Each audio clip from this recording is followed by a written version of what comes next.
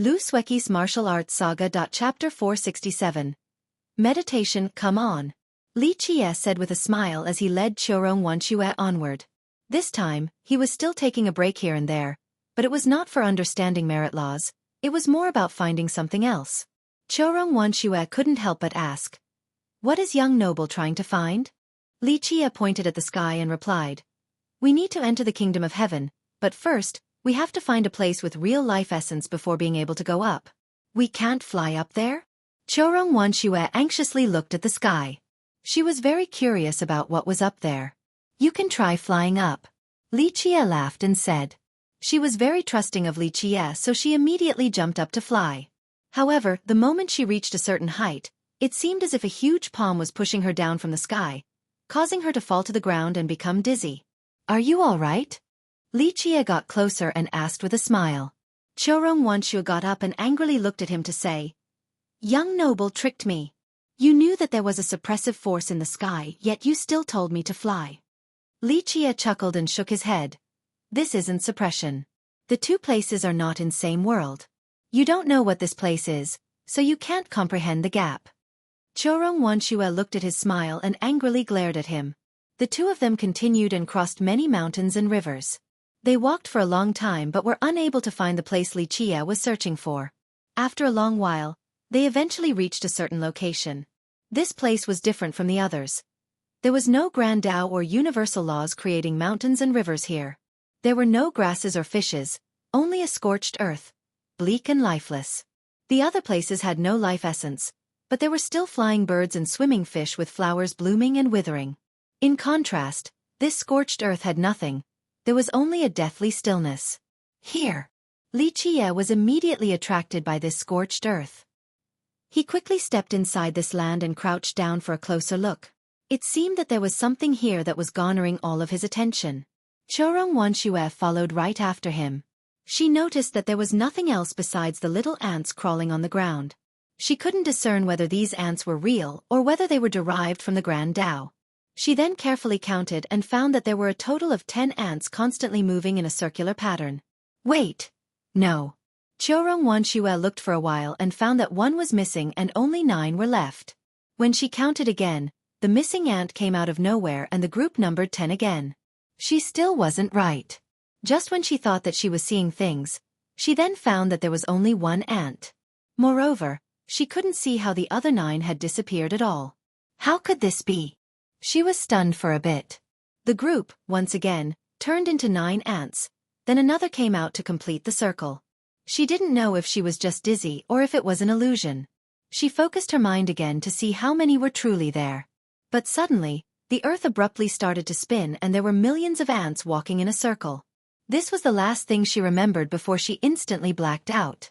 As she was about to lapse into a coma, a cold aura capable of enlightening people with perfect wisdom went inside her body, causing her to jolt.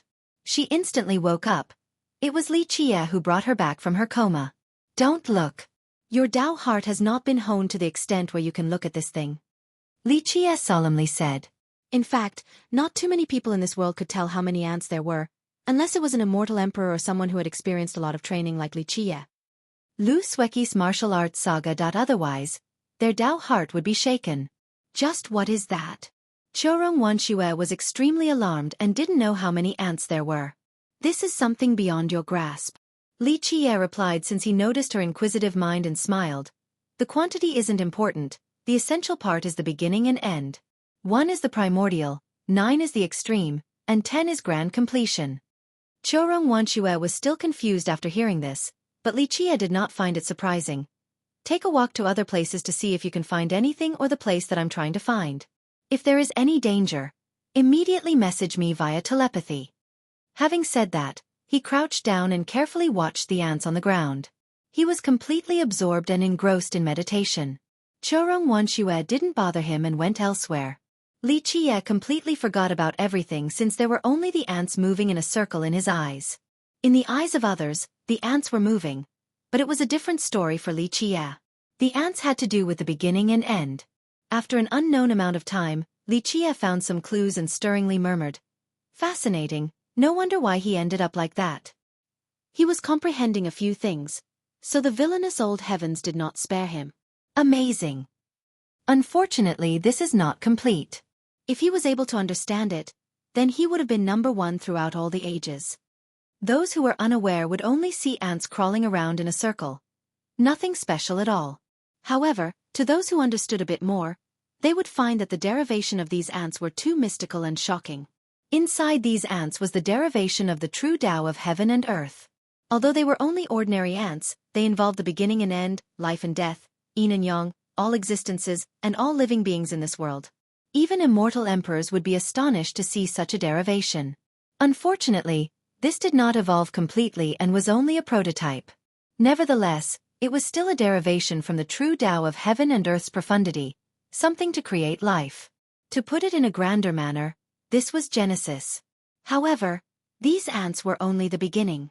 Xueqi continued his projections and was very sure that the direction of this derivation was correct. This meant that the existence in the past had walked very far on this path.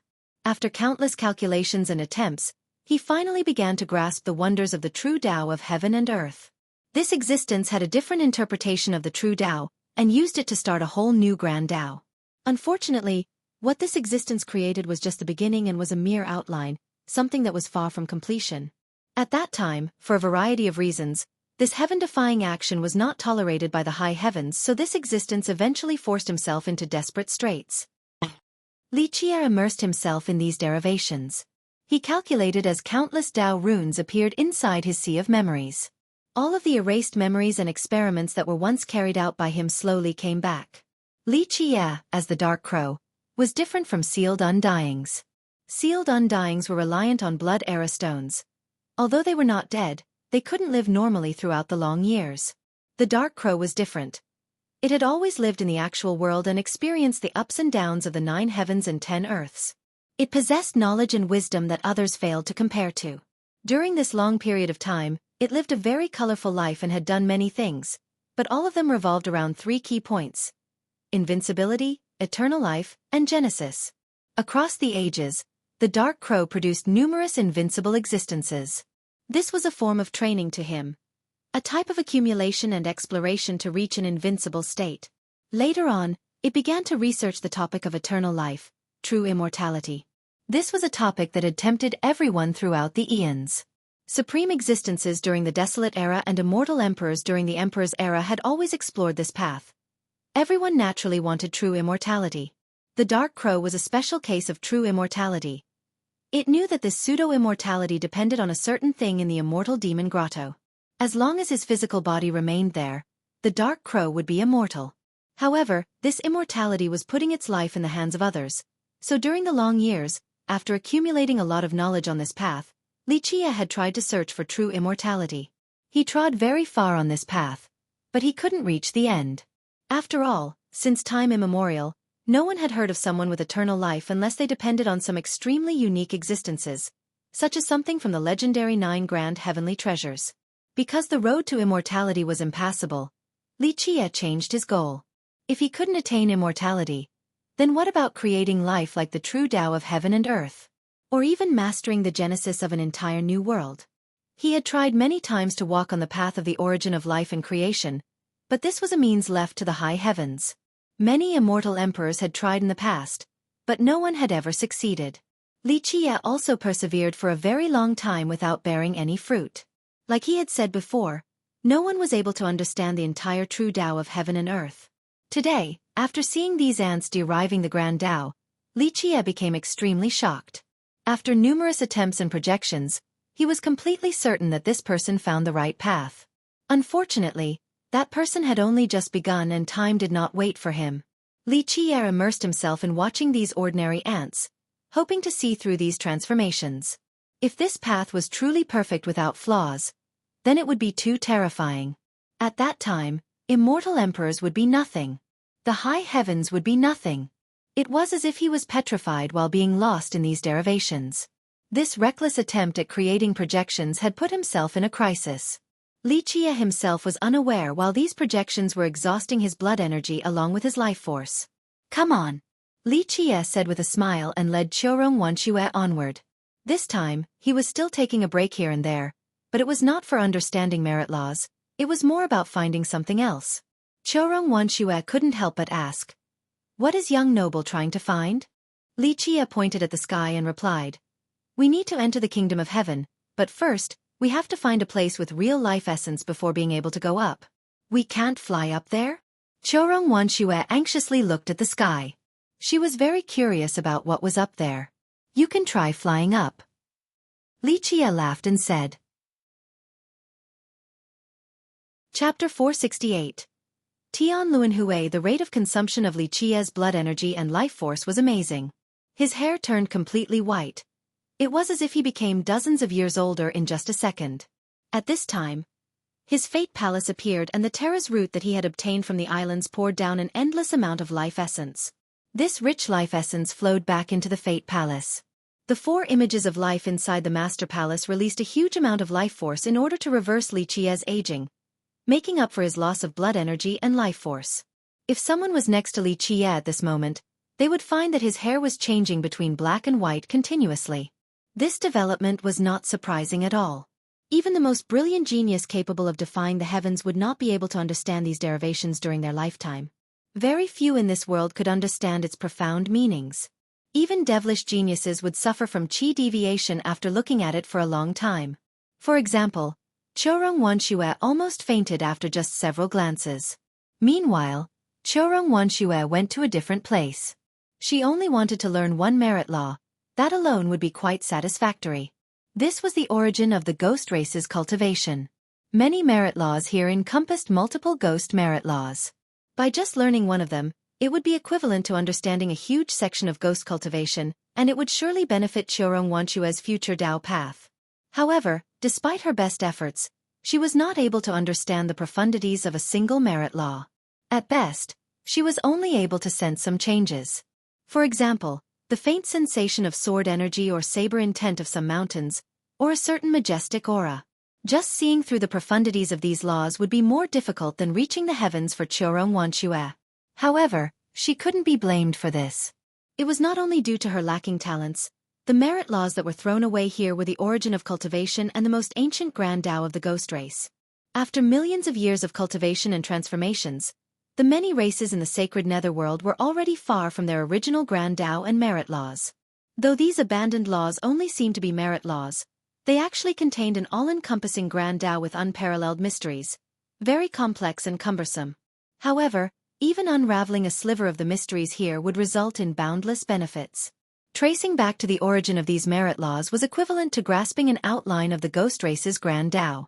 This general outline may not be as powerful as an emperor's law, as one would not be able to use it to slay one's enemy or evil, but once grasped, it would open a path towards the peak in the future. Only those at the virtuous paragon realm would be able to expose themselves to personal Dao creation. However, in this place, as long as one had heaven-defying talents and knowledge sufficient to understand these origin merit laws, then one could begin to ponder the mysteries of a virtuous paragon long before that point. This was a very amazing matter. Xueqi failed time and time again.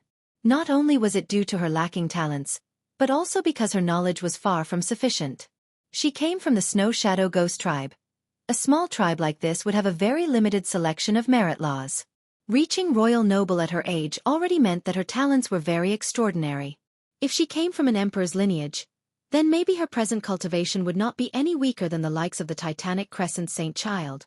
She would also be able to understand a bit of these mysteries. But alas, her knowledge was too little and she couldn't understand anything. The mountains of treasures before her very eyes were close at hand, but she could only go back empty-handed. Nevertheless, Xueqi was not greedy. She felt no regret despite being in the presence of numerous unlearnable merit laws. This trip to Necropolis was very fruitful to her, and Li Qie had given her plenty of good fortune. After failing to learn these merit laws, Xueqi decisively gave up and searched for a place with signs of life in Li Qie's stead. Although this was an abandoned land, it was vast with hundreds of thousands of miles of land. Finding a place with life in this great expanse was as hard as finding a needle in a haystack. While Li Qie was lost in looking at the ants and Xueqi was in search for a place with signs of life, someone finally succeeded at crossing the Black Sea back at the boundary.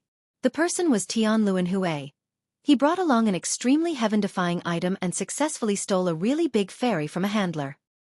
He then brought along dozens of young cultivators on this boat, and they quickly traveled towards the other shore. The young cultivators were the most promising geniuses of the ghost race, such as the Titanic Crescent Saint Child, the Ghost Insect Evil Child, Golden Child, Ghost Monk, and so on. Tian Luanhui's actions shocked all the young cultivators present. His invincible style and mysterious aura garnered a lot of admiration. Tian Luanhui is indeed deserving of being one of the three heroes, someone who is comparable to Sir Di Zhua. Many were amazed after seeing the faint style of an emperor in Tian Luanhui. No geniuses would deny that he was a reincarnation of an immortal emperor. Even the arrogant Titanic Crescent Saint Child and the Ghost Insect Evil Child couldn't help but be won over by him. Tian Luanhui's amazing move made others think about Di Zhua. How come Sir Di Zhua isn't here yet? Many young cultivators stuck behind at the ocean thought about Di Zhua. At this moment, they were all waiting for his arrival. Maybe he would be like Tian Luanhui and would bring them across the Black Sea to the other shore. However, Di Zhua still didn't show up. After a long time, new information about Di Zhua suddenly came. He had arrived at Necropolis and suddenly entered an ominous ground. At that place, he came upon a divine beast, so he immediately gave chase. A scarlet flame qilin. Sir Di Zhua actually wants to tame a divine beast like a scarlet flame qilin. Although it was a shame for Di Zhua to miss out on this lively occasion, this news was still astonishing enough. Even the older cultivators outside of Necropolis took a deep breath after hearing this. An older sect master said, Di Zhua is too ambitious. Countless people wanted to tame this qilin in its lair, but all had failed. Even virtuous paragons have failed before. Di Zhua is being overconfident this time. Nevertheless, the older generation did not dare to sneer and call him arrogant because he possessed the qualifications and skills to act in this manner. Chapter 469. Disappearance of the Black Sea. However, she was still quite worried while looking at Li Qi's appearance. What could these ants possibly be to cause him to be so immersed like this and risk it all just to comprehend them?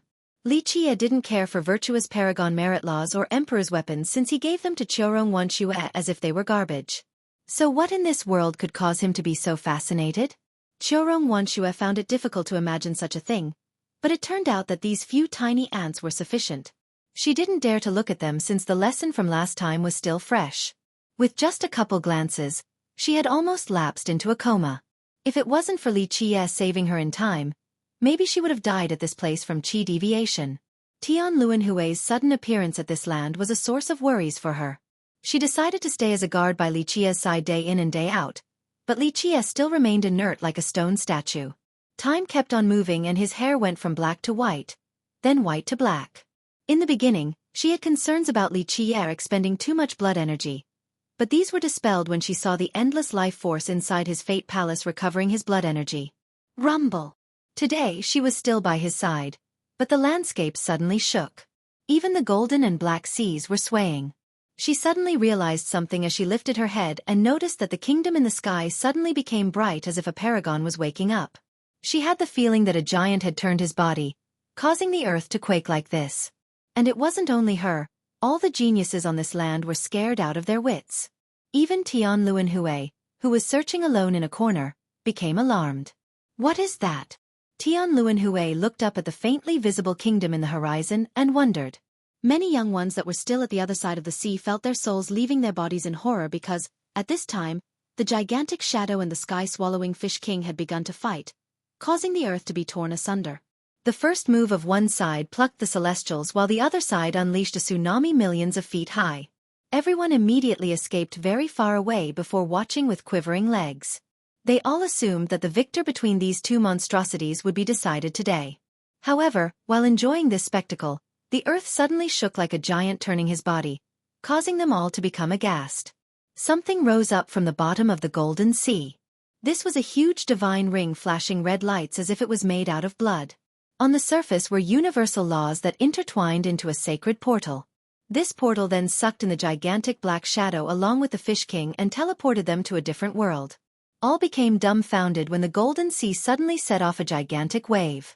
Before they could calm down, a splashing sound could be heard as the Black Sea on one side was drowned out by the Golden Sea on the other. The Black Sea and the thousands of handlers along with their ships disappeared without even a bubble remaining. In this fashion, The Black Sea was flooded along with the ferry handlers.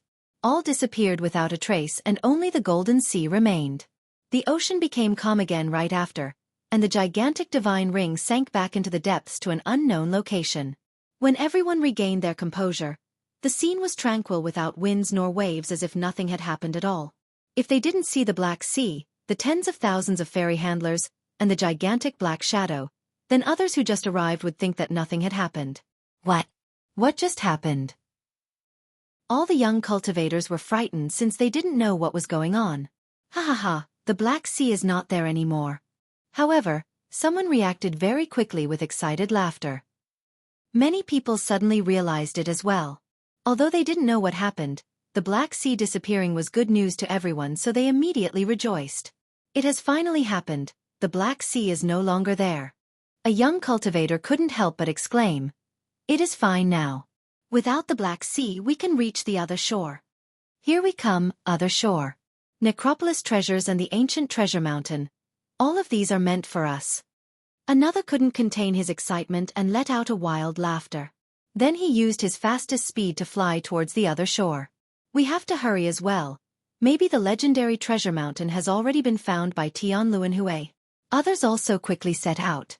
In just a brief moment, many young cultivators rushed forward as they were unwilling to be left behind.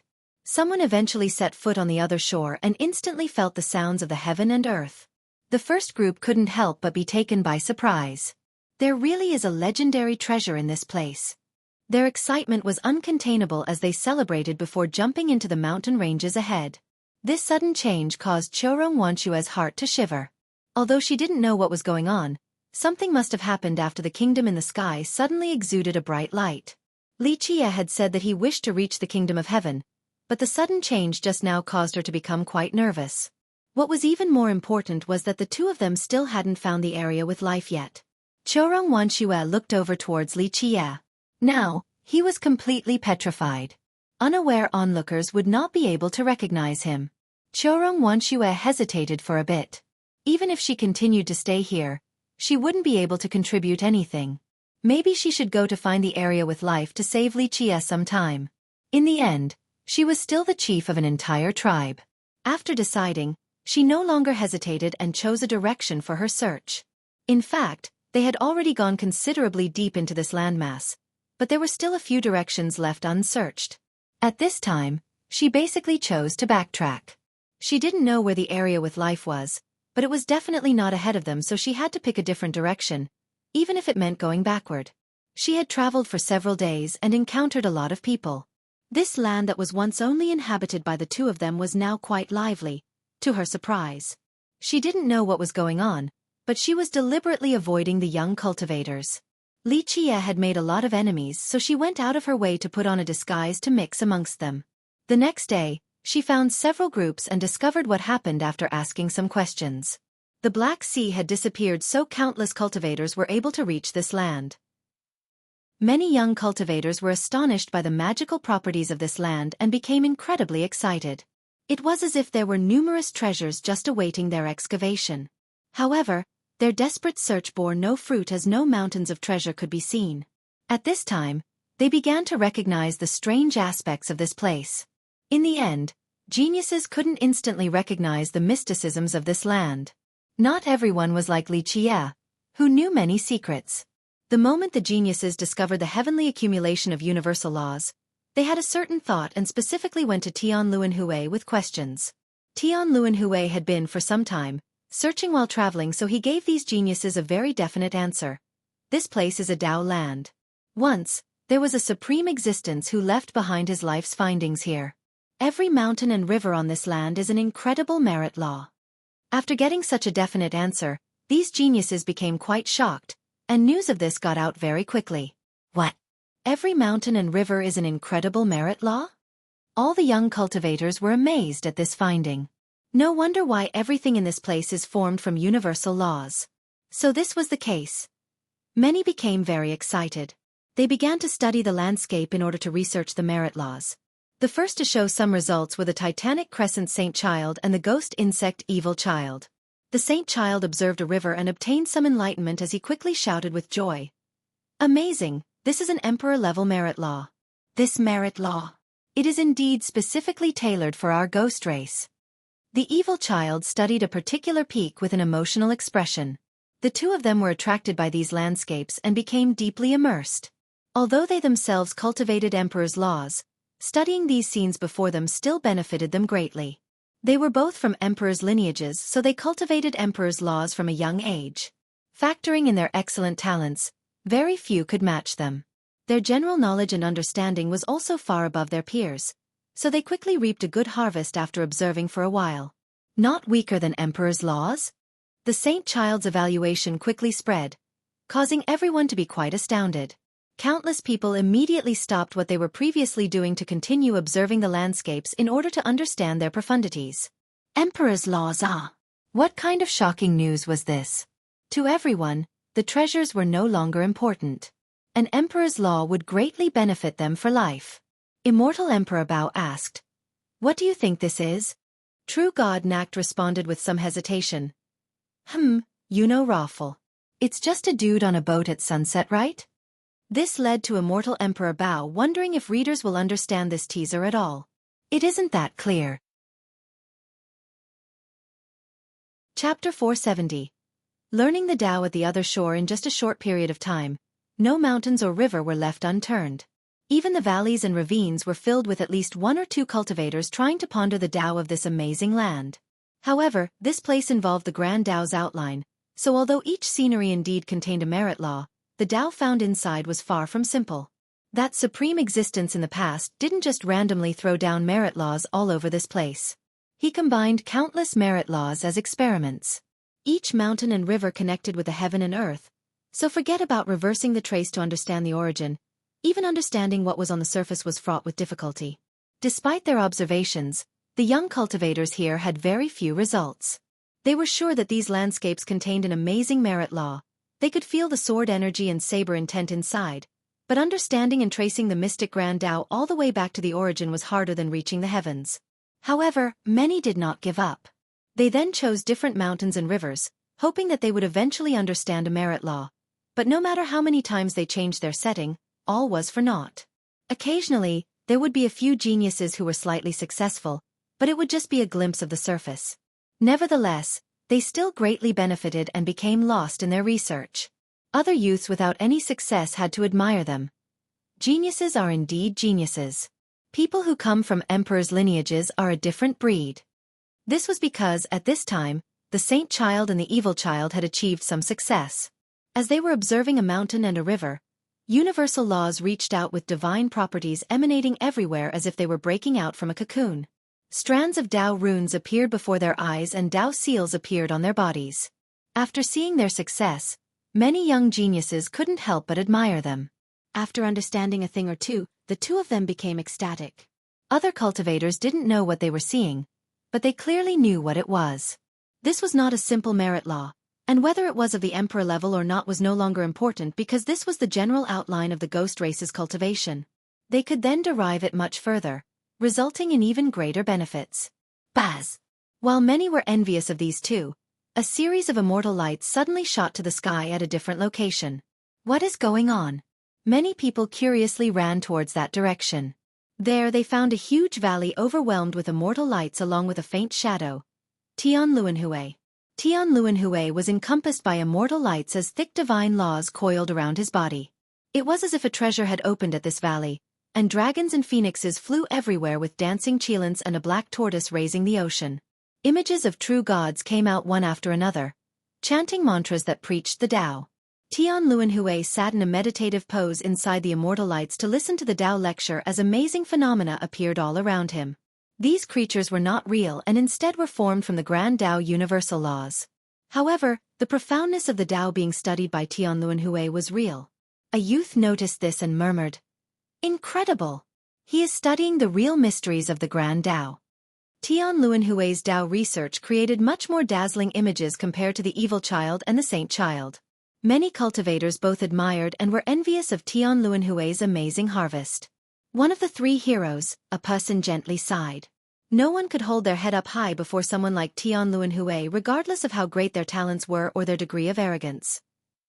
A few of them stayed behind to see if they could obtain something from Tian Luanhui's lights, but no matter how hard they tried, they couldn't observe its mysteries. Although every location in this land was a merit law filled with the profound Grand Tao, very few were able to understand anything. Even just reaching the most superficial layer was already a great harvest. After trying out many different places, some of the young cultivators gave up. They had no choice since not everyone was like the saint child and the evil child, let alone Tianlu and Hui. After not gaining anything from Tao observations, they began to shift their focus. Before this, people had heard about a treasure. It might even be the treasure of Necropolis that had never been found before. And so, this group decided to find treasures, instead, while searching every inch of the land. Some looked towards the sky because the moment they got here, they immediately noticed the kingdom. Some tried to reach the sky, but no matter how they tried or what treasures they used, they all automatically fell down after reaching a certain height. There must be a way to reach the sky. An unrelenting person exclaimed. Some speculated that the kingdom in the sky was the fabled treasure. The treasure mountain could even be there. In an instant, countless people went searching to find clues of how to reach the kingdom in the sky. There is a place that is different from all the others. This place has life. Hard work paid off after all. A person finally found a clue in the Far East. Ever since they set foot on this land, they found that this place was weirder than even Necropolis. It was without any life and all were formed from universal laws. Now, they were ecstatic after discovering signs of life. Could this be the entrance to the treasure? Many young ones rushed to this land with life. Xueqi had blended into the crowd in her disguise. After hearing about this, she also ran there. She found that there was already a big crowd after she arrived. This land of life was a small oasis that had a small lake surrounded by growing trees and lush grass. There were some ruins around it as if a palace had collapsed at this location. Everyone had spent a lot of time on this land and they all got a sense of relief after reaching this oasis. All the renowned geniuses had come, including Golden Child, the 100 Clans Child, and others. They gave up on learning merit laws and wanted to find the fabled treasures. After hearing about the discovery of a land with life, they all quickly rushed here. Xueqi knew that this oasis was extremely important, so after entering, she carefully searched every part of the oasis in order to find out what was so special about it. However, after a meticulous search, she didn't find anything unique about this place at all. In fact, not only her, but all the other cultivators also focused on finding something and only discovered that this oasis was very ordinary. When she wanted to take an even closer look, a commotion suddenly began at the oasis. It turned out that some ghost race geniuses were chasing cultivators from the other races away. Members of the ghost race can stay behind. Other people, leave at once. Why? A young cultivator of a different race indignantly protested. Someone with keen eyes noticed the faint light of a treasure coming from the lake. It seemed as if an artifact was about to come out. This non-ghost race cultivator quickly shouted, "A treasure is coming out. Members of the ghost race can stay. Other people, leave." Nah. This light became brighter and brighter, so more ghost race experts tried to drive the other races away. "This place does not belong to your ghost race," a human cultivator angrily exclaimed. Before he could finish his sentence, a monk had already thrown him outside while chanting, "Oh merciful Buddha! If anyone else wishes to stay here, then it will no longer just be a simple throw." "Ghost monk," another cultivator from a different race said with shock. "Ghost monk, don't push us too far," a human expert said with gravity. "What are you going to do then?" A sneer came about. A golden skeleton walked out as a series of rattles from his bones rubbing together came forth. Golden Child. The young cultivators who were being chased away quickly became demoralized. He was not the only one present. The 100 Clans Child and the Divine Spark Prince were also here. It could be said that the majority of the ghost experts had all gathered at this place. The Divine Spark Prince leered at the human expert and coldly sneered. "A human ant dares to create noise here? Are you tired of living?" The human cultivator had an ugly expression. Although it was hard to swallow this humiliation from the prince, he had no other choice. The other races also felt very dissatisfied and angry, but this situation was overwhelmingly disadvantageous, so they had to restrain their anger. At this moment, anyone would understand that these ghost geniuses wanted to claim the oasis for themselves. It would be impossible for others who wanted a part of this treasure to stay. Although they were very unwilling, there was nothing they could do. Their opposition's strength was very apparent here. In just a short period of time, no mountain and river were left unturned. Even the valleys and ravines were filled with at least one or two cultivators trying to ponder the Tao of this amazing land. However, this place involved the Grand Tao's outline, so although each scenery indeed contained one merit law, the Tao found inside was far from simple. That supreme existence in the past didn't just randomly throw down merit laws at this place. He combined countless merit laws as an experiment. Each mountain and river connected with the heaven and earth, so forget about reversing the trace to understand the origin. Even understanding the surface was fraught with difficulty. Despite their observations, the young cultivators here had very few results. They were sure that these landscapes contained an amazing merit law. They could feel the sword energy and saber intent inside, but understanding and tracing the mystic Grand Tao all the way back to the origin was harder than reaching the heavens. Chapter 471, Treasure of the Oasis. Once Golden Child, the 100 Clans Child, the Divine Spark Prince, and Ghost Monk teamed up, they would represent the most powerful force in this area as long as the descendants of the Emperor's lineages didn't come. They were famous and had great cultivations, so even if cultivators from the other races wanted to seize this treasure, they lacked the necessary might. Xueqi was amongst the cultivators from the other races and was going to leave along with this group, but Ghost Monk clasped his hands together and gazed at her with his fiery and ghastly eyes. "Chief Xueqi, please stay." Her heart sank as she pretended as if she didn't hear him, thinking that the opponent might not necessarily be able to confirm that it was her. Ghost Monk's ghastly eyes narrowed as a dark smile appeared when he deepened his tone. "Chief Xueqi, do you want me to personally invite you out?" His eyes were firmly fixated on her. Everyone was now staring at her, so she couldn't leave even if she wanted to. "Thank you." Xueqi took a deep breath before she stepped out. She then shook her head to say, "I only came here for the experience. I have no intentions of getting a share of the treasure." Ghost Monk revealed a strange smile and said, "Chief Xueqi is too polite. You are also a ghost, so of course you can stay behind. Maybe you can even get 1 or 2 treasures. My Snow Shadow tribe is only a small tribe, so we can't handle great treasures. I do, however, appreciate your sincerity." Xueqi knew that this did not bode well, but she still calmly stated, "I have other business to attend to, goodbye." However, the moment she turned to leave, the Divine Spark Prince appeared and blocked her path. He sneered and declared, "Leaving isn't impossible, but tell Li Qie to come here to pick you up." The prince had been slapped several times by Li Qie and had lost all face. How could he not try to repay this humiliation? Although his backing, the ghost insect evil child, was not here, he was confident that his current alliance could capture Li Qie if Li Qie came here. Then the prince could wash away his shame. Everyone was looking at her since they all knew she was Li Qie's companion. Moreover, they were the first ones here, arriving before everyone else. The prince wanted to keep her behind not only to take revenge on Li Qie, but also to find out some news from her. In the end, Xueqi was still a chief, so she was able to stay calm in a bad situation. She spoke without any panic with a deep tone. "Divine Spark Prince, I don't understand your intention.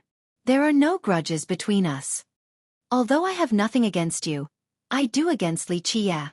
The prince sneered. "You going together with Li Qie was courting death. Chief Xueqi, I trust that you can send a message to Li Qie." The 100 Clans Child also chipped in with a smile. "Why don't you stay here for now and wait to watch the treasure come into being? Then you can tell Li Qie to come and pick you up as well. Would that be okay with you?" Xueqi shuddered inside. It was clear that this group had formed an alliance not only to find treasures at this place, but also to set a trap for Li Qie after baiting him. The cultivators who were chased away from the oasis were only watching from the distance. They didn't know Xueqi, so naturally they would not take action to help her.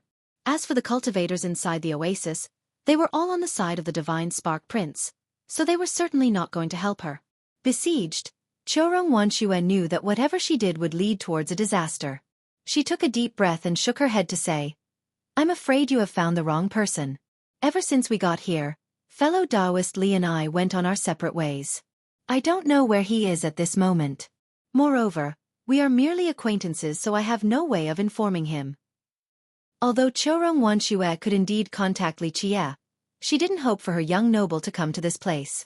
If Li Qie came to save her from the location with the prince and his alliance along with several thousand ghost experts, it would be akin to hopping into a pit trap. No matter how strong he most likely couldn't deal with so many ghost experts working together. Chief Chorong, if you don't help us, then I'm afraid we can't help you. Ghost Monk revealed a dark smile and continued. You are also a chief from a ghost tribe, so you should know that us ghost race members should be united and should wipe out pests like that human ant. Chief Chorong, even if you don't think for yourself, you should still think about the Snow Shadow tribe. Golden Child slowly articulated a heartless threat. They were clearly trying to intimidate her. Many shivered after hearing this because they knew that Golden Child's words were not just baseless and overreaching. Chorong Wanshue's expression greatly changed. Her tribe was only a minor clan. It could not reach the apex or even approach it. However, the 100 Bones Sacred Tribe was a renowned great clan. Although it was not an emperor's lineage, it was a giant monster. One of its fingers was enough to easily destroy the Snow Shadow tribe. She knew the consequences, but she still took a deep breath and replied with a deep, calm voice. I have no connections to fellow Taoist Li. If your tribe is going to destroy my Snow Shadow tribe, then I have nothing else to say. Although we are only a small clan, we are not spineless. We will never succumb to your oppression. She had made up her mind about not putting Li Qie in a dangerous situation. Her powerful rhetoric earned her a lot of respect from the young cultivators of the other races. A small tribe like the Snow Shadow tribe could not oppose a behemoth like the 100 Bones Sacred tribe. Even other great powers in the nether border would not want to mess with this tribe since this was the territory of the ghost race. One had to show proper restraint when dealing with them. Moreover, the alliance showed that it was not just the sacred tribe at work here. A minor tribe like the Snow Shadow tribe was weaker than an ant in the face of this alliance. However, even against prodigies like Golden Child, Chorong Wanshue, who hailed from a small tribe, still spoke powerfully without shrinking away. As a result, many people admired her courage. Why waste time talking with her? The Divine Spark Prince looked at the increasingly brighter brilliance from the lake and impatiently said, just capture her. Then, we will see if a treasure is about to come out from this lake or not. Chief Chorong, if you choose to be unreasonable, then we have no choice but to ask you to stay here as a guest. Compared to the Divine Spark Prince's aggressiveness and Golden Child heartlessness, the 100 Clans child had much better manners. Chorong Wanshue's expression darkened. She knew that she would not be able to escape today. The moment the 100 Clans child was about to take action, a lazy voice came from afar. Oh? You want to hold my people hostage? Did you ask for my permission? Everyone couldn't help but look over towards the direction of the voice and found that Li Qie was quickly approaching. In the blink of an eye, he had already reached the oasis. Everyone had different reactions to his arrival. The next generation's fierce has come. Mo Li Dao was known as a ferocious man in the southern distant cloud, so Li Qie was known as fierce after stomping Mo Li Dao to death. Young noble. Chorong Wanshue was both happy and scared to see him. She was happy to see Li Qie, but she was scared because the alliance was ready to deal with him, so he was in a precarious situation. Chorong Wanshue quickly winked at him, signaling him to leave as soon as possible since the Divine Spark Prince had gathered thousands of experts here to take care of him. Li Qie smiled and slowly walked towards the oasis without a care for the big alliance. He then slowly spoke, a bunch of men bullying a lady. Is this the honor of your ghost race? Li, you came just in time, the Divine Spark Prince said as he gritted his teeth. After being slapped several times, he suffered from extraordinary shame and humiliation and hoped for revenge. He hated Li Qie to the bones and wished that he could peel Li Qie's skin and tear apart his tendons, then beat him down to his knees to wash away the shame.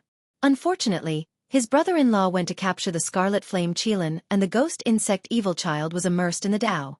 The Divine Spark Prince was powerless even if he wanted revenge. However, in the current situation, he was working together with the group of Ghost Monk, the 100 Clans Child, and Golden Child. They huddled together along with many other disciples from the Great Powers, causing their camp's power to surge. Regarding strength, cultivation and status, the Divine Spark Prince was not a match for the other four. However, these geniuses were looking for a breakthrough. They were talented geniuses in the sacred netherworld, elites with great cultivations. However, the descendants from the Emperor's lineages, the Titanic Crescent Saint Child and the Ghost Insect Evil Child loomed over their heads. Even Jian Xian was no exception. Competing against these imperial descendants would be extremely difficult in the future. They felt that it was better to join Di's camp. Once he becomes an immortal emperor later on, they would be bestowed titles and countries and would have the same amount of power as imperial descendants. Because of this group banded together. Now, they all stared at Li Qiye. This could be described as the path is always narrow for enemies. The divine Spark Prince's eyes were filled with fury. He wished that he could stomp Li Qiye down to the ground at this very moment, but he knew that Li Qiye was very powerful and he was not stupid enough to rush over. Ghost Monk, Golden Child, and the 100 Clans Child looked at each other and were eager to give it a try. They didn't plan on fighting him solo and instead wanted to work together to capture Li Qiye in an instant. They were all geniuses of the sacred netherworld, so they were very confident that they could capture the lone Li Qiye if they were to join forces. Once Golden Child, the 100 Clans Child, the Divine Spark Prince, and Ghost Monk teamed up, they would represent the most powerful force in this area as long as the descendants of the Emperor's lineages didn't come. They were famous and had great cultivations, so even if cultivators from the other races wanted to seize this treasure, they lacked the necessary might. Xueqi Wanxue was amongst the cultivators from the other races and was going to leave along with this group, but Ghost Monk clasped his hands together and gazed at her with his fiery, ghastly eyes. Chief Xueqi, please stay. Chapter 472. Prelude to the Bloody Massacre.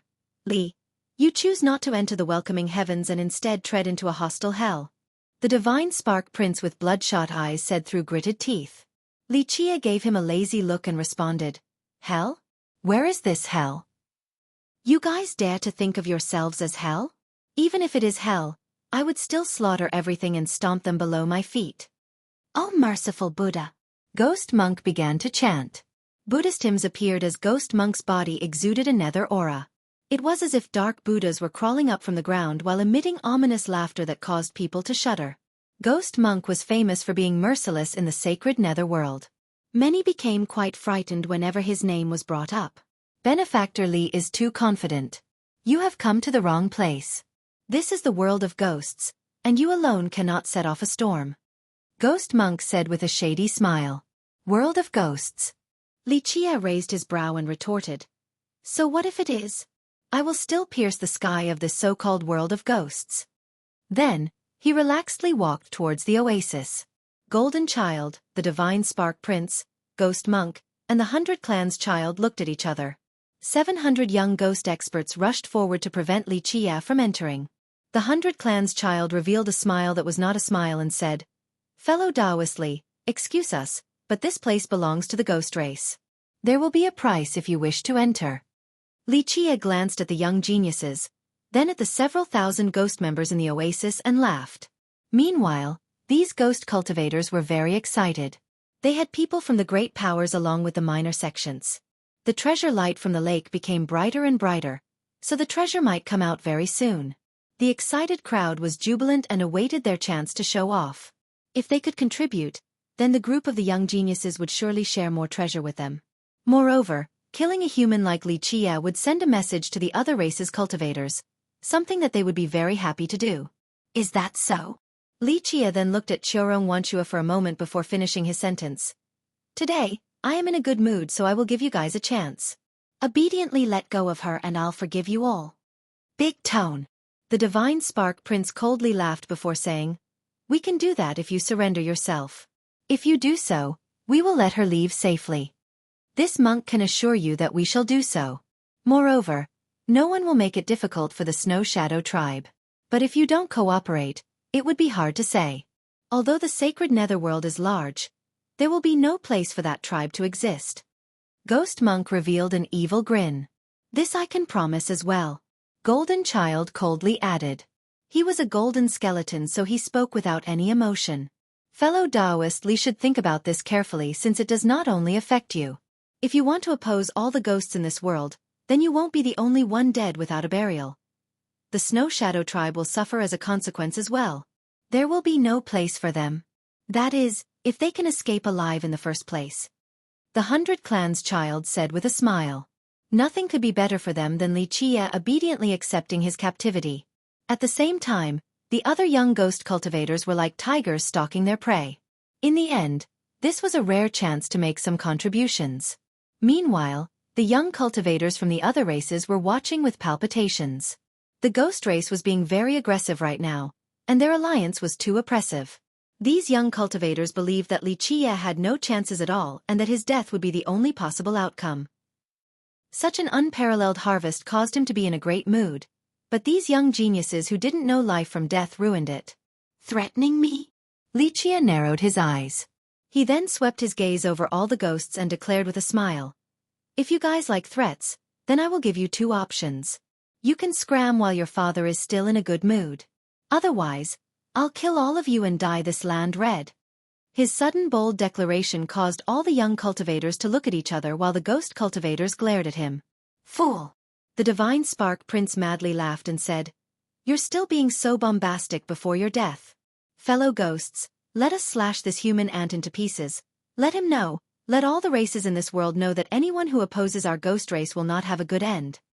Accept your death, fool." The ghost cultivators were enraged. After the prince's command, the group was in high spirits and let out their battle cries. They relentlessly took out their treasures and unleashed them towards Li Qiye. They were glad to tear him to pieces, anticipating the pleasure of this massacre. Watch out! Xueqi Wanshue's expression greatly changed as she urgently shouted. Clank! Li Qiye conveniently took a sword from a cultivator standing outside of the oasis and channeled a black brilliance covering the sky. This terrifying black sword technique was like an ocean drowning out the world, like a gigantic evil tree piercing the sky. Boom! This black fiend-like brilliance suppressed all the weapons flying towards Li Qiye. Countless sword beams pierced through hundreds of ghost experts and nailed them to the ground. With strange hisses, these black lights sucked the blood out of the ghost experts like vampires. The earth sword of the Trinity swords, extremely and extremely evil. The appearance of this sword was akin to releasing thousands of devils from hell. Anyone who witnessed this sword would feel a chill spread down their spine. Ah!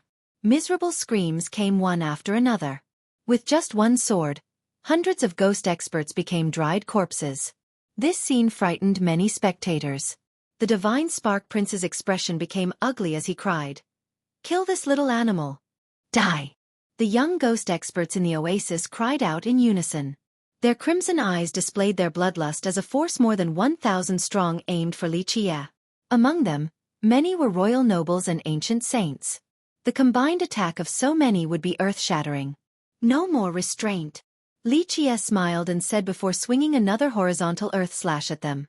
10. Show! Chapter 473. Easily massacres all enemies. Clank. A sword hymn resonated through the 9 heavens. This sword was completely merciless. Like the most supreme sword from above, it slashed down to massacre the mortal realm, sparing nothing. This was the most merciless and imposing sword technique. Poof! This sword sweeping by left behind a spectacular scene. Heads began to fly as columns of blood spurted out like springs, creating a sanguine rain. After those heads flew away, they could still see their bodies standing there, spurting their own blood. The heads then rolled on the ground with their eyes wide open. Even at the moment of their death, they couldn't discern that sword slash. Everyone became shocked by this scene. One sword to kill 1,000. The blood then reached the ground and flowed like a river, creating a scene of carnage. Golden Child, the Divine Spark Prince, Ghost Monk, and the 100 Clans Child became quite alarmed. Ghost Monk then shouted, "Activate the formation." He then took out an array script, causing vast amounts of black smoke to fill the oasis. The 4 of them stood in the formation, each presiding a corner respectively. Xueqi Wanshue was also dragged into the formation. The 4 of them wanted to bait Li Qiye into the trap, so they imprisoned her in the middle of the formation, its most dangerous area. A ghastly air surrounded the entire formation along with Buddhist chants and a bright Buddhist radiance. Everyone felt a chill as if a ghost Buddha was climbing out of hell. There were indeed ghost monks who wore monastic robes appearing in the formation. They did not have any flesh and were only bones. Their chanting created this gigantic nether formation. The Zen Ghost secret formation of the Zen Ghost tribe. A person recognized this grand formation and screamed out. All of the cultivators outside the formation quickly fled really far, aghast. Rumor has it that the Zen Ghost secret art was a very evil technique that was cultivated by Ghost Monk, and the formation that stemmed from it was even more terrifying. It had been said that those who were trapped in the formation would all be refined into puppets. 4 monstrous Buddhas appeared in the 4 corners, causing a mighty nether energy to spread out. "Li, if you want to save her, then enter. If not, she will become a puppet within 3 minutes. The 4 Nether Buddhas were created by the 4 geniuses. They used the power of the formation to turn into these Nether Buddhas and used their surging blood energy to fuel this formation. Ah! Chorong Wanshue screamed out in fear. Child's play. Li Qie smirked. The space around him suddenly trembled. With extreme speed, he abruptly disappeared before showing up inside the secret formation. His speed was too swift so no one saw how he got inside the formation. All the cultivators gasped at this sight.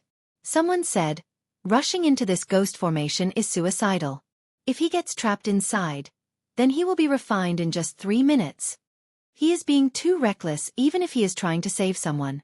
Although killing 1,000 with one sword was marvelous, many people assumed that he was suicidal when he rushed into the formation. In the middle of the Zen ghost formation, Chorong Wanshue was trapped by a swarm of skeletal monks.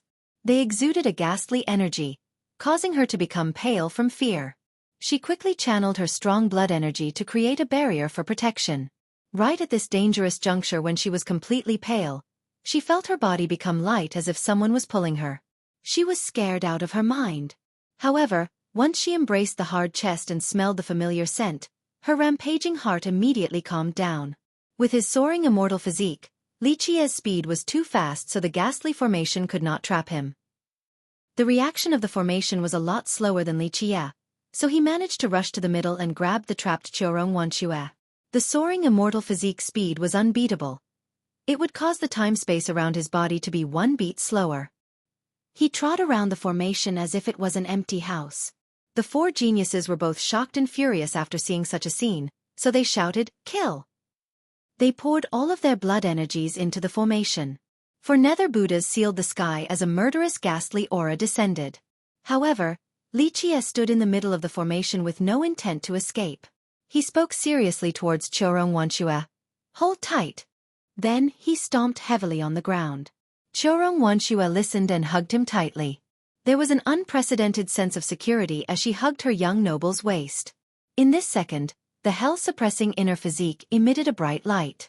Countless silk-like universal laws hovered around him as his invincible physique erupted. The sky was covered by Li Qie's gigantic foot. The 9 heavens collapsed and myriad stars were destroyed. Even a vaster earth would not be able to withstand such a terrifying stomp. This stomp was as heavy as the 9 worlds and the countless mountains contained within. It was capable of collapsing the firmaments and crushing all things in this world. Boom! After a deafening bang, this stomp came down and shattered the 4 Nether Buddhas into little pieces that scattered in the sky.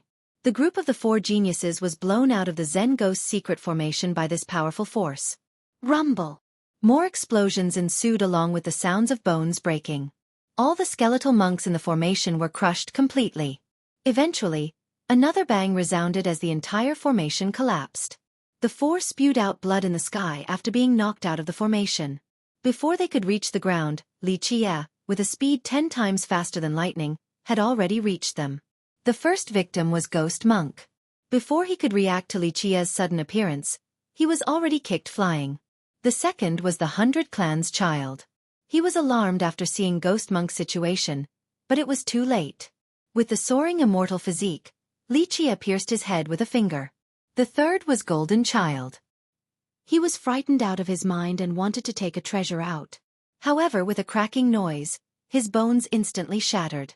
Everything came to an end. By the time anyone realized what had happened, Li Qie was already gripping the Divine Spark Prince by the neck in midair. Ah! At this time, Ghost Monk's horrified scream finally came out. He heavily struck the ground due to the kick and turned into a puddle of flesh and blood, staining the ground. His scream before his death echoed all the way to the blue clouds. The 100 Clan's child didn't even have the chance to scream since his head was penetrated. His body fell flat to the ground. Golden Child's golden skeleton broke into countless fragments. He was without a chance to scream either. Ghost Monk was flattened, the 100 Clan's child's body fell down, Golden Child was shattered, and the Divine Spark Prince was hanging in the air by the neck.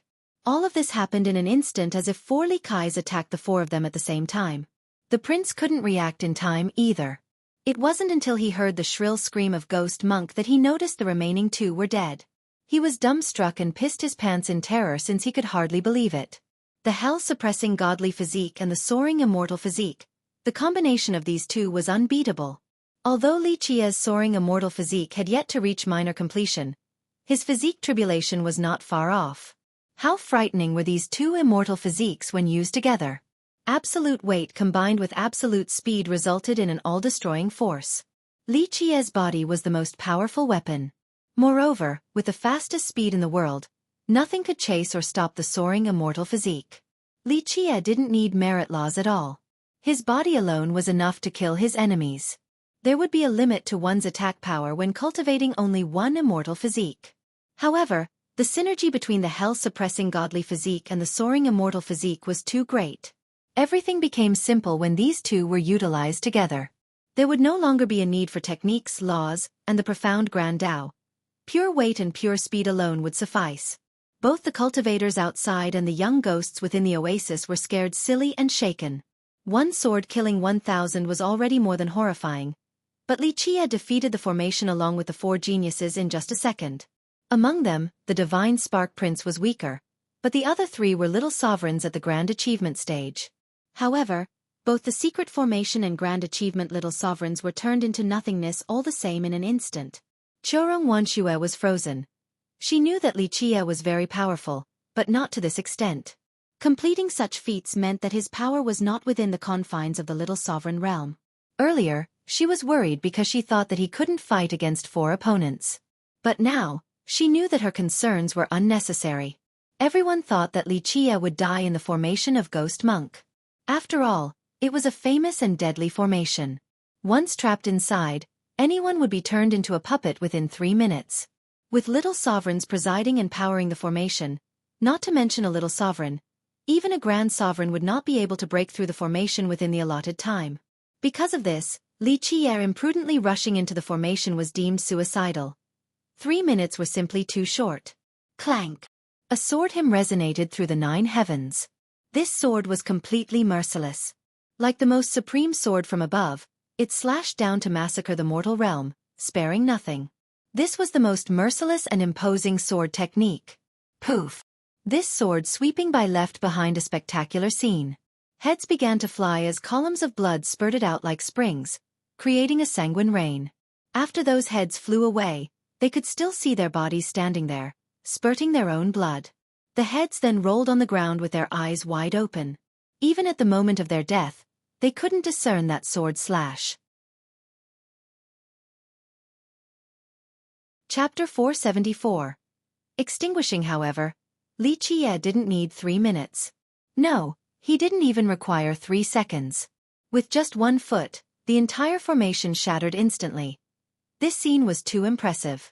Breaking a formation without any finesse, techniques, or even any thoughts at all. He used absolute power to destroy it in the most direct, simple, and brutal manner. This was also the most difficult way to break a formation since it required a power dozens of times greater than the formation. However, this requirement was nothing before the hell-suppressing godly physique. It had an endless supply of blood energy from the 9 celestials and fate palaces, allowing the physique to utilize its peak state. Such a method was an art of brutality. Direct, simple, and it intimidated the hearts of spectators. At this moment, time stood still. The Divine Spark Prince was like a fish out of water, being held up high by Li Qia as his eyes turned white. This moment was a frozen painting, a scene that would be engraved in the minds of many people for the rest of their lives. The Divine Spark Prince struggled to break free, but he couldn't move due to Li Qia's firm grip on his neck. His eyes became even more white as he was about to suffocate. However, he mustered his last ounce of strength to take in one more breath of air. His heart sank from fear as piss dripped down his pants. This was his first time so closely facing his own mortality, the first time feeling that his life was in the grasp of someone else. "You can't do this to me," the Divine Spark Prince struggled to utter. "Brother. My brother-in-law is Sir Dizwa. You cannot do this to me. If you harm even a hair on my head, my brother-in-law will not forgive you. There will be nowhere you can hide." At this moment of life and death, the Divine Spark Prince mentioned his backing. Perhaps only his brother-in-law's prestige would be able to save him. Everyone held their breath. Although it was quite shameful to bring out one's backing to scare someone, to the prince, Dizwa was his only hope at this moment. Dee's fame was like thunder next to one's ear. This was one of the 3 heroes who originated from the myriad bones throne, someone with magnificent halos around them. Dee's name was filled with a mysterious force that caused all listeners to grow quite wary. In the sacred netherworld, no great power or individual would not give him face. Even the powerful descendants would not dare to offend such a character. Dee's was like the rising sun. He had a bright future as the most promising candidate for becoming an immortal emperor of the sacred netherworld in the future. And even if he didn't become an emperor, he would surely be able to form a country or obtain a divine bestowment while reaching the highest apex. Anyone, no matter who they were, was willing to befriend such a promising young talent. The divine Spark Prince was his little brother-in-law, so no matter how trashy he was, many people would show him some face out of respect for Dee's. Everyone was curious to see what Xueqi would do. If he killed the prince, then he would surely stand in opposition to Dee's. Your brother-in-law? Xueqi smirked and asked, Dee's? The descendant of the myriad bones throne? The divine Spark Prince quickly grabbed onto this grass straw capable of saving his life. Yes. Dee's is my brother-in-law, an unbeatable young immortal emperor. Oh. A young immortal emperor. How wonderful. Xueqi admired with a smile. Be smart then and let me go. The divine Spark Prince thought Xueqi was afraid of his brother-in-law's fame, so he was emboldened and made a threat despite his current situation. Now, if you let go of me now, I will ask my brother-in-law to spare you. If he takes action, he would kill you in 3 moves. Xueqi burst out in laughter after hearing the prince's threat. Xueqi shook his head and said, Divine Spark Prince, oh Divine Spark Prince, you really are a straw bag, worshipping your brother-in-law as an immortal emperor. Your brother-in-law, Dee's? To be frank, your father doesn't know who he is. He is nothing in my eyes. So what if he is a young immortal emperor? Even a real immortal emperor would not be able to scare your father, so Dee's ain't shit. Everyone gasped in disbelief. Very few people in the entire sacred netherworld would dare to say these words. Even the most devilish genius would not carelessly say so. But now, this human boy was arrogant to the point of not putting Dee's in his sight. Such arrogance and this domineering style were very rare in this world. You! The divine Spark Prince was aghast. With an extremely pale complexion, he screamed, You, my brother-in-law! Okay, I'm tired of listening to these words.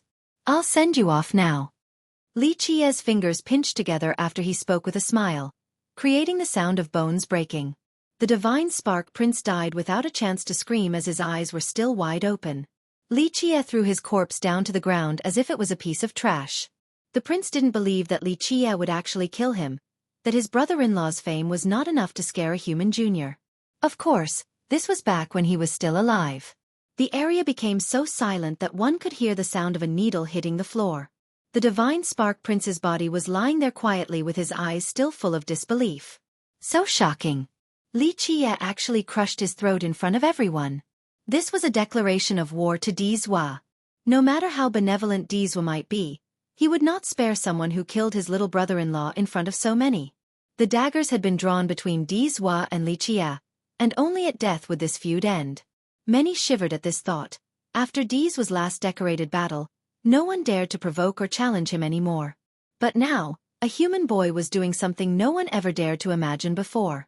Xueqi turned around and looked at the young ghost cultivators in the oasis, saying, Anyone else have something to say about me? Xueqi smirked and said in a relaxed manner, Please, I am a good listener who welcomes all advice. The remaining ghost cultivators were scared out of their minds. Geniuses like the group of Golden Child were mere ants before Xueqi, not to mention them. Not long ago, they viewed him as an ant, but now they were the ants before him. How could they have any comments at all? Especially about Xueqi. Earlier, I think I heard about someone saying that they wanted to destroy the Snow Shadow tribe? Sorry, but those interested can send out a message for me. I don't care what your tribe is. The 100 Bones Sacred Tribe, the Zen Ghost Tribe, whatever. If someone dares to destroy the Snow Shadow tribe, then I will massacre all of them, even the Myriad Bones Throne. My reasoning is very simple. Those who dare to touch the people under my protection, your father will destroy them. Everyone glanced at each other while trying to make sense of such aggressive words.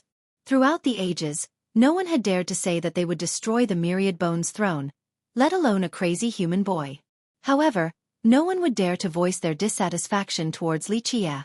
In the end, the example of the four geniuses was still very fresh and unforgettable in their minds. Since no one has any comments about me, disperse. I trust that you guys will happily welcome me in? Xueqi asked with a broad smile. The ghost cultivators in the oasis suddenly rushed outside like bees from their hive. When the trees topple, the monkeys scatter. They didn't want to stay at this place. They only wanted to get as far away from this monster as possible. Xueqi brought Xueqi to the lake while no one dared to stop him. Even if a treasure was about to come out, these ghost cultivators wouldn't want to stay. Their life was more valuable than treasures. The cultivators from the other races saw Xueqi walking towards the lake as the light became increasingly brighter. Some courageous souls trailed behind him into the oasis. They didn't dare to contest for the treasure against Xueqi, but they had an irrepressible curiosity and simply wanted to see what kind of treasure was coming out. Xueqi and Xueqi drew closer to the lake where the light was very bright. When standing next to the lake, one would notice a bright brilliance that illuminated the entire oasis. Is it about to come out? Many people probed on the sideline and eagerly asked, what kind of treasure is it? Xueqi didn't think so because the lake became brighter as Xueqi got closer. Once Xueqi was next to the lake, the light became blinding. This made her realize that there was no treasure. The light was being emitted because of Xueqi. Although the light in this small lake was blinding, the surface was calm. It didn't seem like a treasure was about to come into being. As if he knew her conjecture, Xueqi smiled and said, yes, it is not a treasure or anything of that sort, it is because of this. Xueqi took out an item that looked like a talisman. However, it was not a talisman, it was more like a piece of paper. It had runes that couldn't be read by Xueqi.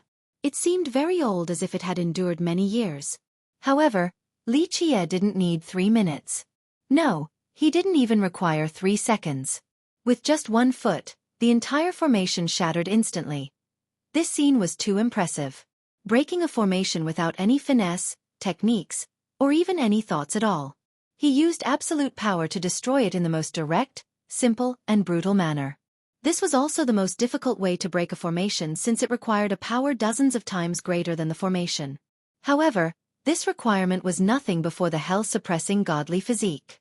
It had an endless supply of blood energy from the 9 celestials and fate palaces, allowing the physique to utilize its peak state. Chapter 475. Inside the kingdom of heaven, the brilliance in the lake became brighter than ever after Xueqi took out the piece of paper. Waves of immortal light surged into the sky as if an immortal item was coming out. A young stone golem from an ancient clan recognized the item in Xueqi's hand and jumped from shock before shouting, That is the legendary prime ominous key. The young cultivators in the far distance behind him were also astonished from disbelief. What? The prime ominous key? The prime ominous key was something found only in the legends. Very few actually saw it with their own eyes. It was said that in order to open the prime ominous grave, one must possess the key. Many people assumed that it had to be a key to open a lock. Who would have thought that it was not in a more traditional form and instead a piece of paper? Everyone knew the significance behind the grave since there was a chance of obtaining the secret to everlasting life. This was something even more valuable than becoming an immortal emperor. Xueqi was stunned. At this time, she understood that he obtained the key from the ancestral flow master. Xueqi held the key while spewing out a mantra. Open. The key emitted a bright radiance that shone down onto the lake, creating rippling waves. The lake also displayed an image. This was a huge kingdom with as many divine temples and immortal pavilions as a city of the gods. Isn't that the kingdom in the sky? Someone exclaimed. After being woken up by this person, everyone looked up to the sky for a comparison. It turned out that the lake's image actually mirrored the kingdom in the sky. Once people set foot on this landmass, many tried to reach the mysterious kingdom in the sky, but all had failed despite using a plethora of methods. Even geniuses like the Titanic Crescent Saint Child and the Ghost Insect Evil Child failed. This created a lot of questions and aroused quite a bit of curiosity. Just where was this kingdom in the sky? What was inside? Could it be the dwelling of the gods?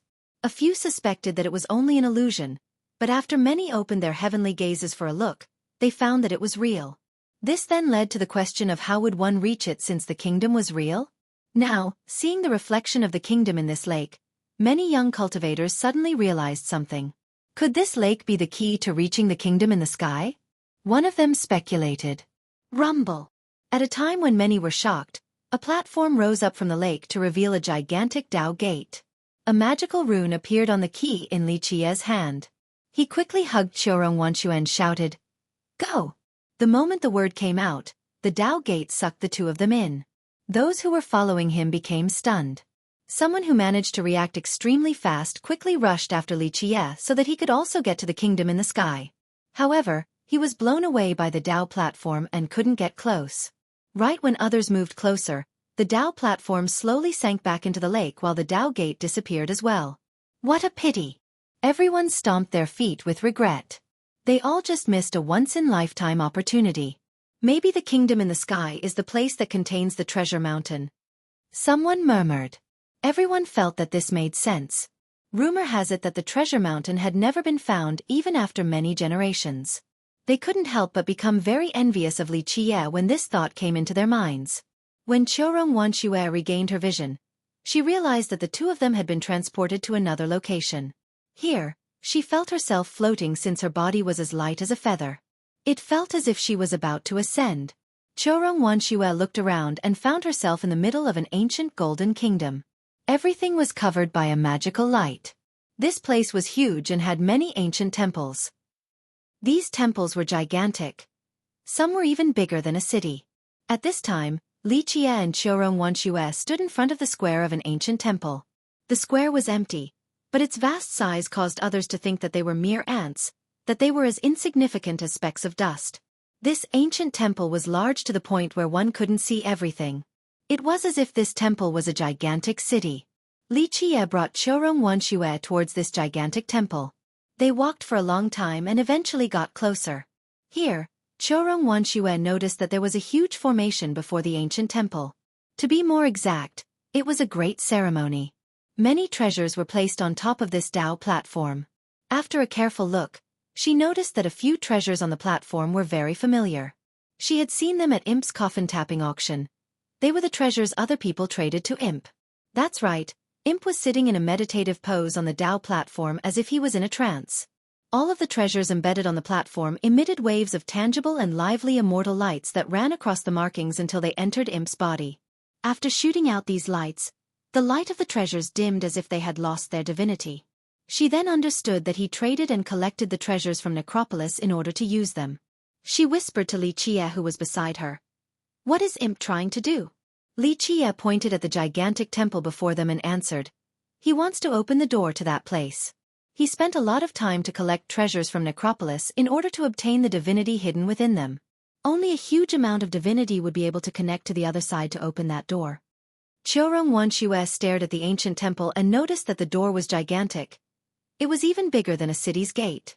It was not closed, but a barrier of light blocked the way, making it seem as if the path had been sealed by a supreme method. However, this was not why she was shocked. She saw through the light and noticed the scene within the ancient temple and found herself completely stunned. Inside the ancient temple was an endless sky filled with stars. In other words, it was another grand world. This was a broken grand world. Stars were collapsing as the sky was shattered. It was a dead world where endless seas of lightning drowned everything. All Dao were shattered.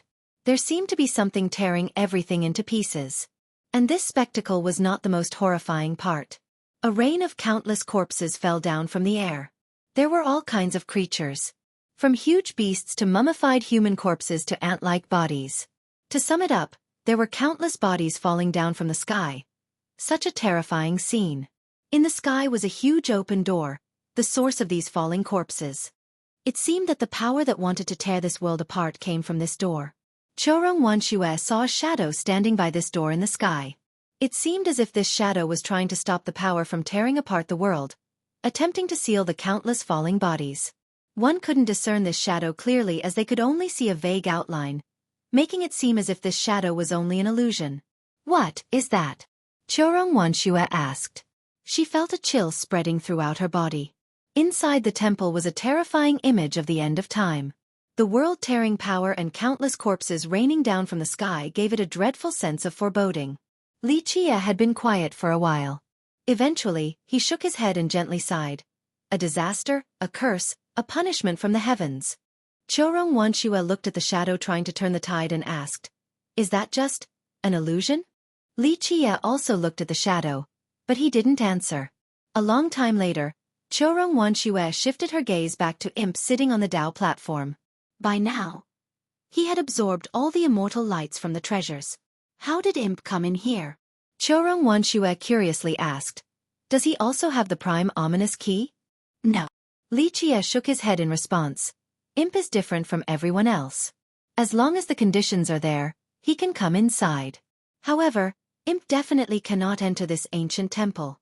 Qiurong Wanxue didn't know what the conditions were, but she remembered that Li Qie once mentioned that night sea turning clear, the appearance of the golden ocean, and the confrontation between the young night fish and the handlers were due to Imp buzz. Imp's body became as bright as the sun. This radiance was intense to the point where no one could look straight at him. The treasures that were deprived of their divinity all shattered. When the light from his body reached its limit, it suddenly turned into an unparalleled magical rune that seemed to block a supreme grand Dao. Open! Imp wildly shouted. At this moment, he had an invincible and heroic aura like a god of war that was peerless in the 9 heavens. This aura made it feel as if an immortal emperor had arrived. This aura was not aimed at them, but Qiurong Wanxue still couldn't handle it and almost fell powerlessly to the ground. Li Qie reached out and supported her back. A circular divine radiance from an unknown source appeared before him, but it was unable to stop this invincible aura. The brilliance in the lake became brighter than ever after Li Qie took out the piece of paper. Waves of immortal light surged into the sky as if an immortal item was coming out. A young stone golem from an ancient clan recognized the item in Li Qie's hand and jumped from shock before shouting, That is the legendary prime ominous key." The young cultivators in the far distance behind him were also astonished from disbelief. What? The prime ominous key? Chapter 476. Imp Qin Guangwang. After being shrouded in the divine light, Qiurong Wanxue finally heaved a sigh of relief and no longer felt the suppressive aura. Imp madly roared and unleashed countless magical runes to attack the barrier at the gate. A very small hole was created in this barrier. In a split second, Imp used an unbelievable speed to rush towards the gate in order to enter the temple. However, boom! A deafening blast threatened to destroy the heaven and earth. The moment Imp tried to infiltrate the temple via this tiny gap, the barrier blocked his path. Even in his mighty god of warp form, he was still blown away by the barrier of light. His invincibility could neither stop nor withstand the barrier's power. It was an eye-catching scene to see Imp flying in the sky as his white beard became stained with his own blood. He fell heavily to the ground as blood spattered everywhere. After a long time, he finally managed to get up. He sat straight down on the ground with a pale expression. His dimmed eyes made it apparent that he was without any will to fight. "You still can't do it." Li Qie approached and shook his head to say, "Everyone is powerless in the face of this matter. One can only rely on oneself when dealing with a heavenly tribulation like this. If outsiders could help, then it would have happened already." Qiurong Wanxue didn't understand what Li Qie was talking about and only stood silently to the side. The frozen Imp finally looked up and said, "I have prepared for a very long time just for today. It is meaningless." Li Qie shook his head and continued, "If it could work, then would the ancestral flow master just sit there and wait? If outsiders could help, then it would already have been dealt with." "Who are you?" Imp gazed intensely at Li Qie and asked with a deep tone. Imp's eyes focused. This was a pair of eyes as bright as the stars. With an unparalleled prestige, they caused others to want to submit. Li Qie was unfazed by the gaze and replied, "Who I am is not important. However, I will give you a chance. Maybe you will find salvation." The stunned Imp came back to life and shook his head to say, "Salvation? I should have been saved in the past but..." Imp let out a soft sigh. Li Qie said with a smile, "The ancient legends have always been a mystery and included many complex things. That year, even if you tried your best, it wouldn't have done anything." Imp had a smile filled with bitterness, regret, and helplessness. This one smile contained too many emotions. Li Qie consoled, I heard that you used your blood for the sacrificial ceremony that year. You have already tried your best. Imp shook his head and bitterly laughed. After a long time, Imp responded. No, it was to ask for forgiveness. No need to be discouraged. There is still a chance. For example, me. Li Qie looked at him and said while pointing at his own nose. If you agree to help me, then no matter if it is for salvation or forgiveness, there will be a chance. What kind of chance? Imp gravely inquired. Li Qie pointed at the sky and declared, I want to declare war, I want to tear that sky apart, I want to penetrate that damn place, I want to dig out that damned existence, I want to dispel the fog that's shrouding all things. Declare war?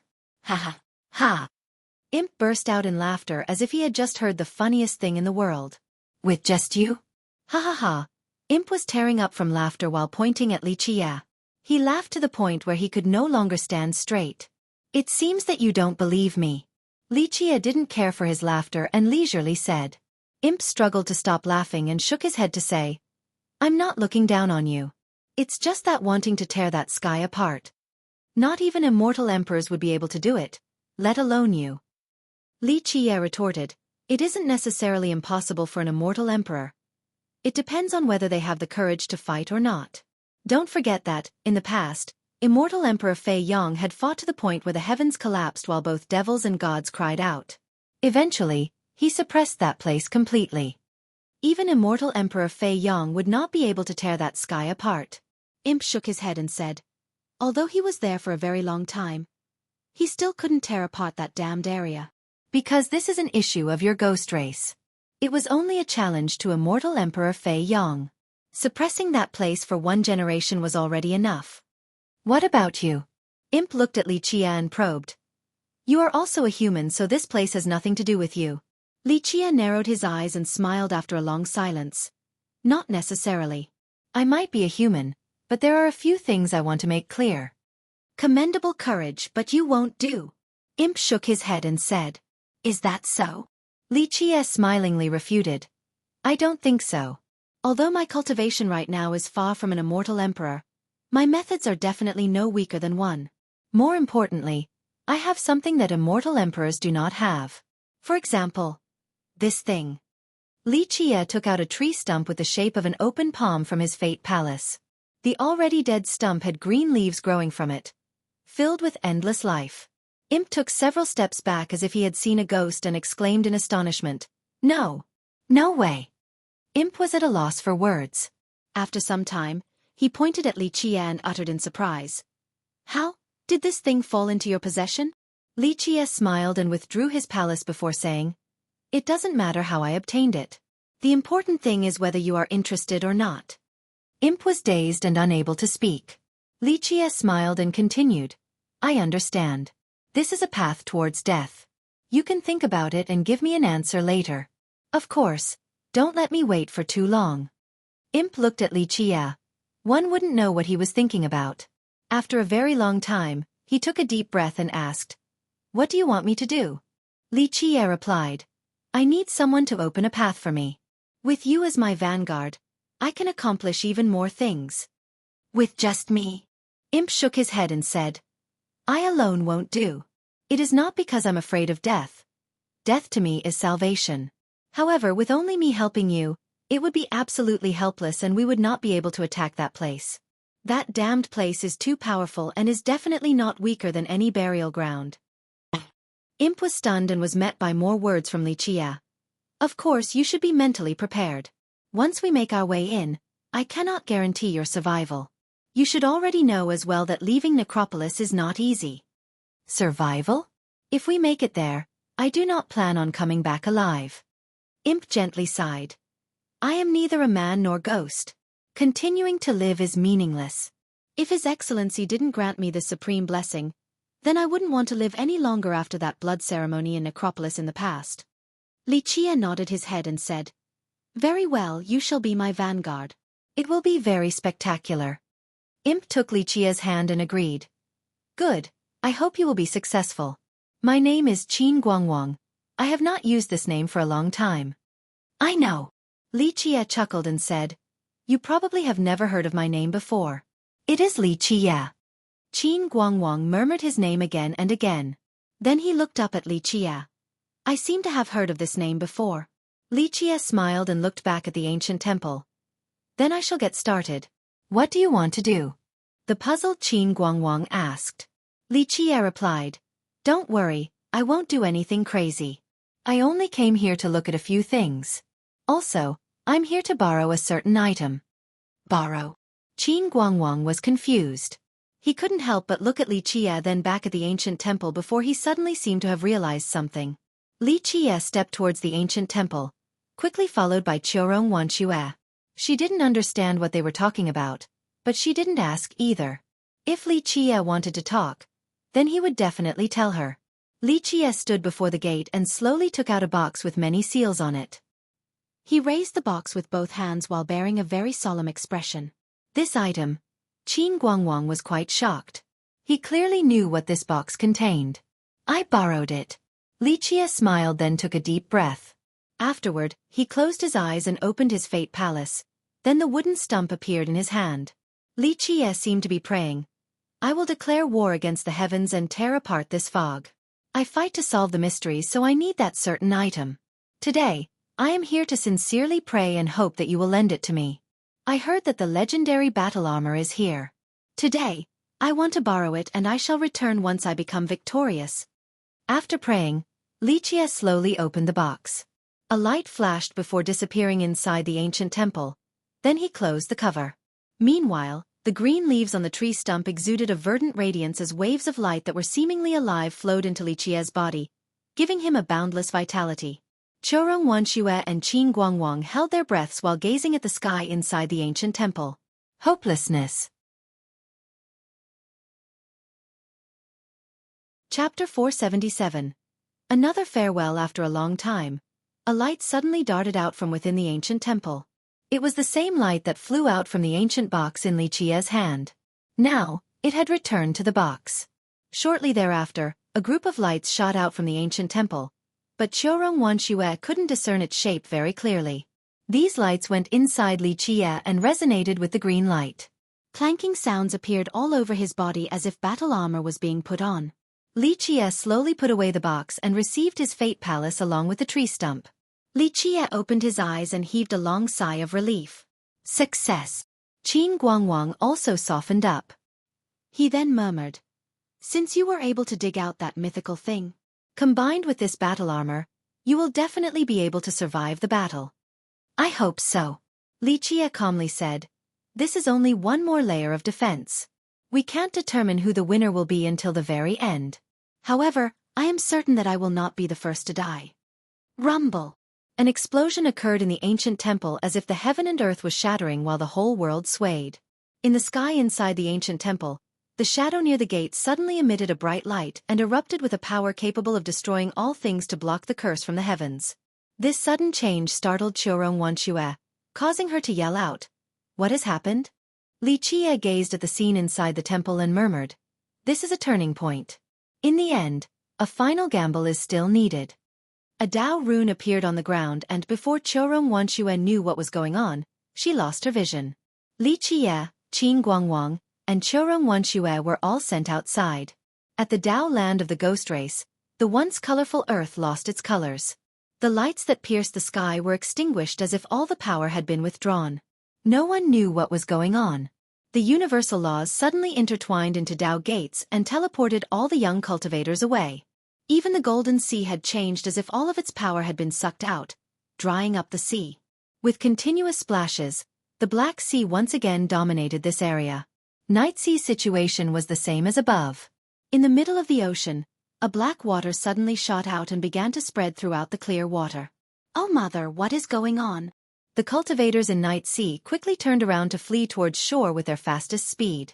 Death would be certain if they were touched by this black as ink water. Countless cultivators were transported back to Necropolis without prior warning. Many people were stunned by this scene. What is happening? They were all confused. Even Tian Luanhui was not an exception.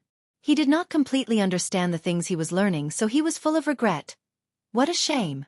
If there was more time, then Tian Luanhui would have definitely been able to comprehend the whole thing.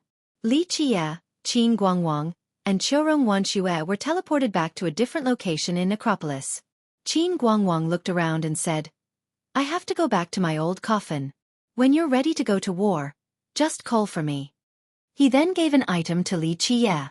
Li Qiye accepted the item and nodded his head to say, For sure, I shall leave the vanguard to you. Qin Guangwang then turned around and disappeared without a trace. Chorong Wanxue found it strange and asked, Young noble, is Imp a human or a ghost? He awkwardly rubbed his hands together and said, Here's the thing don't you feel that Huang Jiaofu is worth grooming? Huang Jiaofu. The master coldly exclaimed, That year, you took away Mingdu, isn't this enough?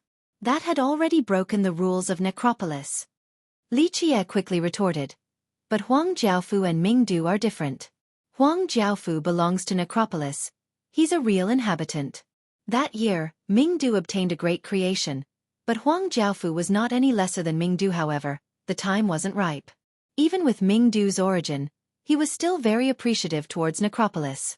If Huang Jiaofu could come out, then he would still be a disciple of Necropolis. I can guarantee you that, in the future, he will treat Necropolis well and make great contributions. I will observe him. That's enough. The master interrupted Li Qiye. Impossible. I was too kind that year. The rules of Necropolis cannot be broken again. I will not make a second exception.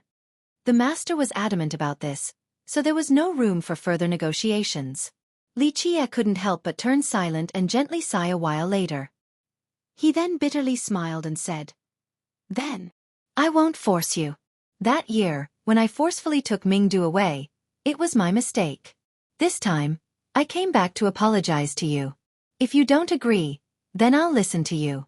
We can only say that Huang Jiaofu's good fortune hasn't come. The master coldly scowled at Li Qiye's response. Li Qiye continued to speak in a sincere manner. This time, I truly came to say goodbye to you. Once I gather the things I need, that will truly be the time to declare war. You are right, I had everlasting life and plenty of time, but that was only before when I was the Dark Crow. I didn't say goodbye back then because I knew I had enough time to eventually come back and see you again. Li Qiye softly sighed. At this point, he let out a bitter smile and continued. But now, I am no longer the Dark Crow and I no longer have everlasting life. When I leave this time, I don't know when I will be able to come back and visit Necropolis again, or if I will have the opportunity to do so at all. Because of this, in addition to Huang Jiaofu's matter, I specifically came to say goodbye to you. Li Qiye continued.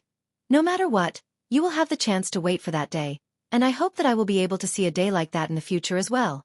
The ancestral flow master sat there silently without saying anything, and only coldly glared at Li Qiye with a profound gaze full of unreadable emotions. Li Qiye deeply stared at the master before saying, Take care, I hope that we can meet again in the future. The master remained seated there silently without any movement. After a long time, a light suddenly darted out from within the ancient temple. It was the same light that flew out from the ancient box in Li Qiye's hand. Now, it had returned to the box. Shortly thereafter, a group of lights shot out from the ancient temple, but Chorong Wanxue couldn't discern its shape very clearly. These lights went inside Li Qiye and resonated with the green light. Clanking sounds appeared all over his body as if battle armor was being put on. Li Qiye slowly put away the box and received his fate palace along with the tree stump. Li Qiye opened his eyes and heaved a long sigh of relief. Chapter 478. Leaving Li Qiye took a final glance and softly sighed before turning around to leave. He didn't know when the next meeting would be after this farewell.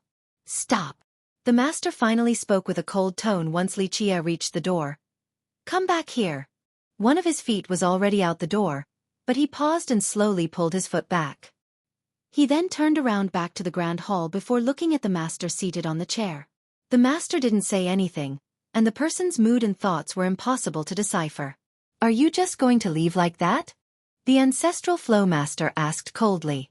Li Qiye softly sighed and said, I know I owe you, but I cannot repay it right now.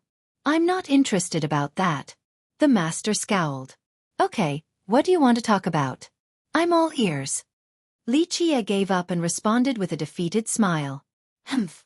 The master was very unhappy with Li Qiye as the pressure of this scowl emanated throughout the grand hall. Li Qiye only smiled and didn't say anything. He put on a patient appearance, waiting for the master to talk. Do you really have to declare war? After a long time, the master spoke again in a cold manner. Do you really have to do this? This situation has lasted for 1 billion long years. A young cultivator who saw Li Qia's fierceness with his own eyes reminded his sect master. This brat is not easy to mess with. He easily killed 1,000 experts and the group of Golden Child, the Divine Spark Prince, Ghost Monk, and the 100 Clans Child. This brat is not any weaker than the descendants from the Emperor's lineages. What? He dared to kill even the Divine Spark Prince? Is he tired of living? After hearing this news, anyone would be shocked, including sect masters and even heavenly sovereigns. Killing the Divine Spark Prince in the sacred netherworld was not a good thing. Everyone knew that he was the little brother-in-law of Di Zhua. How could the prince's sister, the Divine Spark Phoenix Maiden, let this go? Di Zhua would surely take the side of his fiancé, and offending Di Zhua was the same as offending the entire Myriad Bones throne. Both sects and cultivators would be wary of the Myriad Bones throne. It was not just a sect with 3 emperors. Its progenitor, Immortal Emperor Wan Gu, was the first emperor of the ghost race, an existence that towered proudly across the ages. It could be said that the true strength of the throne was unimaginable. Perhaps even the ancestral flow had to be cautious of it. Not too many great powers in the sacred netherworld dared to oppose the throne of bones. A cultivator who personally witnessed the fight said, "This human brat not only killed the prince, he also provocatively challenged Sir Di Zhua without any respect. This junior is too arrogant. Maybe he doesn't know just who he is facing." A heavenly sovereign from the previous generation shook his head and continued. Opposing Di Zhua is suicidal. Only the other 2 heroes of the sacred netherworld, Tian Luanhui and Chan Yang, can compete with Di Zhua. I hope Sir Di Zhua doesn't come too quickly. Then, maybe we'll have the chance to grab the prime ominous key. A person revealed his crooked intentions. Li Qie took a final glance and softly sighed before turning around to leave. He didn't know when the next meeting would be after this farewell. Stop. The master finally spoke with a cold tone once Li Qie reached the door. Come back here. One of his feet was already out the door, but he paused and slowly pulled his foot back. He then turned around back to the grand hall before looking at the master sitting on the chair. The master didn't say anything, and the person's mood and thoughts were impossible to decipher. Chapter 479. Imminent catastrophe. In fact, more than just a few people wanted to seize Li Qie's key. It was something full of temptation. There was a rumor stating that the one who wields the key would have a higher chance of obtaining the legendary immortal technique for everlasting life. In the past, Immortal Emperor Di Yu had the key, which was why he was able to find the grand creation in the grave. Just wait, even if that human boy can leave Necropolis, he still won't be able to enter the grave. A person sneered. When Di Zhua comes, he will be a dead man. After Li Qie left the ancestral flow, Huang Jiaofu immediately came to find him. Li Qie said, "The ancestral flow master has allowed for your departure. When do you plan on leaving?" Huang Jiaofu scratched his head and hesitantly asked, When does Sir think is a good time to leave?" Li Qie contemplated while stroking his chin. Then he took a look at Huang Jiaofu. "Are you certain you have died several times?" Huang Jiaofu wryly laughed and said, "Sir, I'm not sure of the exact number, but my urge to leave Necropolis is quite strong." "Then do not rush it. Try to remember a thing or 2. If given the chance, then die one more time. If you successfully transform, then you can leave without dying. If you force your departure before successful transformation, then you won't live for long anyway and you won't be able to amount to much. It would be a waste of my efforts, understand?" Huang Jiaofu prostrated on the ground and said gratefully, "I will never forget your kindness. After leaving Necropolis in the future, I am willing to follow you as your servant and contribute to your cause." "No." Li Qie shook his head and said, "You need to be grateful towards Necropolis, not me. The reason that you were able to live till now is because of Necropolis. It is this place that feeds you.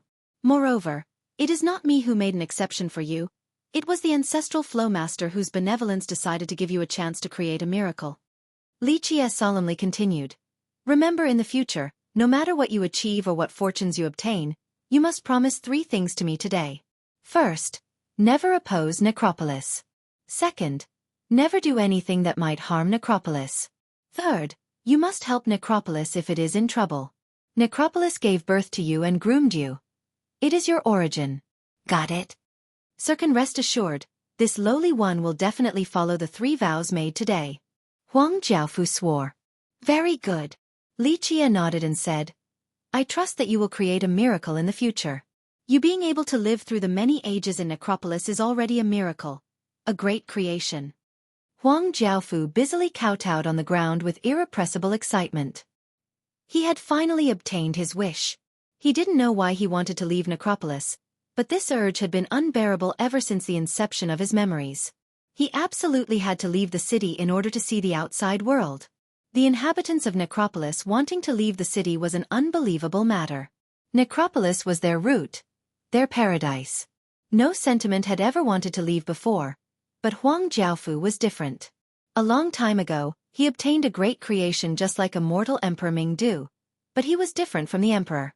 Li Qie gave the ancestral flow a final glance and secretly sighed. It was time for him to go. Li Qie left the ancestral flow and went to find Xueqi Wanxue, but he was surprised to not see her at their original meeting spot. Sir wants to find that lady? Huang Jiaofu said. When I came earlier, she was in a rush and quickly left Necropolis. Li Qie left instantly. He knew something had happened. Otherwise, Xueqi Wanxue would not have left so easily. There was only one reason for her quick departure. Something must have happened to the Snow Shadow tribe. Rumble. Waves of explosions rumbled throughout the sky, causing the earth to shake. This huge army flying in the sky alarmed numerous cultivators. The army consisted of golden chariots, amazing flying creatures, and divine ships. This extremely spectacular and magnificent aura showed off their might like an unstoppable flood. Young geniuses and famous cultivators from the previous generation all avoided the path of this army. It moved without showing any restraint in its domineering rampage. All other people avoided their path. A few people were unhappy, but they quickly changed their expressions after seeing the phoenix banner hung up high. Even the most arrogant cultivator would take several steps back after seeing this insignia. This magnificent and powerful army had an imposing aura with their vast blood energy. All the troops had divine flames surrounding their bodies, and they all wore great suits of armor like an army from the heavens. This army guarded a phoenix chariot that had 8 mythical birds pulling it. The chariot was cast from an extremely rare sacred metal and had scintillating lights along with floating universal laws. A woman who wore a phoenix robe sat inside the chariot. Her phoenix eyes carried a prestige just like a noble empress. Her beauty shamed the flowers and the moon, causing the birds and fish to hide, for they were not worthy to be in her presence. The woman sat upright on the chariot with an atmosphere as if she was the queen of this world. Not only was she beautiful, she even had multiple divine rings that bloomed from her body. They were extremely blinding and gorgeous, like a golden phoenix in the sky. Many people were shocked to see this woman from afar. Sect masters who were camped right outside Necropolis all had different thoughts upon her arrival.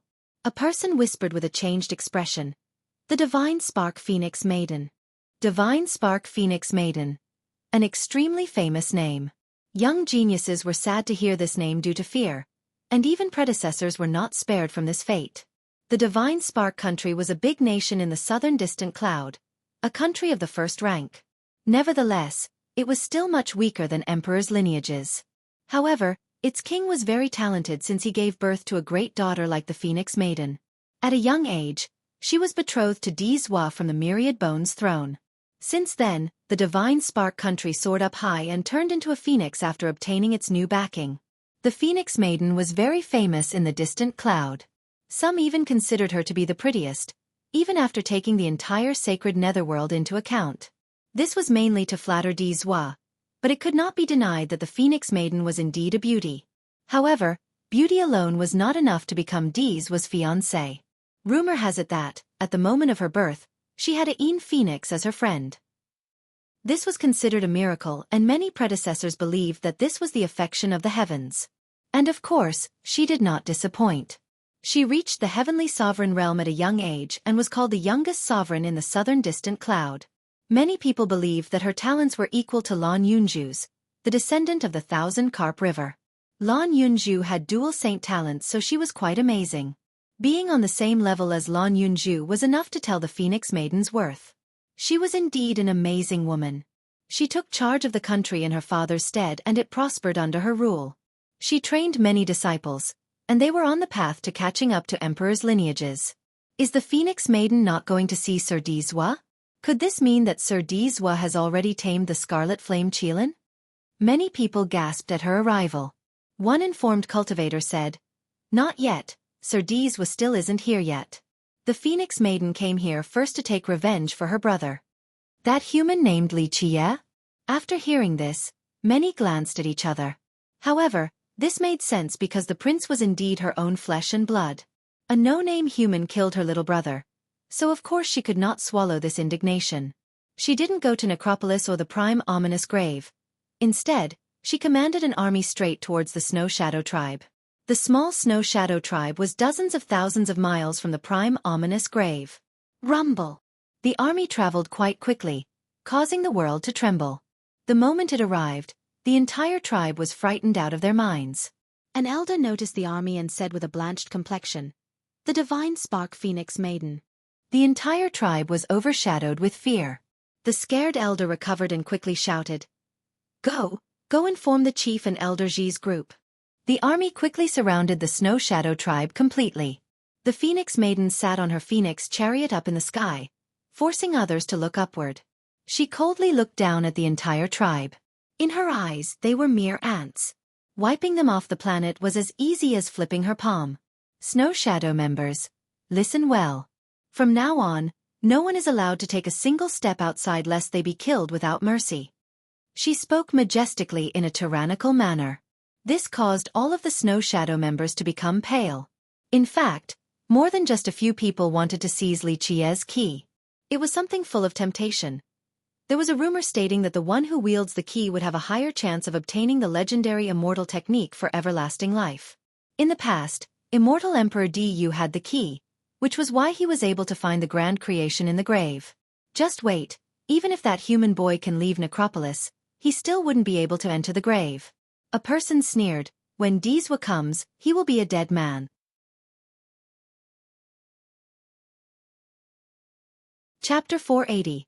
Great Bounty. Despite being in control of a great army that loomed over the Snow Shadow tribe, the Phoenix Maiden did not order for the tribe's destruction immediately. After trapping the tribe, she sent out a message immediately. "Li Qie of the human race, heed my words. Surrender within 1 day or I'll stamp out the Snow Shadow tribe." After hearing this message, many looked at each other. Everyone knew that she wanted revenge for her brother, the Divine Spark Prince. Her solemn and mighty voice rang across the sky. "Anyone who captures Li Qie alive shall be rewarded with a king medicine. If you bring his head to me, I'll award a precious scroll. His limbs may be traded for a virtuous paragon life treasure. No matter who it is, killing him shall earn them the prime ominous key. The reward may be given immediately." Her declaration caused many great experts' hearts to beat fast. Such a big play. This reward was too tempting. No one would be able to resist it. Someone couldn't help but murmur, "Such a tyrannical style. Li Qie can't escape even if he wants to, since he would be chased by everyone to the corners of the world. This bounty is simply too good to pass up." No wonder why the Divine Spark Prince could act so boisterously. Those who touched even a single hair of his would not have a place in the sacred netherworld. A genius stated, "This is how it is now. The sacred netherworld might be large, but there is no haven for Li Qie. Even if he can run today, his death is still imminent." Many young people, especially geniuses, were annoyed with the Divine Spark Prince. They sneered at his arrogance that stemmed from having a great brother-in-law. What was so great about it? But today, after seeing his sister's grand gesture, they understood the magnitude of his backing. The Snow Shadow tribe was bait to lure Li Qie. The Phoenix Maiden was afraid of him running away, so she also put out a great bounty. The fact that Li Qie's killer would be able to keep the prime ominous key was enough to drive people mad and salivate with greed. She was indeed a formidable woman. No wonder why the Divine Spark country continued to prosper under her rule. Her first move was enough to seal Li Qie's future of being a dog without a home. He would be hunted down every day no matter where he went. The Divine Spark Prince used to boast that anyone who offended him would have no place in this world. Before, many thought that this was simply a bluff, but seeing the Phoenix Maiden's bold move, even the predecessors lost their composure. Worthy of being Dizwa's fiancé. Such a domineering move. A royal lord said.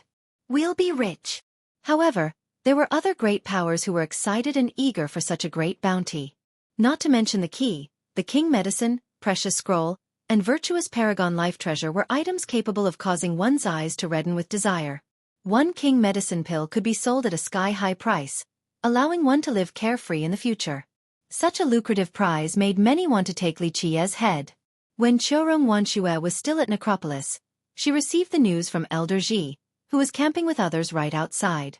The young group of Peng Zhuang was also at this camp. It was a small tribe, so their camp was far away from the city and distant from where the great powers were located.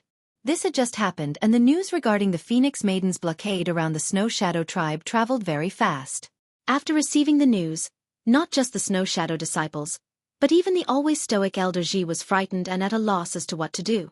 This matter was too grave. The rest of the disciples were completely panicking in horror while being completely directionless as well. One of them asked, Elder Ji, what should we do now? Elder Ji was also helpless, replying, We will wait another half a day. If Chief doesn't come back by then, we'll pull back immediately. They couldn't be blamed for this choice. The Divine Spark country was a giant monster compared to the Snow Shadow tribe. This was the difference between an elephant and an ant. Moreover, what caused Elder Ji to quiver even more was that the Phoenix Maiden was Dee's fiancée.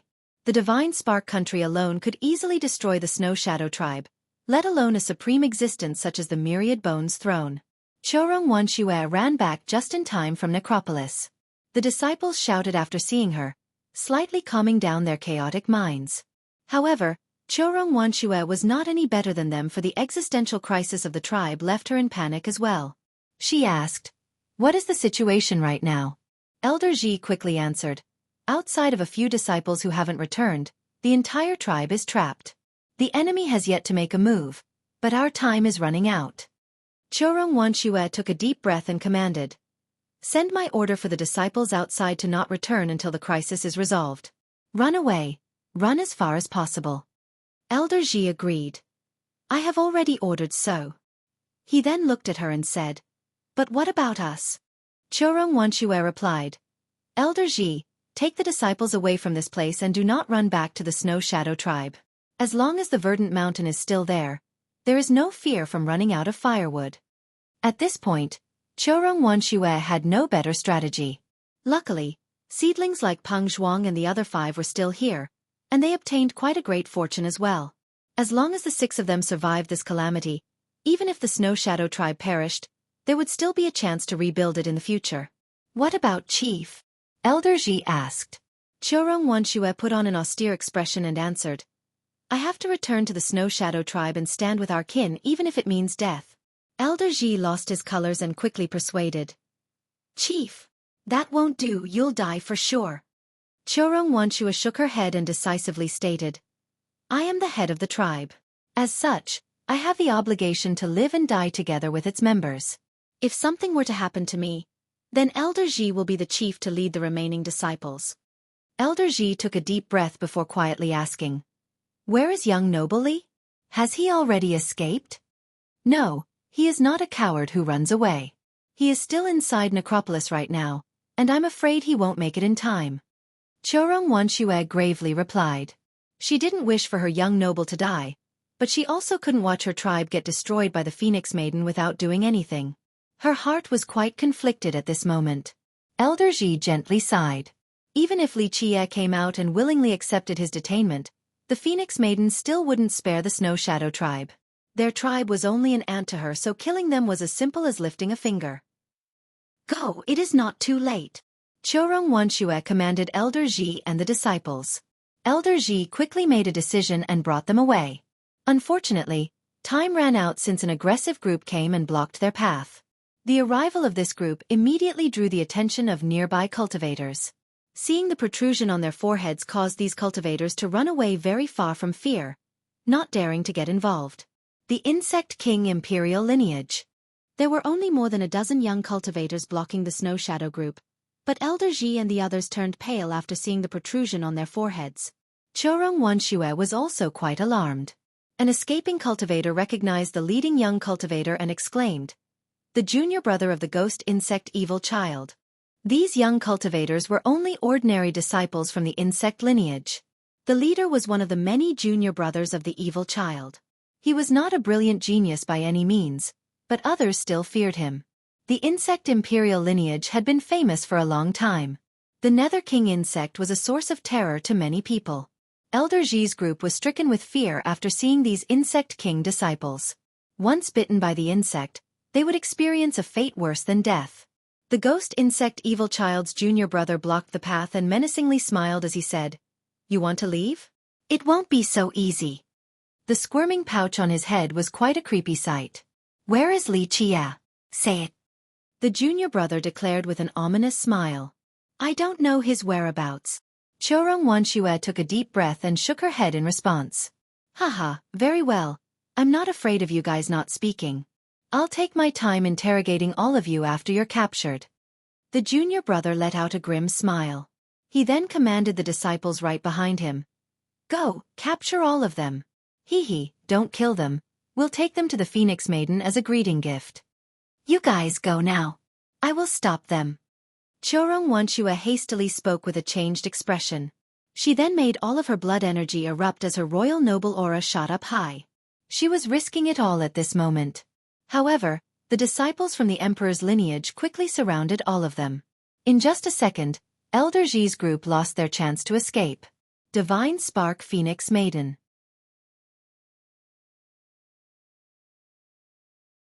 Chapter 481. Divine Spark Phoenix Maiden, be obedient and... The junior brother laughed sinisterly. However, before he could finish, his words were abruptly stopped. Pfaff! An arrow's shadow flashed, accompanied by a wind-breaking noise. The disciples that were surrounding Chorong Wanxue's group were pierced and fell to the ground without the opportunity to even scream. The ghost insect evil child's junior brother had been gripped by the neck and suspended in the air. He was already in his enemy's grasp before he finished his sentence. Everything happened too fast.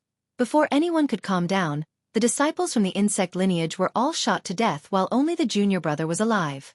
The junior brother couldn't move with his neck gripped, so he struggled to spew out these words with a pale face. Who are you? Are you not currently looking for me?" The young man that was gripping his neck revealed an innocent smile and said, "You were searching, so I came to see you." "Li Chia."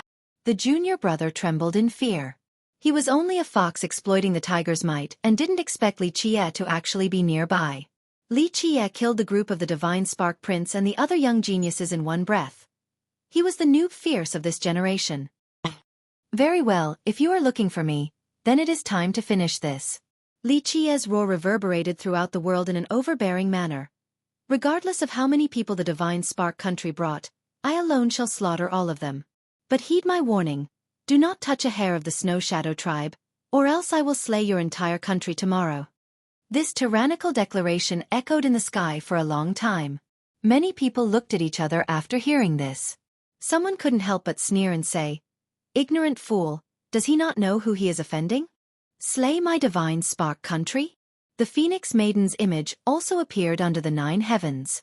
She had a pair of sharp and majestic gaze, making her seem like the queen of this world. She coldly spoke. "Just because of these words, I shall annihilate the Snow Shadow tribe, then I'll exterminate your 9 clans." The fury of the Phoenix Maiden startled many people, especially the group of Chorong Wanxue. No one doubted her resolve or strength to carry out her threat. Exterminate his 9 clans? At this time, a pleasant voice, as clear as a bell or an elf, emanated throughout the sky along with a shadow. Lan Yunju's unparalleled smile reached across the spatial planes as she spoke. "Phoenix Maiden, I wonder what your Divine Spark country will do to kill my 1,000 Carp River's 9 clans? With the myriad bones thrown as your backing, I really want to see what trump cards you will use to slay our 1,000 Carp Guardians' 9 clans. 1,000 Carp Guardian?" At this time, countless eyes fell upon Li Chia. They gasped at the thought of him being the 1,000 Carp Guardian. The 1,000 Carp River was incredibly prestigious. Naturally, it was not weak since it was an emperor's lineage. Moreover, it was also extremely mysterious. In the past, immortal Emperor Qianli swept through the 9 heavens. There was a rumor stating that he even quashed the ancestral realm. Even a high and above existence like the sacred Netherworld's ancestral realm had to retreat before the might of immortal Emperor Qianli. Immortal Emperor Qianli was also the most recent emperor from the emperor's era in the sacred netherworld. So his influence was still greater than any other emperor. Because of this, the mysterious and dreadful Thousand Carp River was coveted by many lineages, but none of them dared to make a move. Phoenix Maiden, the rules are very simple. Lan Yunju's pleasant voice continued. My Thousand Carp Guardian will challenge your divine spark country alone, regardless of how people you have or how many helpers you can get. However, you cannot touch the Snow Shadow tribe, or else my Thousand Carp River will guarantee that tomorrow will be the demise of your divine spark country. Even the Myriad Bones throne will not be able to protect you. Lan Yunju's words reverberated throughout the world. Everyone held their breaths in anticipation after hearing these words. Many great powers knew that this was not an empty threat. The divine spark country was indeed powerful, but there was still a big gap compared to the Thousand Carp River in the southern distant cloud. The river sect had the power to destroy the divine spark country, and the Myriad Bones throne was too far away to help. So be it. The Phoenix Maiden spoke with a cold attitude. Tell him to come alone. I shall wait right outside the Snow Shadow tribe. Having said that, her image in the sky disappeared. Li Qie and Lan Yunju's avatars also disappeared from the horizon. The messages across the sky from the two sides created a tense atmosphere. Everyone knew that a storm was coming. This battle would surely shake the heavens. This also resulted in a group of indecisive people. Before, many were eyeing Li Qie not only for the prime ominous key, but also for the tempting bounty from the Phoenix Maiden. However, the situation was now different since they all knew that Li Qie was the guardian of the Thousand Carp River. This meant that he had its backing. Anyone who wanted to deal with Li Qie had to think it over carefully, including other emperors' lineages.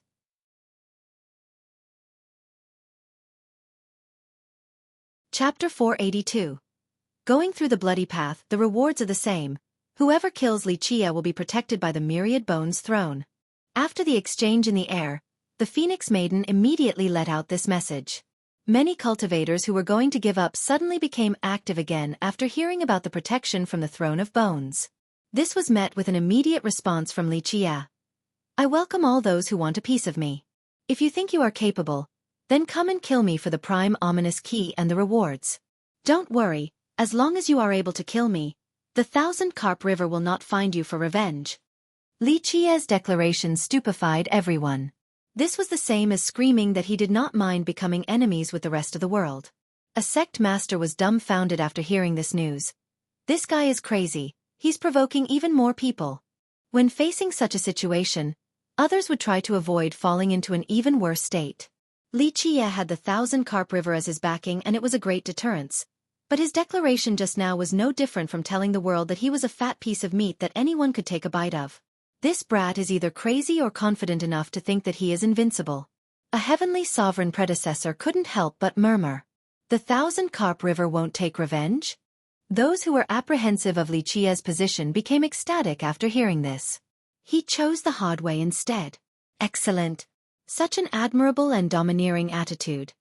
An expert cheerfully said, if he wishes to provoke everyone in this world, it would be an affront to our ghost race's prestige if we didn't kill him. Suddenly, many became restless with excitement. Many great powers that were apprehensive before were now ready to take action. Many of them gathered their experts right outside of the Snow Shadow tribe in order to attack Li Qie. One royal lord commanded, go and prepare right outside of the Snow Shadow tribe. I don't believe that he is invincible. Countless people then congregated right outside of the Snow Shadow tribe. Experts and masters from the great powers were all there. No one wanted to be the first to make a move. All were waiting for the right time to take advantage of the situation. Li Qie's declaration also shocked the group of Xueqi. This was the first time the stunned Snow Shadow disciples saw an arrogant person of this magnitude declaring war against the rest of the world. They were conquered by Li Qie's domineering style and were full of admiration. They felt that Li Qie was comparable to the three heroes. His aggressive challenge to the world would be a lifelong goal for them to strive for. Are you crazy? Even Lan Yunju was startled. You mind the fact that you don't have enough enemies already? Li Qie calmly said. This much is nothing. The more the better. It is time for me to sharpen my blade. It has been a while so I can feel my body rusting. Xueqi's group was speechless. The Phoenix Maiden's army was already terrifying enough, but now Li Qie wanted to challenge the rest of the cultivators in this world. This was such an insane course of action. Doing so was suicidal in everyone's eyes. How many actually managed to live after challenging the rest of the world? Unless it was a rare genius like Dizwa, one could forget about surviving. Your head is the thing that is rusting. Lan Yunju glared at him while showing a charming look. Then she snappily said, "Is the divine spark country and the myriad bones throw not enough? Do you want to declare war against the rest of the ghost race?" Li Chia waved his sleeve and slowly said, "The decision is not in my hands but theirs. I can't help it if they wish to oppose me. If they stretch out their necks while waiting for me to execute them, don't you think that it would be cruel of me to let them down?" He continued to smile and said, "Moreover, so what if I face all of the ghosts in this world? Forget about just this world, I don't even mind facing the ghost race in all the 9 heavens." People had to gasp at such a tyrannical statement. Before, the group of Elder Ji would think that Li Chia was blustering with an unparalleled egotism. But now they didn't think so. These words that came from Li Chia seemed so trivial. Nevertheless, they were still very skeptical about the extent of Li Chia's strength. How could he have so much confidence? Lan Yunju looked at Li Chia and angrily said, "Have you become insane due to murderous urges? You're always talking about massacres and such." Lan Yunju knew about Li Chia's aggressiveness and that he wasn't a good guy at all. Li Chia had planned to slaughter them back at the Thousand Carp River, and he had no reservations against killing the ghost race. Killing one is a sin, killing hundreds makes one a hero, killing tens of thousands makes one a king, and killing millions makes one an emperor. Li Chia calmly continued, "Since time immemorial, which immortal emperor didn't step on countless bones to reach the throne? From beginning to end, killing millions is normal for an emperor. If one wants to reach the peak, they must have the determination to slaughter millions." Li Chia looked at Lan Yunju and said, "The emperor's path is narrow. When enemies meet, one side must die. Even if you don't want to kill, the moment you set foot on this path, millions will want to kill you. So instead of offering your head to others, why not kill millions to achieve an eternal title? The years are long and future generations only remember those who shouldered the heaven's will to become emperors, not those stomped below their feet. After becoming emperors, killing millions will become a decorated battle record, not the act of a crazed murderer." Lan Yunju quietly listened. She was a genius with dual saint talents and had a chance to walk on the emperor's path in the future, so she understood this logic. Even if you didn't want to kill people, others would want to slay you on the imperial path. This is a form of training. Li Chia said with a smile, "It is not as simple as killing. One can perfect their arts during a real battle. Only by experiencing a life and death battle under the baptism of blood would one's merit laws reach their utmost limit. Even an ordinary technique would become the most frightening sure-kill move after numerous blood-tempered battles. The path towards becoming an immortal emperor is not just about learning and marching through the corpses of countless enemies."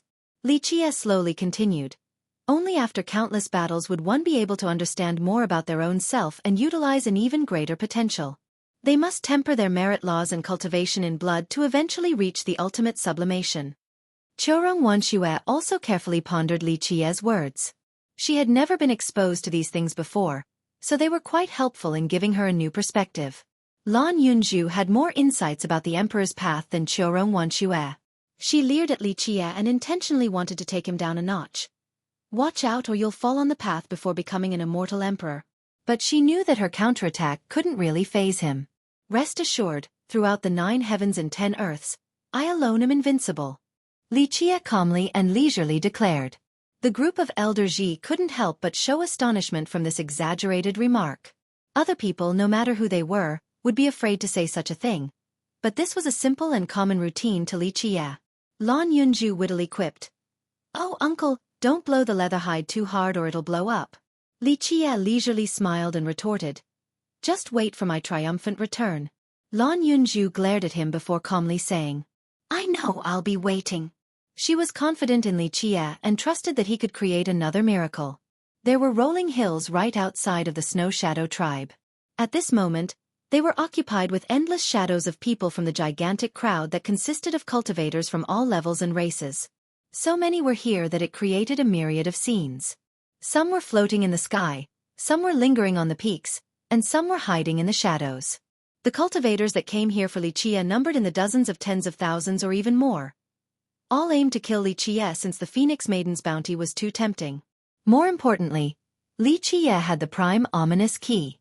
There were also many sect masters and kings along with high elders, but the young prodigies here were too many to count. High elders from the great powers didn't necessarily need king medicines, precious scrolls, or even a virtuous paragon life treasure, but the key made them salivate. Of course, some of the young ones came for fame. At this moment, Li Qie was very illustrious after killing the group of the Divine Spark Prince. He was called the new fierce of this generation. His cachet had nearly reached the level of the Titanic Crescent Saint Child or the Ghost Insect Evil Child from the Emperor's lineages. The rewards are the same. Whoever kills Li Qie will be protected by the Myriad Bones throne. After the exchange in the air, the Phoenix Maiden immediately let out this message. Many cultivators who were going to give up suddenly became active again after hearing about the protection from the Throne of Bones. This was met with an immediate response from Li Qie. I welcome all those who want a piece of me. If you think you are capable, then come and kill me for the prime ominous key and the rewards. Don't worry, as long as you are able to kill me, the Thousand Carp River will not find you for revenge. Li Qie's declaration stupefied everyone. This was as if he was screaming that he did not mind becoming enemies with the rest of the world.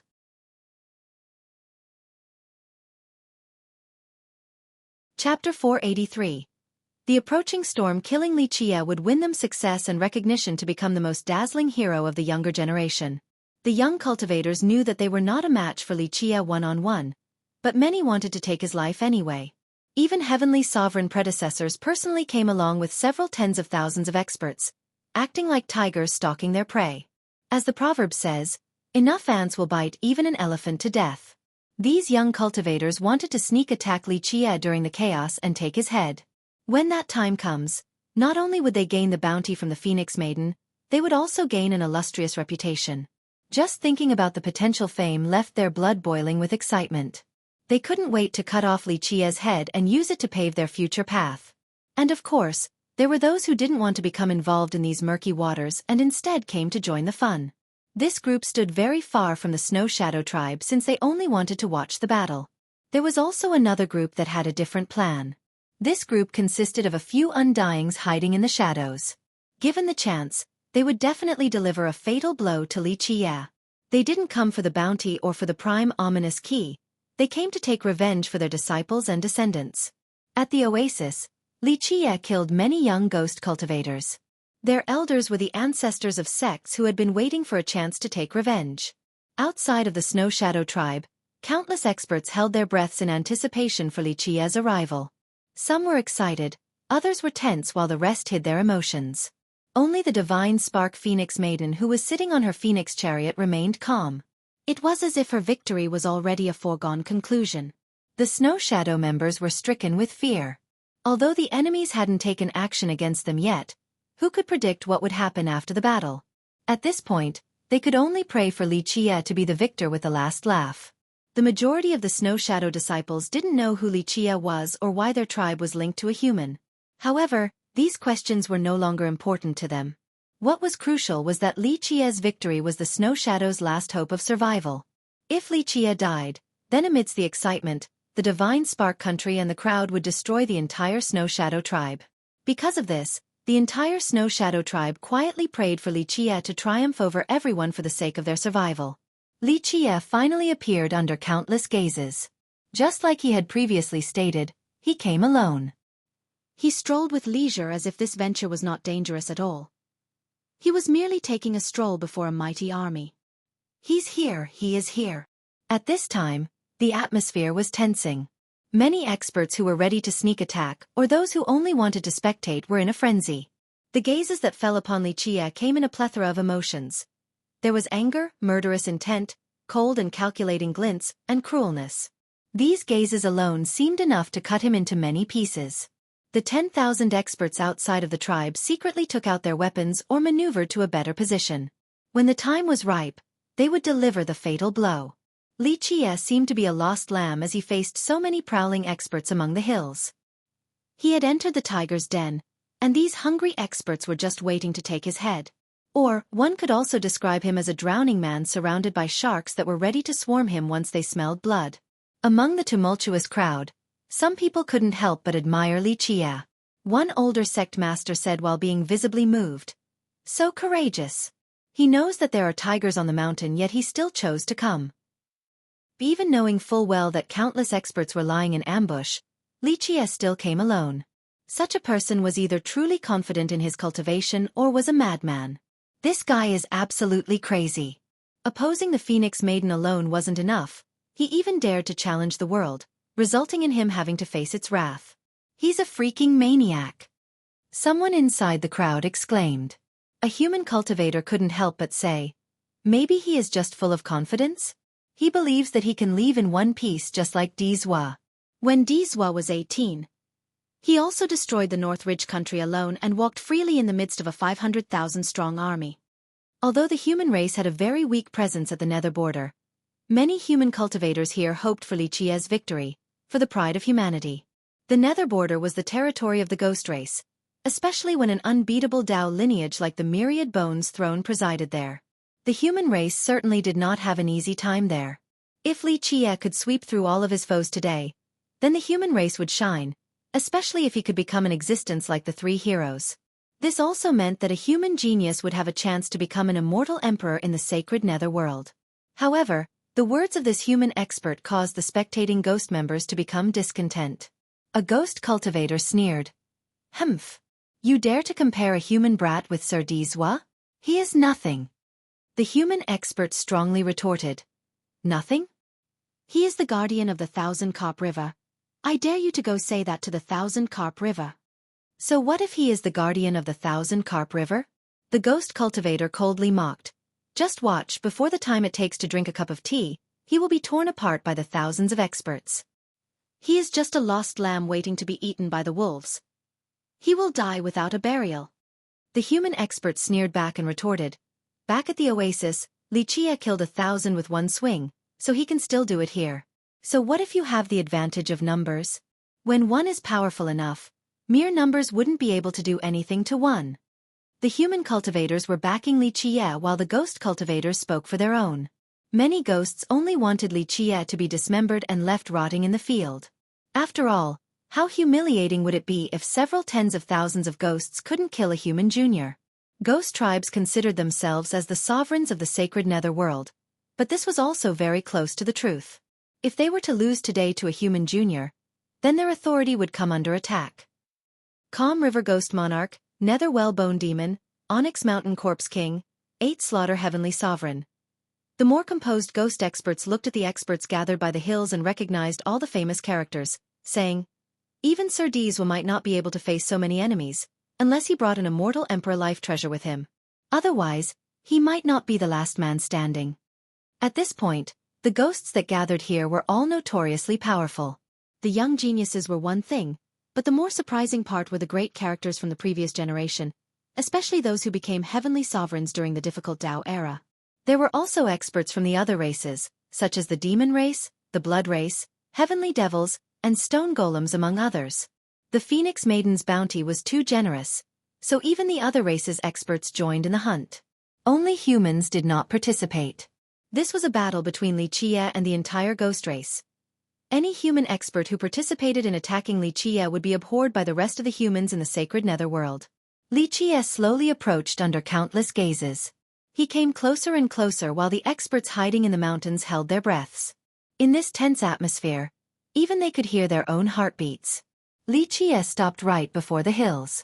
He was as calm as ever as his gaze swept past everyone. Finally, his gaze stopped on the divine spark Phoenix Maiden sitting on her chariot in the sky. The Phoenix Maiden had an ice-cold expression as her sharp glare was directed towards Lichie. Her eyes were full of a murderous intent that resembled the cold glints of blades. Ah, are you the divine spark Phoenix Maiden? Lichie looked at her and smilingly said, I am here. Do you want to fight one-on-one or all together? I welcome either choice. The Phoenix Maiden up high above coldly looked at Lichie and spoke with a murderous tone. Against enemies, I do not care for the process. The only thing that matters is the result of either you prostrating before me, or having your head placed on my table. I'm afraid you won't be able to achieve either outcome. Lichie nonchalantly stated while standing before the mighty army with a smile. How about I give you a suggestion? Scram now to the edges of the heavens and I'll pretend that nothing happened.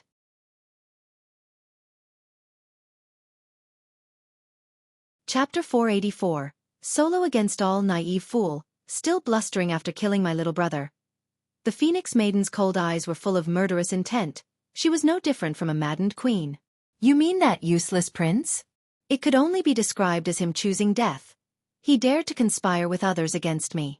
I was already merciful enough for not taking it out on your divine spark country. Today will be your funeral.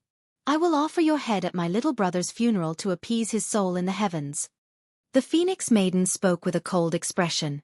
Li Qie was too lazy to talk any longer, so he said, "Then stop wasting time. Just get on with it and see who will become the ultimate winner. Do you want to go first, or do you want to let these hired thugs come at me?" The Phoenix Maiden coldly glared at him and then spoke emotionlessly. "Heroes, from now on, the reward will be doubled. Capture Li Qie alive, 3 virtuous ancestors' longevity blood drops, Li Qie's head, 1 king medicine pill and a bottle of 1 million-year-old longevity blood, any of his limbs, 1 precious scroll and 1 virtuous paragon true treasure. What? 3 drops of longevity blood from virtuous ancestors?" An uproar erupted after this declaration. Someone else exclaimed, 1 bottle of 1 million-year-old longevity blood. 1 drop of longevity blood for 10,000 years. 1 drop of longevity blood from 10,000 drops of blood. This was a phrase that described how precious a cultivator's longevity blood was.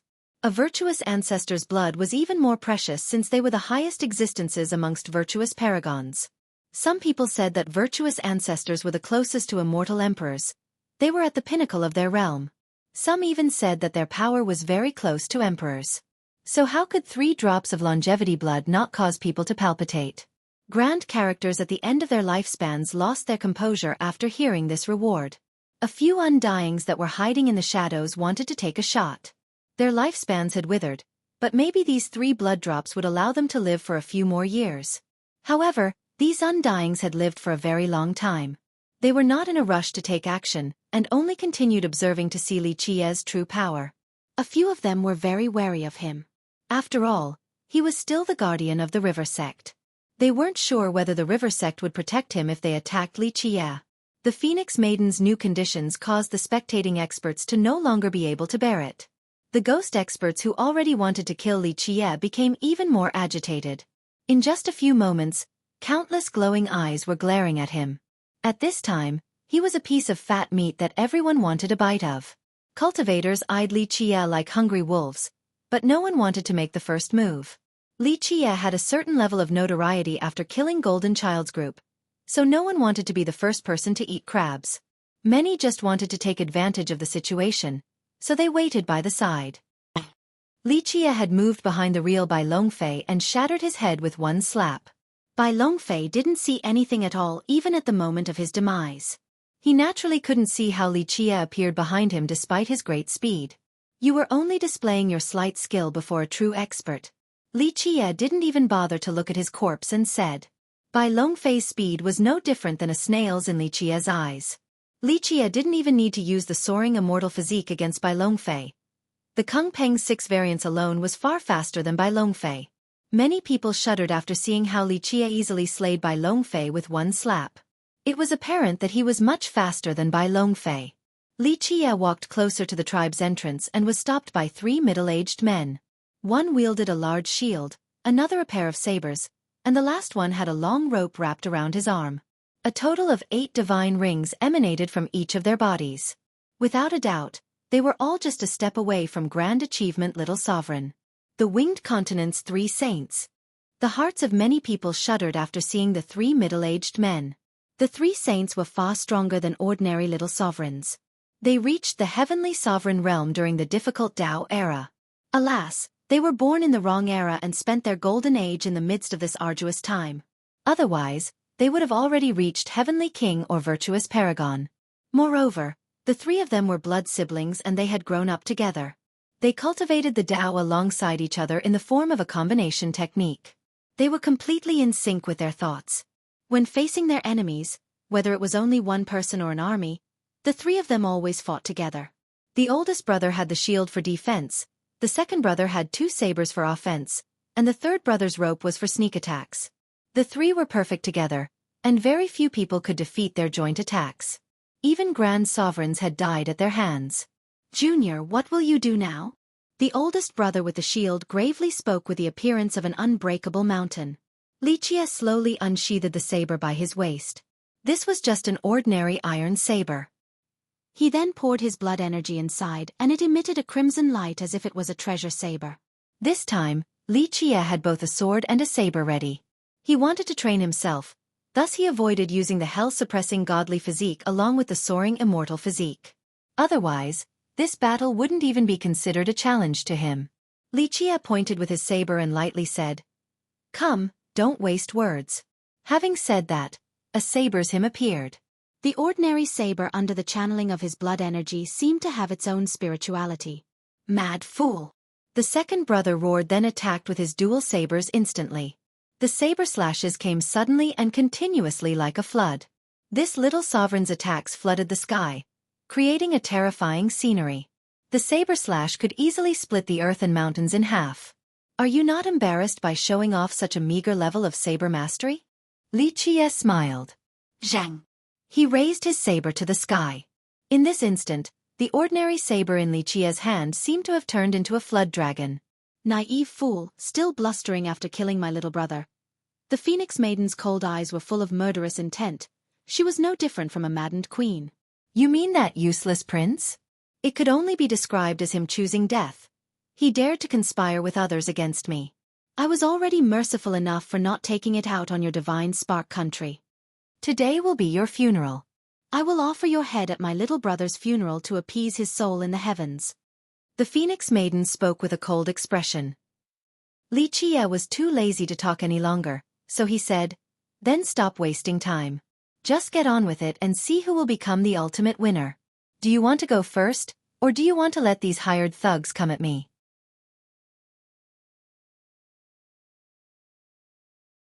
Chapter 485. Battle begins. A slash cut across the sky like a torrential river. The second brother's saber slash couldn't compare to Li Jie's attack. The ghost saber ray was drowned by this huge river and crushed by the incomparable saber intent. This saber strike not only destroyed the second brother's saber ray, it also caused many mountains to collapse, forcing many terrified spectators to back away. This was the river-traversing saber, the first variation from the heaven-traversing eight saber that once belonged to the unbeatable martial god. It originated from a very archaic era. Once it was combined with the tyrannical immortal saber to exert its ultimate potential, it could be lauded as unbeatable. Li Jie swung his saber so naturally that it was like the drifting clouds and flowing water. The saber intent traversed the sky with his meticulous technique. One slash alone already caused the second brother at the little sovereign realm to no longer be able to bear it. Clank! While the second brother was in danger, the first brother's huge shield blocked this surging slash. The moment Li Jie's attack ended, the third brother made his move. His rope whipped towards Li Jie's vulnerable spots with lightning speed like a poisonous serpent hidden in the shadows waiting for a killing blow. The whip was too fast. It intended to viciously pierce Li Jie's head. But who could be faster than Li Jie? Li Jie didn't bother turning his head and only unleashed a backhand swing. A saber slash akin to limpid autumn waters easily blocked the sneak attack. However, it did not stop there. It cut straight towards the third brother's chest. This was the hateful water saber, the second variation of the eight. This saber could cover the sky without leaving behind any openings. Clank! Seeing his third brother about to be cut by the saber, the first brother's huge shield seemingly came alive and quickly moved before the third brother to block this strike. At the same time, the second brother's dual sabers slashed down from the sky, creating a cross from above that quickly encompassed Li Jie. He thought that it would kill Li Jie in an instant. "I have no time to play with you all," Li Jie roared. With a boom, a red radiance emanated from behind Li Jie's head as his life wheel appeared. The yin-yang sea of blood created a tidal wave that towered for thousands of meters. A monstrous amount of blood energy poured into the saber in Li Jie's hand, creating an incomparably terrifying sea of fire that started to burn the world. Clang! Another saber's hymn filled the sky. One more circular slash came out as a saber glint suddenly flashed with unparalleled speed. This glint was enough to take down the sun and moon in the sky. Looping sky saber. This was the third variation that was capable of slaying the heaven and earth. Although it was just a sharp, flashing glint, its edge was unstoppable. "Time to end this!" Li Jie screamed out while unleashing flames all over the sky.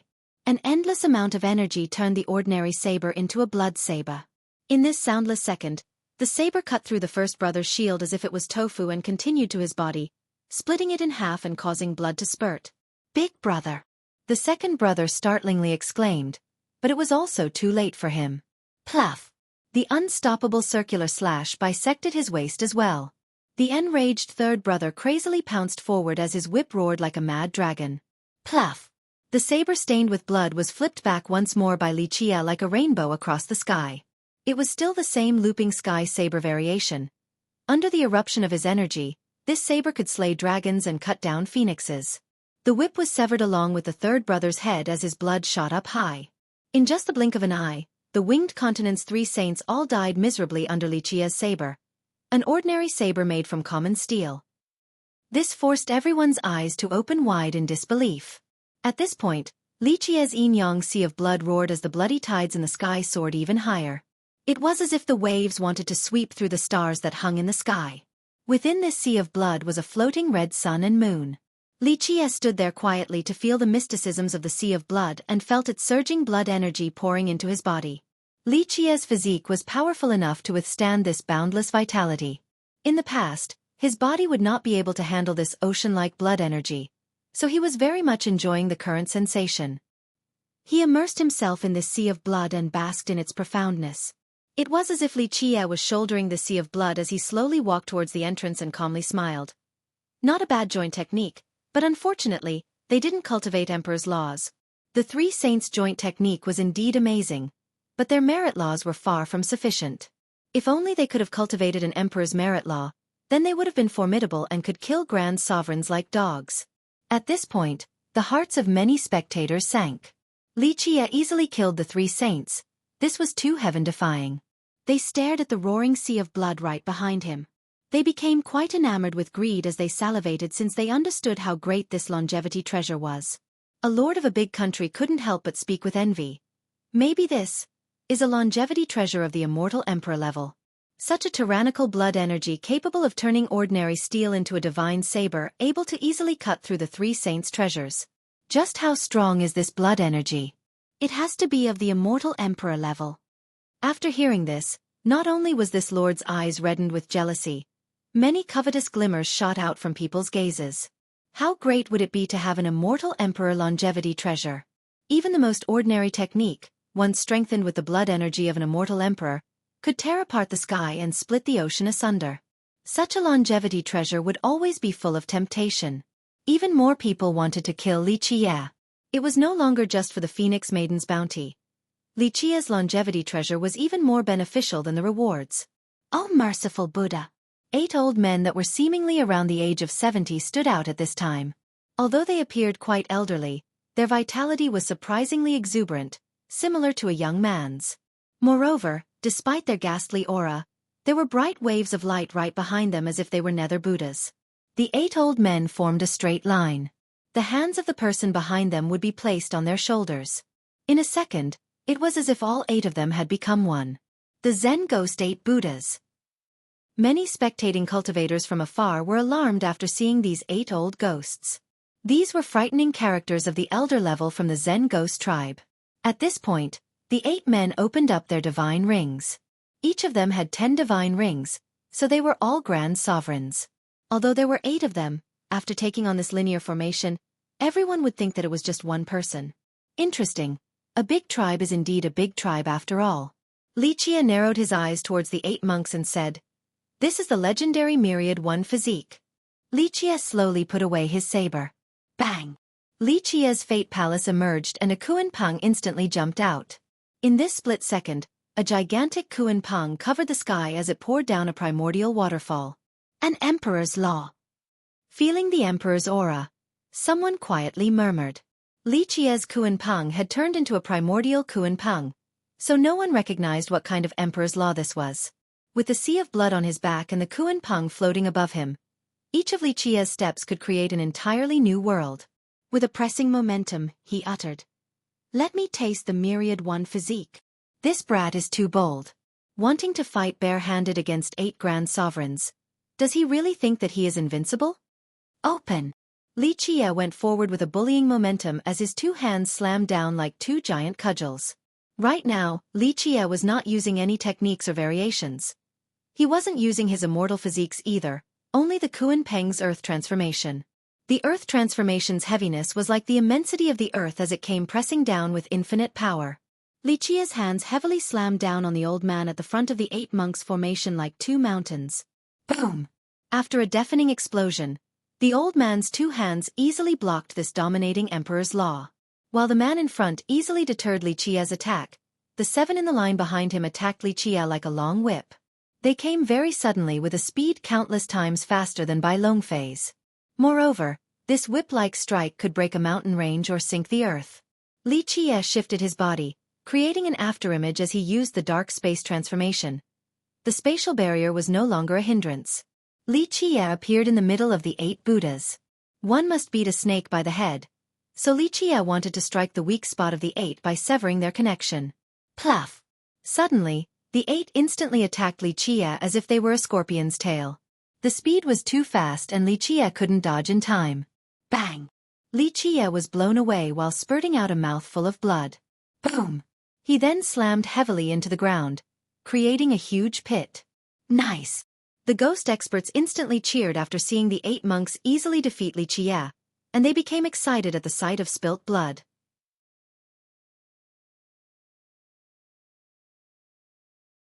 Chapter 486. Combat. The human cultivators were startled after seeing Li Qie get blown away. These were 8 grand sovereigns, so their combined power was quite terrifying. Rumble! Li Qie got up from the pit. Although the powerful strike from the 8 monks caused his blood energy to churn, due to his formidable physique, it was still far from being able to kill him. Yes! Amazing! He is still fine after a blow from 8 grand sovereigns. The human cultivators excitedly shouted after seeing Li Qie get up. They naturally didn't want to see his downfall. Li Qie stretched his body and laughed. I love direct confrontations the most. This is the best type of training. Bang bang bang bang. At this time, all of his palaces appeared above his head while issuing continuous banging noises. As each of them appeared, a person was counting one by one. 1, 2, 3. Once all of them appeared, someone shouted aghast. 9 fate palaces. Crack! With a groundbreaking sound, a completely new palace flew out from Li Qie's Nagong Meridian. This newly completed fate palace was finally opened successfully. Universal laws descended as it came together with the other 9. Li Qie had opened the 10th palace at this place as he was enjoying the endless blood energy pouring down from his longevity treasure. He then said with a smile, just in time, this is a good chance to hone it. Many people gasped in shock after seeing the 10th palace. What? 10 palaces? How is this possible? Even the Phoenix Maiden sitting on her chariot greatly changed her expression. Having 10 fate palaces was indeed very frightening. Even in the distant horizon, the mysterious Tian Luanhui's eyes narrowed and flashed with a profound glimmer. 10 fate palaces. Suddenly, people both young and old became dejected. 9 deserves utmost veneration. 10 strives for extreme perfection. This was common knowledge to all cultivators. The limit for even the most devilish genius was 9 palaces. Attempting to get the 10th would mean that they're striving for extreme perfection. A sect master looked at Li Qie's 10 palaces and absent-mindedly exclaimed, "It has been a very long time since the sacred netherworld has seen someone with 10 palaces." At this point, even the most talented of geniuses were sent into a daze while the most confident of prodigies felt that they were eclipsed. A genius whispered while in a daze, "Could this be a second Dizwa? No. Maybe, from now on, the sacred netherworld will have 4 heroes?" However, Li Qie's terrifying display did not stop there. Stars began to illuminate the sky. The 10 palaces turned into a kingdom as 9 stars also rose. An endless kingdom appeared above Li Qie's head as these bright stars turned into a bright starry sky. For palaces to form a domain, 8 palaces to form a kingdom. Li Qie had 10 palaces with 9 stars illuminating his kingdom. Suddenly, this kingdom was no longer a kingdom. It had become its own world with a majestic worldly energy and an endless life force. The power of the Grand Tao, along with other energy sources that stemmed from this kingdom, all poured into Li Qie's body. Li Qie now carried the force of an entire world. It was not a borrowed strength nor an illusion. He truly grasped this powerful source of energy. Having 9 stars meant eternal prestige, and having 10 palaces embodied perfection. An eternal perfect kingdom was called a heavenly kingdom, something that could turn into its own world. A few undyings hiding behind the curtains were alarmed as they said, 9 stars for eternal prestige and 10 palaces for perfections. This is an eternal and perfect kingdom. Is this brat still human? The power of an entire world encompassed Xueqi, creating a horrifying and awe-inspiring scene. A young genius couldn't help but loudly curse. Fuck, 9 stars and 10 palaces. How are we going to live from now on? 10 palaces alone would be jealousy-inducing enough, let alone 9 stars as well. 10 palaces. He is way too abnormal. Far away at Necropolis, Lan Yunju watched and couldn't help but smile helplessly. Before, she already knew that Xueqi had 9 stars, but she didn't expect him to also open 10 palaces. Lan Yunju was an amazing genius with dual saint talents, but even someone who others claimed to be a devilish genius like her was still overshadowed by Xueqi's miracle. Chorong Wanshue's group was also dumbfounded. Having 9 stars and 10 palaces was a legend to them, an unreachable miracle, a thing that they did not even dare to think about. But today, this legend and miracle was very close to them. We cannot let this person live.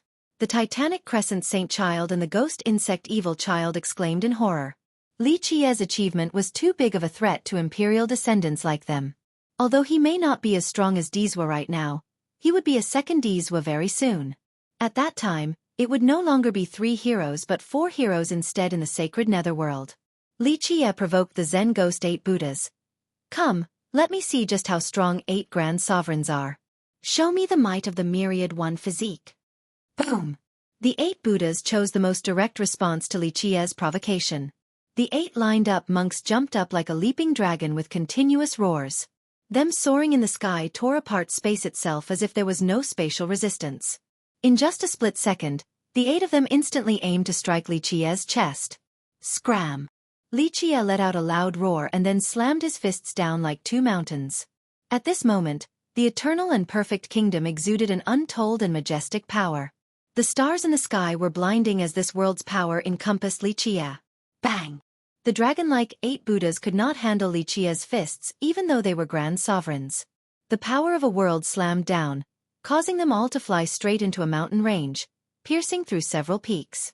Because all 8 of them were together in a line to form a dragon, they ended up rolling around on the ground like a struggling dragon. Before they could get up, Xueqi used the dark space transformation to instantly appear before them. Baz!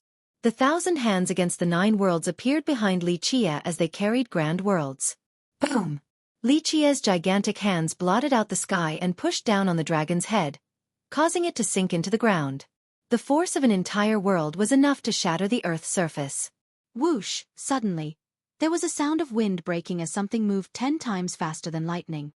When Xueqi was pushing the dragon head down to the ground, its scorpion's tail was going to pierce right into his chest like a lance. However, before it could reach his chest, another pair of Xueqi's hands quickly caught the tail and then slammed it down into the ground. Boom! Another pair of hands descended from the sky and struck the middle section of the dragon. The squirming Buddhas were out of breath from the heavy suppression of Xueqi. In an instant, 6 hands held down the dragon. Despite turning into a giant dragon with their physique, the 8 Buddhas still couldn't move due to Xueqi's pressure. Bang bang bang! The 1,000 hands pushed down hard like a storm while utilizing the Kuan Peng's earth transformation. These hands didn't only carry the power of a world, they also had the force of countless boulders. Rumble! The earth and sky shattered. At this time, Xueqi became the embodiment of 1,000 hands overlord, rendering the Buddha dragon powerless. Since they were pinned down to the ground, they could only take the beating. Xueqi used the most simple method to deal with them. Fists rained down upon the 8 helpless grand sovereigns. People shuddered at this sight with chills. The myriad one physique could do naught but take the merciless beating from the 1,000 hands technique. The frightened spectators could feel the pain as if they were the ones being struck by the 1,000 vicious and overbearing hands. Swing after swing was unleashed onto the 8 Buddhas. Boom! Finally, the dragon-shaped Buddhas were picked up by Xueqi and then ruthlessly swung around like a whip onto the ground over and over again. Pop! The final swing threw them crashing into a huge mountain. The myriad one physique broke apart as the 8 Buddhas tumbled onto the ground while spraying out blood. The Myriad One physique was once an extremely heaven-defying technique that allowed 8 people to become one with extreme power. The newly fused body could even withstand an extremely powerful attack from treasures, but today, it had become the 8 monks' weakness as Li Qie mercilessly unleashed his fury upon them. The destruction of the Myriad One physique was a form of salvation for the 8 monks. They rolled out and jumped up as their divine rings increased to their maximum size, screaming, "Kill!" At this moment, they took out a big fluttering banner.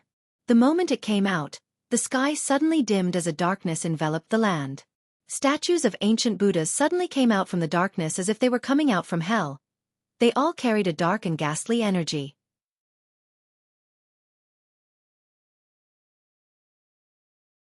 Chapter 487.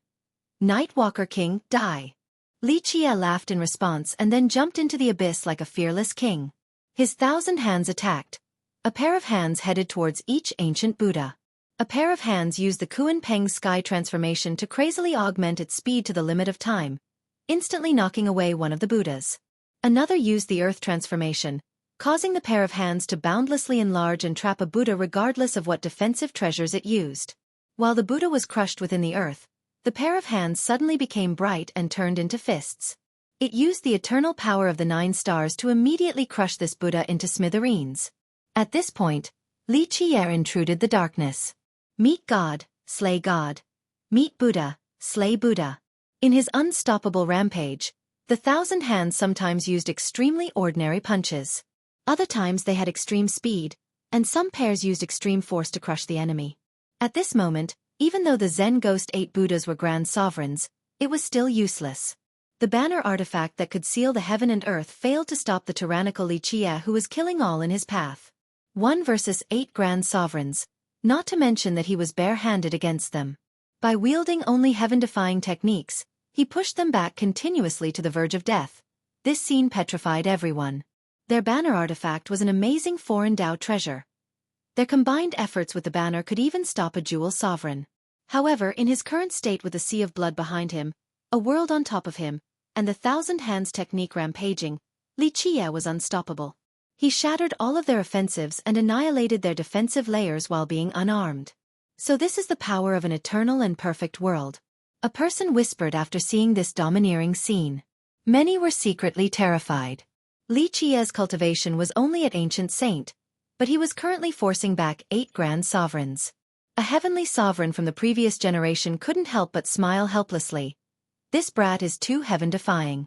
As far as I know, not more than 10 people in history had 9 stars and 10 palaces. Other human cultivators were cheering. Well done. Our human genius is indeed different. He's able to sweep through the heaven and earth in such an invincible manner. Their blood was boiling from excitement. Some ghost experts were dissatisfied, but they didn't dare to retort. Having 9 stars and 10 palaces was indeed an amazing accomplishment. Although the ghost geniuses didn't want to concede, they knew well enough to keep their mouths shut. Di Zhua, Tian Luanhui, and Chan Yang were the 3 heroes of the ghost race. They were unbeatable amongst the younger generation, but no one had said that they had obtained 9 stars and 10 palaces. This was indeed a shocking achievement capable of subduing all the other arrogant prodigies. The 8 Buddhas were angered from being continuously pushed back, so they screamed, "Myriad Buddha's Pilgrim." The banner artifact fluttered as if it was opening a new Buddhist country, but it was also ghastly like a land of ghosts. In this second, endless Buddhist chants emanated from this country as if they were summoning something. Myriad Buddhas came out from the banner and formed an array to lock Li Qie. Then, countless Buddhist rods slammed down with the power to subdue all evil. These rods shattered the mountains and rivers along with the earth itself. Even fiend gods would not be able to escape this rod-punishing formation. "Break for me!" Li Qie wildly laughed. His 1,000 hands then rose into the air and utilized the last transformation of the Kuan Peng's 6 variants, the Galaxy Transformation. A boundless galaxy loomed over the Buddhist country of the 8 monks. Thousands of gigantic palms covered the entire country. Bang bang bang. The 1,000 hands technique reversed the seal of the country like a drowning sea. They heavily slammed into the countless rods formation one after another like never-ending tidal waves while building up a stronger momentum with the Kuan Peng tsunami transformation. In just a moment, this power had stacked to the limit and finally, an unstoppable strike slammed down. From the galaxy transformation to the tsunami transformation, Li Qie had used the last transformations within the Kuan Peng's 6 variants with perfection. Boom! The earth shattered and the mountains split apart from the force. All the rods and Buddhas were annihilated. The 8 Buddhas were knocked up high from this earthquake while spewing out blood. This was their strongest technique, but it still couldn't stop Li Qie's bare hands. Pluff! As Li Qie was defeating the 8 Buddhas with his attack, a red flash suddenly appeared and a cold glint aimed straight for Li Qie's chest. Li Qie's final attack triumphed over the 8 Buddhas, and this strike was aiming for his momentary weakness. In this split second, a ghost-like person sneak attacked Li Qie, aiming to kill him with one blow. Li Qie reacted very quickly, but this blade still managed to cross his chest, leaving behind a bloody wound. In an instant, the enemy relentlessly attacked like a storm, wanting to sever Li Qie's head. In response, Li Qie put up both of his hands to block. Nevertheless, he was still blown far away and heavily slammed into a peak. The attacker who launched the sudden strike was too fast and swiftly dealt 2 fatal blows. Perhaps the enemy had been hiding for a very long time, waiting for this opportunity. Nightwalker King. The shadow disappeared after the attack, causing the spectators to cry out in shock. The Nightwalker King, the most terrifying character in the Nightwalker sect who was very good in the art of assassination. Although he was not an assassin by trade, he still commanded fear from many sacred nether inhabitants. Yi Sha was his apprentice, so he attacked Li Qie to take revenge. However, even this sneak attack was not enough to kill Li Qie. Li Qie crawled up from the debris. He was still alive and kicking as he spoke. Again. Die! After a crazed battle cry, a loud rumble emerged. The earth shook as if there was a huge beast stampeding in the area. A gigantic stone golem rushed forward like a mad bull and slammed into Li Qie with its gigantic body. Scram! Li Qie coldly shouted and unleashed a sky-shattering fist into the gigantic stone golem's chest. Boom! This fist from Li Qie could shatter a mountain, but when it met this golem's fist, it was as if he had struck a mountain of steel. This gigantic golem was completely unscathed. Bang! While Li Qie was still surprised, he was knocked away by this huge golem. Ha ha ha! Little brat, I am impervious to all attacks. This huge golem laughed and then approached Li Qie at an extreme speed just like a mad bull. Grand Completion Diamond King Physique. Li Qie now realized that this huge golem cultivated the Diamond King Physique, one of the 24 King Physiques. It was one of the 2 King Physiques in the same branch as the indestructible Diamond Immortal Physique. Armored Heavenly Sovereign. A spectator emotionally exclaimed after seeing the huge stone golem. A heavenly sovereign with a Grand Completion Diamond King Physique. The armored heavenly sovereign stampeded like a bull with a fierce momentum, slamming into Li Qie once more. His body was invulnerable, thus it was his most powerful weapon. Li Qie understood the opponent's characteristics, so he shouted, "Go down!" With a cry, he decisively slammed down with his foot as his life wheel began to crazily spin while channeling the revolving crescent sun law. His flood-like blood energy caused his power from the Grand Tao to surge. His 10 palaces kingdom poured down an endless amount of power, and the 9 stars that filled the sky granted him the power of a world. Li Qie still didn't use his hell-suppressing godly physique. He only utilized his unparalleled blood energy to trample the armored heavenly sovereign. However, the sovereign was like an unkillable cockroach. Although Li Qie's tyrannical force slammed him to the point of vomiting blood, it still couldn't kill him. While being under Li Qie's foot, the armored heavenly sovereign crazily laughed. Ha ha ha! You can't kill me! His Grand Completion Diamond King Physique could even withstand a virtuous Paragon True Treasure's attack, so one could only imagine how tough his body was. Is that so? Li Qie chuckled. The starry sky suddenly became bright. Inside the 10 Palaces kingdom, the Terra's root poured worldly energy into Li Qie. In an instant, Li Qie not only had the power of an entire world, but also worldly energy. The moment his foot stomped down again, it was as if 3,000 worlds were pressuring the armored heavenly sovereign. Crank crack.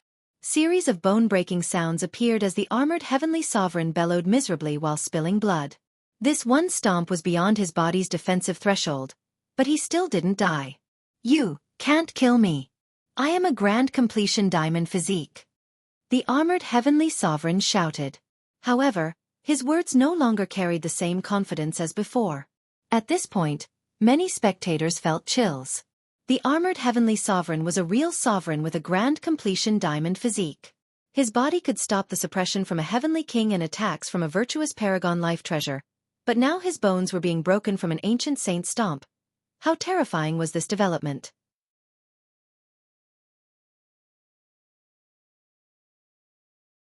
Chapter 488. Bloody training. At this time, everyone understood the true power of having 9 stars and 10 palaces. This was a miracle that allowed the eternal and perfect kingdom to unleash an absolute power capable of crushing everything. Kill him. At this time, the 8 Buddhas that were still alive came again. Another shadow flashed, and the Nightwalker King bared his fangs once more. Everyone go together. Cut him into pieces. At this moment, someone shouted. Many weapons and treasures began to attack as several thousand experts rushed to attack. Those who wanted to take his life were surrounding him like a pack of wolves. They now understood that no one could kill him one-on-one. Even a heavenly king would find it difficult to kill this 9 stars and 10 palaces miracle. This brat was already too heaven-defying, so others could no longer remain patient. They all jumped out to attack Li Qie. This is even better. Li Qie wildly laughed. He kicked away the armored heavenly sovereign beneath his foot. The Terra's root that grew like a divine tree sucked up the boundless worldly energy, the kingdom's energy, and the energy from the stars and gave it to Li Qie in the form of a heavenly waterfall. Li Qie utilized the 1,000 hands technique to its limit as all of his hands raised the 3,000 worlds behind him. Kill! He did not cower in the face of the gigantic army and instead was excited to see blood. One hand held a saber while the other one held an iron sword. One was channeling the Kuan Peng's 6 variants while the other was creating an inescapable net. Roar! The Kuan Peng flew into the sky while creating a noise that shook the 9 heavens. The primordial Kuan Peng swept everywhere, causing a downpour of blood. Li Qie's foundation turned into this primordial Kuan Peng that wildly swung its wings to kill several hundred royal nobles, enlightened beings, and ancient saints. We have to go together in order to flay him. Against Li Qie's domination, a little sovereign crazily cried out and then took the vanguard. He was immediately followed by several thousand experts to enter the battlefield. Calm River Ghost Monarch, Netherwell Bone Demon, Onyx Mountain Corpse King, 8 Slaughter Heavenly Sovereign. All of these famed great characters in the sacred netherworld joined the battle. Very good. Li Qie became fiercer as the battle progressed. The sky-traversing 8 saber came for the Zen Ghost 8 Buddhas while the Trinity Sword made the Nightwalker King flee in shame. A sky-covering hand captured the armored heavenly sovereign while another plucked out a bundle of dry grass. This bundle of grass suddenly turned into heavenly swords that were surrounded by stars. This was the grass sword attacking immortal law. One grass sword to sweep through 1,000 enemies. A single swing of this grass sword caused the heads of enlightened beings and ancient saints to roll, creating a scene of carnage in the sky. One wouldn't be able to know whether the Nightwalker King's sneak attack was successful or if it was just a trap by Li Qie, but this was no longer important. The only thing that remained of the Nightwalker King was his bisected corpse. Murder him!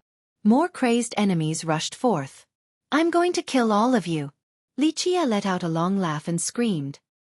He then soared forward with an incomparable and domineering presence while chasing after the escaping armored heavenly sovereign. No! The armored heavenly sovereign let out a scream in horror. However, Li Qie with his world power, crushed the sovereign into a pulp. Even his grand completion diamond physique could not stop Li Qie's tyrannical kick. The yin-yang sea of blood exuded a blood energy that towered millions of meters high. This blood energy caused Li Qie's Trinity Sword to kill all in its path with its 3 variations. The Earth Sword devoured the sky and swallowed the earth. The Heavenly Sword showed no mercy in its massacre. The Mortal Sword was a style filled with life essence, but it was completely merciless in ending the lives of its enemies. Swoosh!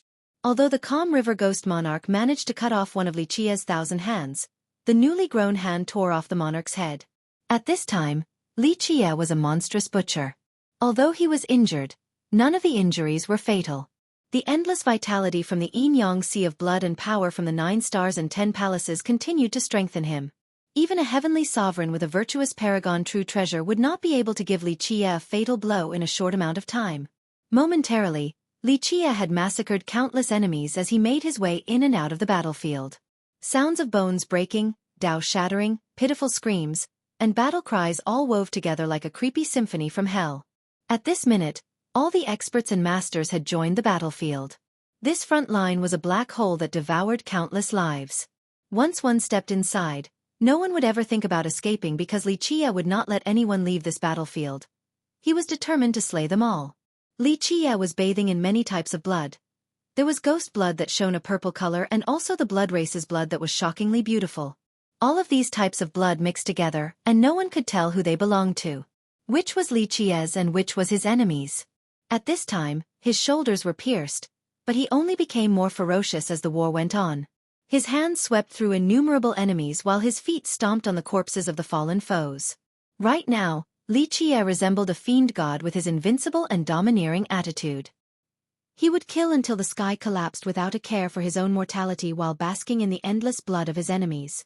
At this time, some people slowly became aware that even the gods and devils would not be able to hold back Xueqi. Many were astounded by this scene. Earlier, many young ghost experts did not like Xueqi, and some of them didn't put him into their eyes. But now, any genius would have to shrink their arrogant neck after watching this sky-shattering battle.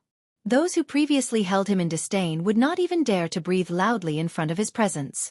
In the horizon, some great characters from the ghost race changed their expressions. One of them quietly murmured, "This brat is too terrifying. Who will be able to stop him if he also has an invincible weapon?"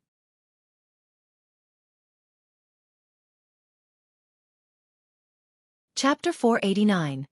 Massacring tens of thousands of enemies from the beginning until now, Xueqi had not used any powerful weapons. Even his sword and saber were cast from ordinary iron. The majority of the time was spent killing his enemies with his bare hands. He annihilated countless enemies with just his hands alone, and these enemies were not trivial characters either. All of them were young and famous geniuses or prestigious predecessors, including hundreds of heavenly sovereigns that ruled over lower realms. How frightening was the scale of this battle. And yet, Xueqi still managed to create bloody rivers and forced even ghosts and devils to lament. If this was the case without using weapons, then how ferocious would he be with a heaven-defying weapon? Wouldn't he be able to massacre all of them in the blink of an eye? From seeing Xueqi's weaponless style, a previous generation Ghost King realized something and murmured with a changed expression. To him, this is not a life-and-death battle. He is refining his merit laws with blood. He wants to drive his arts to their utmost culmination. What is more amazing than understanding the ultimate profundities of a technique during the heat of battle?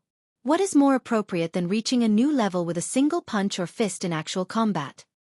So far, Xueqi had used different merit laws, such as the Trinity Sword, the Kuan Peng's 6 variants, and the Heaven-Traversing 8 Saber. All of these merit laws were reaching their most sublime state after continual usage. After killing these enemies, there were minute changes to them as they reached a new height. This kid is too vicious. Seeing Xueqi rampaging without batting an eye despite his numerous wounds, an old undying that was hiding in the shadows commented with a dimmed expression. These old undyings didn't want to show their faces even more since they understood what Xueqi wanted to do. They didn't wish to be his sharpening stones. If they got buried by him here, then their lifetime's prestige would become ruined in the hands of this human junior. Thus, they maintained their hidden state. Plus, there would still be opportunities to kill Xueqi later, as long as he doesn't escape the sacred netherworld. As for the younger generation, the young ghosts turned pale while their hearts throbbed after seeing this scene.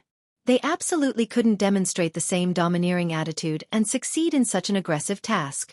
Those amongst the younger generation who were capable of fighting against tens of thousands till the sky rend and rivers started to flow with blood could be counted with one's fingers. Imperial descendants such as the Ghost Insect Evil Child and the Titanic Crescent Saint Child had an extremely ugly expression as they watched this battle. They glanced at each other and knew that without an immortal Emperor life treasure or true treasure, they would not be able to match Xueqi. This human brat was too terrifying. Tian Luanhui loomed in the horizon and had a serious expression. Intuition told him that this human junior carried a great threat. Tian Luanhui was at the top of the younger generation where even jewel sovereigns and world sovereigns from the previous generation would be wary of him. But now, Tian Luanhui, one of the 3 heroes, could not take Xueqi seriously and had to consider him as a formidable opponent. In the crowd, no one knew Xueqi better than Lan Yunju. She gently sighed after witnessing his carnage. She knew that Xueqi had extremely heaven-defying items that were no weaker than Emperor's weapons. She understood that he had the confidence to be the last man standing after seeing how Xueqi didn't take out any treasures. After all, she knew that he had absolute confidence when he threatened to start a massacre in the Thousand Carp River. No matter how powerful the enemies were, the end result would still be the same.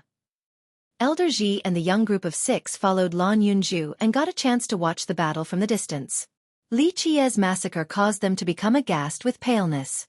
They didn't think that Li Qie was heaven-defying to such an extent. He was capable of slaughtering everyone. Even the 3 heroes cannot be any stronger than this. Elder Ji quietly murmured. He was an elder of a small tribe with limited knowledge, but he still understood Li Qie's might after witnessing this battle. Xueqi Wanxue was watching this battle while holding her breath with trepidation. She noticed that Li Qie was covered in wounds.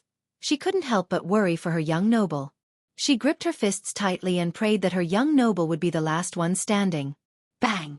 On the bloody battlefield, a deafening blast resounded.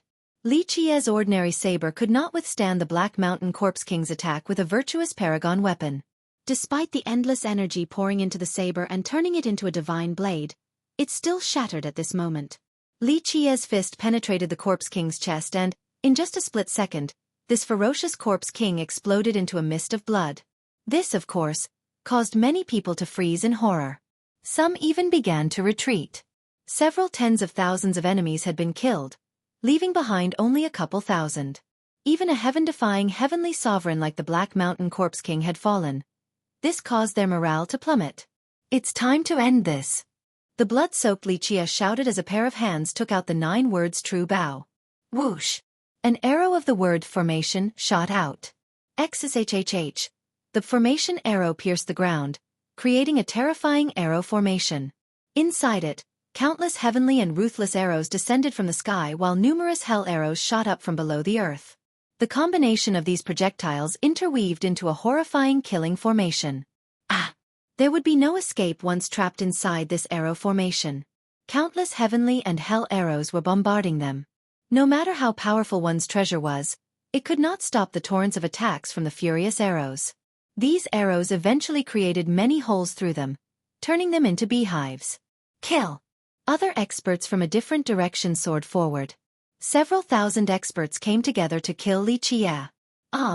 Li Qie responded by shooting out a front arrow. This mantra turned into numerous realms.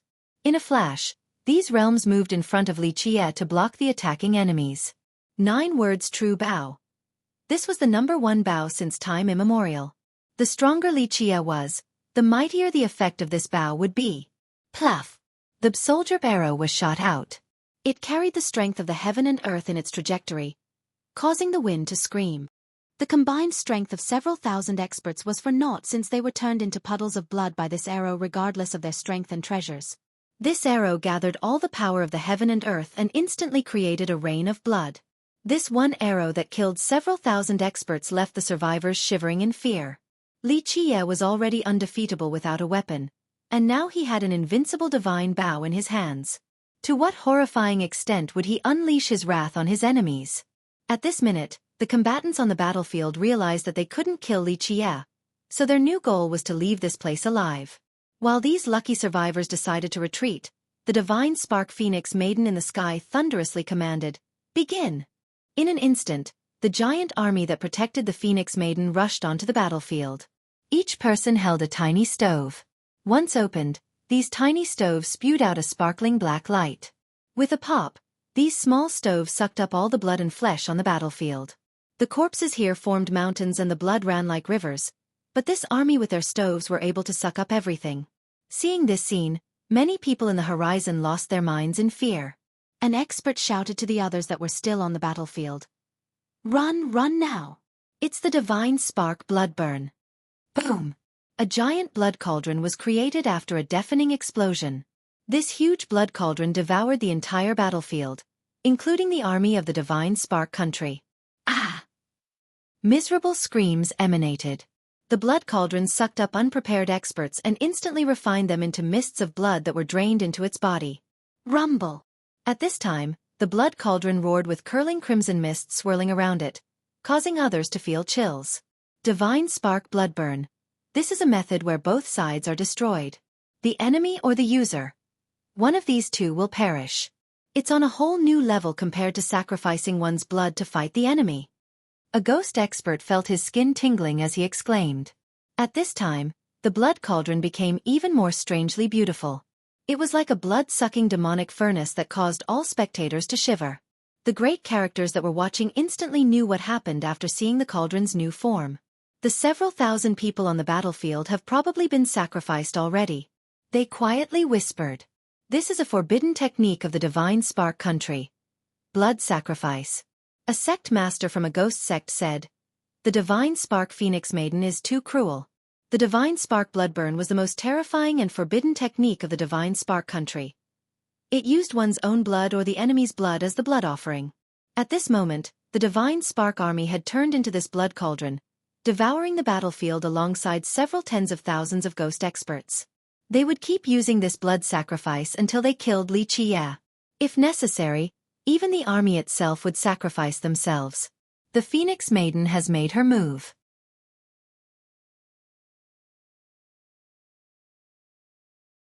Chapter 490.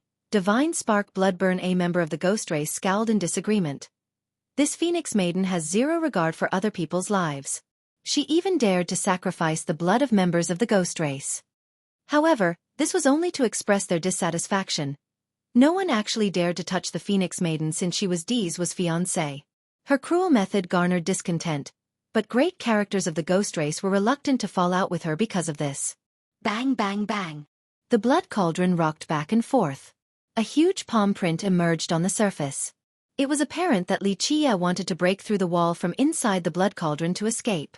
This blood cauldron was powerful beyond imagination, so even though Li Qie was destroying everything inside to the extent where he managed to deform the cauldron, he still couldn't break through the walls. After waves of attacks, the noises in the blood cauldron quieted down before eventually disappearing altogether. It seemed as though Li Qie couldn't break the cauldron and had finally been refined inside. Noticing the silent atmosphere, a person murmured, "Li Qie probably lost." This move was too cruel and Li Qie could only die before this blood ceremony. Another ghost member's heart was thumping fast as he uttered, "The Divine Spark bloodburn is really terrifying, what a vicious move."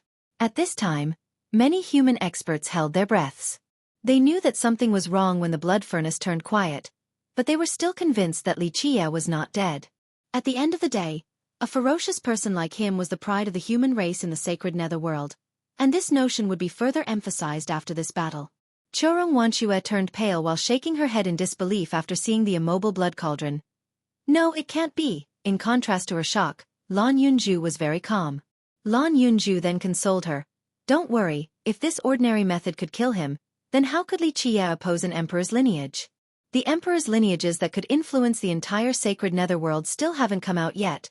So how could a single Phoenix Maiden and the Divine Spark country kill him? How can he fight against the rest of the world if he can't make it through this?" Xueqi took a deep breath and finally managed to calm her emotions.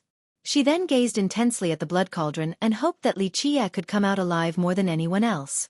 The Phoenix Maiden's method was quite impressive. Seeing the quiet cauldron, a ghost expert emotionally stated. Although using tens of thousands of ghost experts to obtain this result made many ghost experts unhappy, they had to admit that this was a good move. Perhaps in the beginning, the Phoenix Maiden had predicted the worst possible outcome. The great bounty that she issued was only to call in more lackeys. At the end, once necessary, she would use them as a blood sacrifice to kill Li Qie. Maybe everyone here were just pawns in her plan. Both Li Qie and the experts that sought to claim the bounty had been played. Even the great characters from the ghost race shuddered. The Phoenix Maiden's method was brilliant. She was not all brawn and no brain. Dee's invincibility was already a source of dread, and with such a virtuous wife like the Maiden as his strategist, he would become even more formidable. In the future, their combined strength would push the myriad bones thrown to the peak and usher forth a new golden era. Many people suddenly realized that the Phoenix Maiden becoming Dee's fiancée was for a reason. It wasn't just because of her great beauty. In fact, amongst the billions of lives in the sacred netherworld, there were countless lovely women. As the descendant of the myriad bones throne, Dee's was one of the most outstanding geniuses of the current generation. He had many options to choose from if he wanted to get married. Countless golden daughters and princesses from the ancient kingdoms and great sects were willing to marry him. They would even go to the throne to propose in person. However, Dizwa and the Myriad Bones Throne chose the Divine Spark Phoenix Maiden from the Divine Spark country. Although it was still a first-rank country, this status was far from being comparable to the monstrous existence that is the Throne of Bones. It was now obvious that this was due to the Phoenix Maiden's great talents as well as her wisdom and strategic mind. The maiden sat in her phoenix carriage while coldly gazing at the blood cauldron. There was no emotion on her charming and beautiful face. It was as if everything was within her expectations. Such a worthy wife for Sir Dizwa. A person sighed and continued. This was not only to take revenge for her little brother but also to eradicate Dizwa's biggest threat in the future. Everyone today saw that, although Li Qia's cultivation was not as powerful as Dizwa's, he would become the biggest threat to the three heroes if he was given enough time.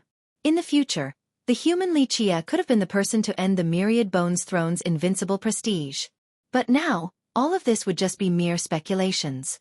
Li Qia had died and would no longer be a threat for Dizwa. Pluff, pluff, pluff. A series of faint sounds appeared. Right when everyone thought that Li Qia was certainly dead, flowers suddenly bloomed from the blood cauldron's wall, flowers of blood. Seeing how the cauldron suddenly became filled with wreaths of dense bloody mists, many spectators started to exclaim, "What is happening?" The cauldron suddenly began to burn furiously with crimson lights. A great ghost character emotionally uttered after seeing this sudden change. No, Li Qia is not dead. The Divine Spark disciples were offering themselves. The maiden's expression quickly changed as she stood up and glared at the cauldron. Clank crack. At this point, the blood furnace began to crack while issuing cracking noises. It then shattered into pieces and fell down to the ground. The bloody mist inside the blood cauldron was burnt dry as universal laws in the form of red chains sealed the sky. Once Li Qia's shadow appeared, a series of snapping noises resounded as the bright red chains retreated. They turned into a huge lock that latched onto Li Qia's body before disappearing. Everyone noticed that all of his wounds had vanished as if he was never hurt in the first place. Quite a bit of blood has been sacrificed to refine my fire universal lob. Pretty good supplement. Li Qia cheerfully smiled as the 9 suns behind him disappeared when he landed on the ground. In the past, the 9 sun locking heaven law was an extremely vicious sealing technique. A forbidden technique like the Divine Spark blood burn was nothing compared to this ancient law. The blood ceremony was incinerated by the 9 suns, and all of the essence from the ceremony was refined into fire universal laws to enrich Li Qia.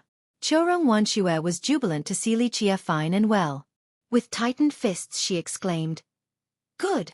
Lan Yunju already knew that this outcome would be inevitable, so she shook her head to say, "Everything is over since Dizwa didn't come." The human experts couldn't help but cheer after seeing that Li Qia was alive. "Haha, I knew it, how could our human race's fiercest be killed so easily?" The ghost cultivators, on the other hand, felt that this atmosphere was suffocating them.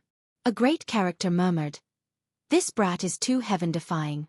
To actually stay alive after that. If he has an emperor's weapon in his hand, then what? Who would be able to stop him?" Li Qia comfortably stood on the battlefield while gazing at the Phoenix Maiden in the far distance. Then he smilingly said, "Use whatever schemes you have left while you still have the chance." Boom! A thunderous sound exploded. 18 experts that were guarding the maiden's carriage rushed forward to stop Li Qia's path. These 18 were different from everyone else. They wore masks that were decorated with insects, and they exuded a cold aura that made it clear to everyone that all of them were battle-hardened veterans. An emperor's power suddenly erupted around them as hovering universal laws appeared. The 18 of them were about to turn into an immortal emperor true canon. The 18 beasts! A great ghost murmured in shock after seeing them. This is the last and most powerful line of defense for the Phoenix Maiden, the 18 guards from the Myriad Bones Throne. The 18 beasts were not from the Divine Spark country but from the Throne of Bones.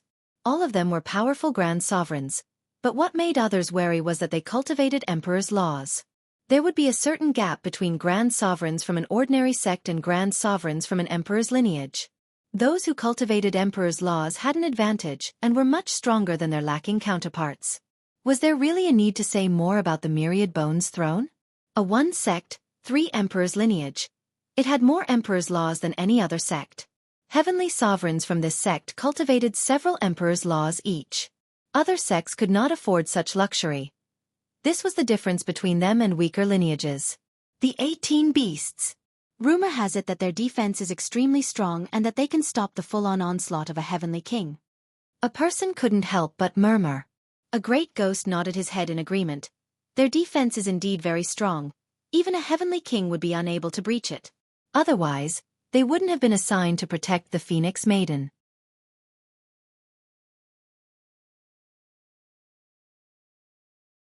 Chapter 491.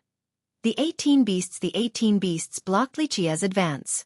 Although they were few in number, the 18 of them gave the feeling of an impenetrable bastion and had the momentum of a grand army. The leader gravely said, "Junior, leave here to avoid making a big mistake." Liqia looked at them and replied with a grin. "Interesting. Your master wants my life, but now you guys are telling me to leave. What should I do?" The leader coldly spoke. "We are only responsible for the Miss Safety and do not want to interfere with other matters." Liqia waved his hand then laughed before speaking. "It is difficult for you all to not become involved. Tell her to come out and fight. My patience is limited." Liqia's words were light, but they carried an aggressive momentum that was even more overbearing than those of the Phoenix Maidens. It was not surprising anymore. No one thought that he was still blustering after the recent events. He had the qualifications to say such things after killing so many enemies. This was a battle that would shock the world. Everyone understood that he was catching up to the three heroes of the sacred netherworld. After this battle, Imperial descendants like the Titanic Crescent Saint Child and the Ghost Insect Evil Child would barely be able to walk side by side with Liqia at best. "Junior, you are indeed amazing for having such an accomplishment at a young age. I'm sure that this is not easy." The leader replied to Liqia's aggressiveness. "But killing tens of thousands does not mean you are invincible. The sacred netherworld is a land with crouching tigers and hidden dragons and numerous wise sages. When you say wise sages, are you referring to your Myriad Bones throne?" Liqia asked with a smirk. "I wonder how many wise sages your sect has and whether or not they are actually that amazing." "The wise sages of my Myriad Bones throne are numerous enough to deal with all the crises in this world. They are comparable to all the other great existences." The leader of the 18 Beasts spoke with gravity. The words of the leader were very bold and arrogant, but they were also the truth. No individual or lineage in the sacred netherworld dared to underestimate the throne of bones. One sect with 3 emperors was a power capable of holding all in disdain. It was not the oldest inheritance nor was it the most heaven-defying ancient sect. However, it was the most powerful and terrifying lineage at the eastern nether border. Just like what the leader had said, its true power was enough to deal with all the dangers in this world. They carried enough confidence to sweep through all of their enemies. Such dauntless words. Liqia touched his chin and said, "But even if everyone in your Myriad Bones throne came today, it would still not be able to move my determination." The leader coldly refuted. "The truth is hard on the ears. Your cultivation right now is not something common and you yourself are a dragon and phoenix amongst men, but opposing the throne of bones and Sir Dizwa will not end well. Even if you are a genius amongst geniuses, you will still die in the end. Be smart and accept your defeat, for it is not too late. Maybe we can even change this state of war into peace. Our Sir Dizwa is benevolent and appreciates talents. If you are willing to acquiesce and follow Sir Dizwa to create an amazing achievement, then Sir Dizwa." The leader's words caused the cultivators standing in the far distance to glance at each other. His actions contradicted what the Phoenix Maiden ordered. One was playing nice while the other was playing rough. However, after having thought about it, this made perfect sense. Liqia was so heaven-defying that even Dizwa would easily let go of their grievances if Liqia was willing to be his follower. Many people looked at Liqia, especially those of the younger generation whose hearts were sinking. The Titanic Crescent Saint Child and the Ghost Insect Evil Child felt that this was not going to end well. Meanwhile, even the profound gaze of the mysterious Tian Luanhue became serious. The Myriad Bones throne actually decided to recruit Liqia right now. Whether this was the Phoenix Maiden purposely trying to recruit a great talent for her fiancé or if it was the throne's personal decision, none of it mattered because this was a grand matter that could affect many people. After today's events, everyone had seen what Liqia could do and they understood that his future potential rivaled that of the 3 heroes. If Liqia joined Dizwa, then the consequences would be unimaginable. Dizwa alone was dreadful enough, so if Liqia joined him, they would be unbeatable in the 9 heavens. Creating an unparalleled accomplishment in the future would be as easy as child's play. "You're trying to recruit me?" Liqia laughed after hearing the leader's words and then slowly spoke. "This is the funniest thing I have ever heard. The Myriad Bones throne is actually trying to recruit me? Is this the cat weeping for the dead mouse? Li Qia's response caused the leader to look back at the Phoenix Maiden in the distance. Just looking at the Phoenix Maiden's expression was enough to tell the leader what was on her mind. Our myriad bones throne is benevolent and is willing to work with the wise sages in this world to build a better future. The leader said in a serious manner, as a cultivator, our blades being stained with blood is a normal occurrence. Carrying out revenge is also common, and smiling to dispel previous feuds occurs even more frequently.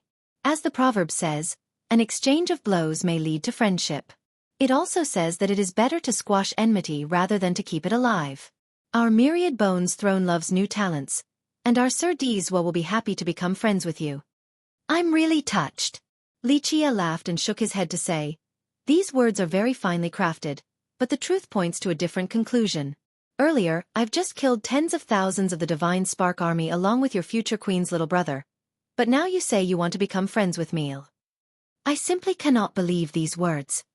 The leader then repeated, enemies should loosen the knot, not tighten it. Our myriad bones throne truly wishes to discuss the Grand Tao with friends and all the wise sages in this world. Moreover, you are a great hero, so you need a big state to achieve your grand vision. Our myriad bones throne is the forerunner in the search of the Grand Tao. We are an immemorial lineage and all the Tao in the 9 worlds have something to do with our throne. I trust that we will have something suitable for you. The Phoenix Maiden who was sitting in the sky slowly added. Great cultivators in this world can let go of all feuds with a smile. If you are willing to help our ghost race prosper, then we will be happy to accept you as a friend and let bygones be bygones. Even the Phoenix Maiden was open to mediation in order to recruit Li Qia. This caused many people to shudder. Many ghosts were unhappy with the maiden's words. Earlier, it was a sky-shattering battle till death, but now she was happy to make peace with Li Qia. This exasperated many ghosts. However, after carefully thinking about it, they would also be happy to do the same. 1,000 troops were easy to come by, but a general was hard to find.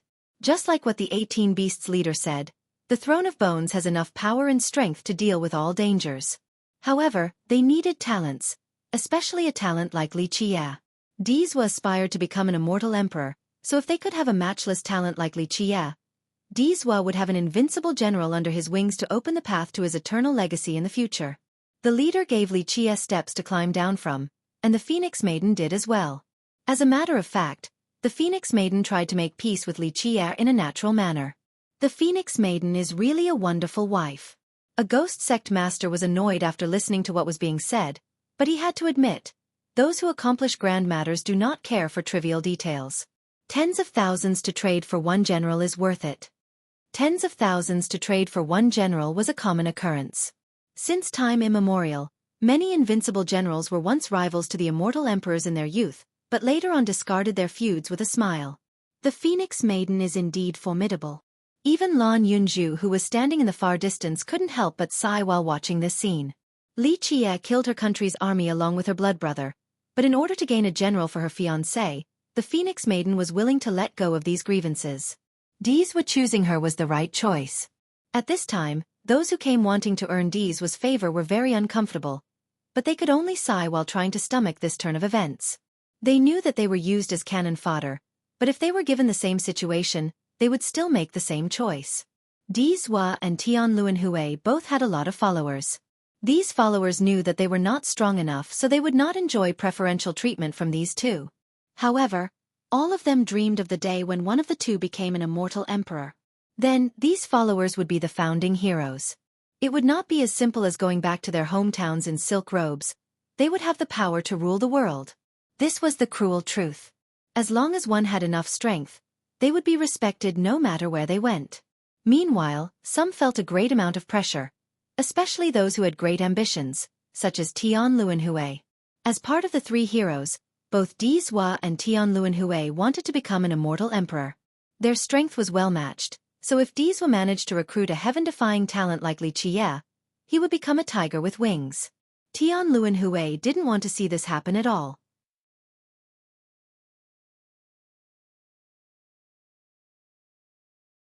Chapter 492. Resplendent break. Different thoughts ran rampant in everyone's mind. Some were annoyed while some were envious that Dizwa had found such a virtuous wife. The Phoenix Maiden eradicated enemies and recruited talents for Dizwa. One turn of her hand could summon rain and storms as she schemes against the whole world. Truly formidable. She already has the style of a queen. Many ghosts did not like how the current events were unfolding, but they had to admit that she had the abilities. There are no permanent enemies, only permanent interests. Another cultivator couldn't help but gently sigh. Sometimes, it was necessary to hold hands with one's mortal enemies. Reality was extremely cruel at times. Countless eyes were on Li Qie. Everyone knew that Li Qie was ferocious. If he actually joined the Throne of Bones via the Phoenix Maiden's recruitment, then he would become an invincible general for Dizhua in the future. Many palpitated. If it was them, they would happily accept right away. This was a once-in-lifetime opportunity. Li Qie only laughed at the Phoenix Maiden's effort to levy him. He waved his sleeve then said, "Becoming friends? Sorry, I don't have the habit of becoming friends with enemies, unless they are willing to submit to me.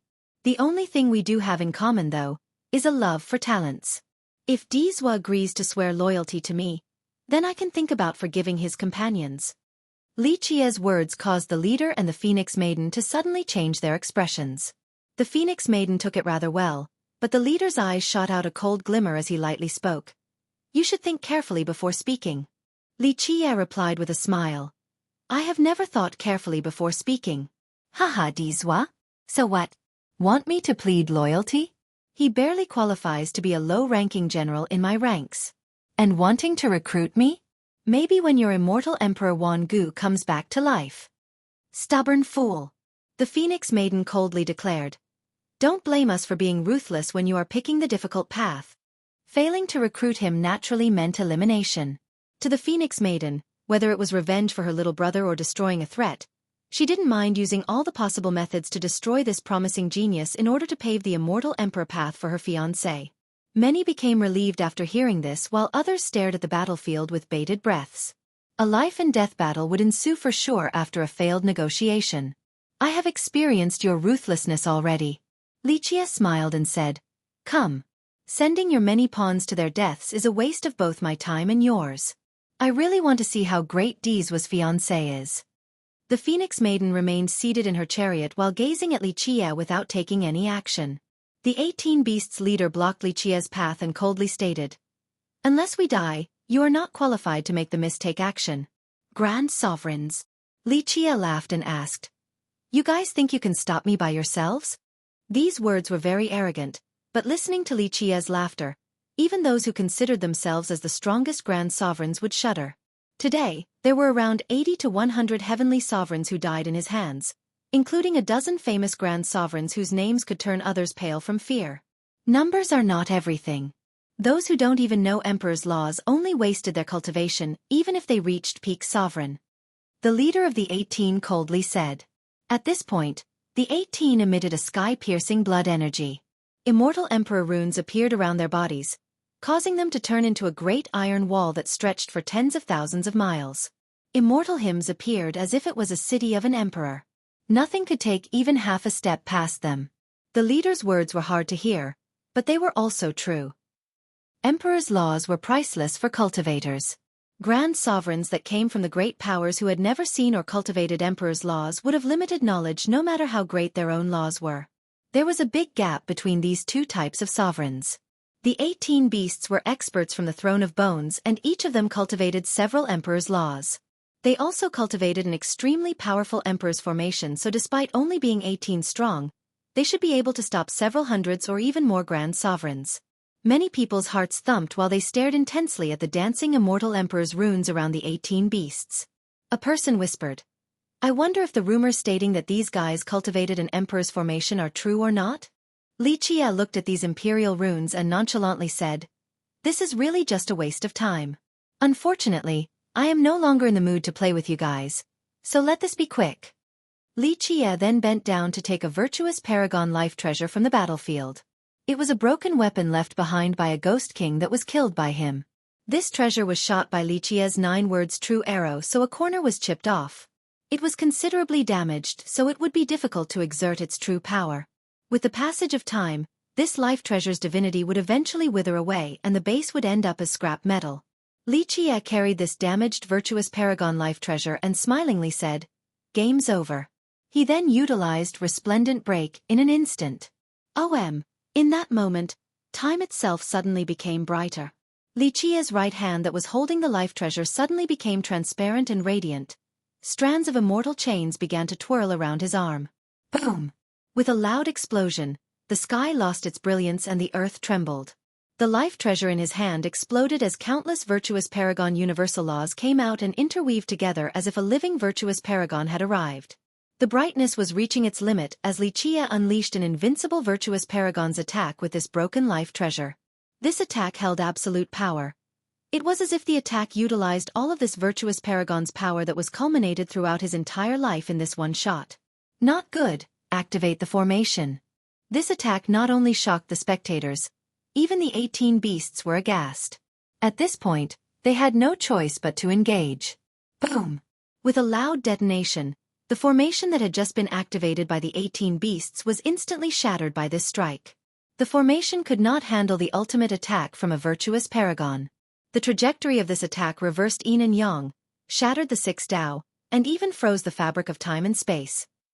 It was as if this attack was actually unleashed by a virtuous paragon with their own life treasure while using their strongest attack.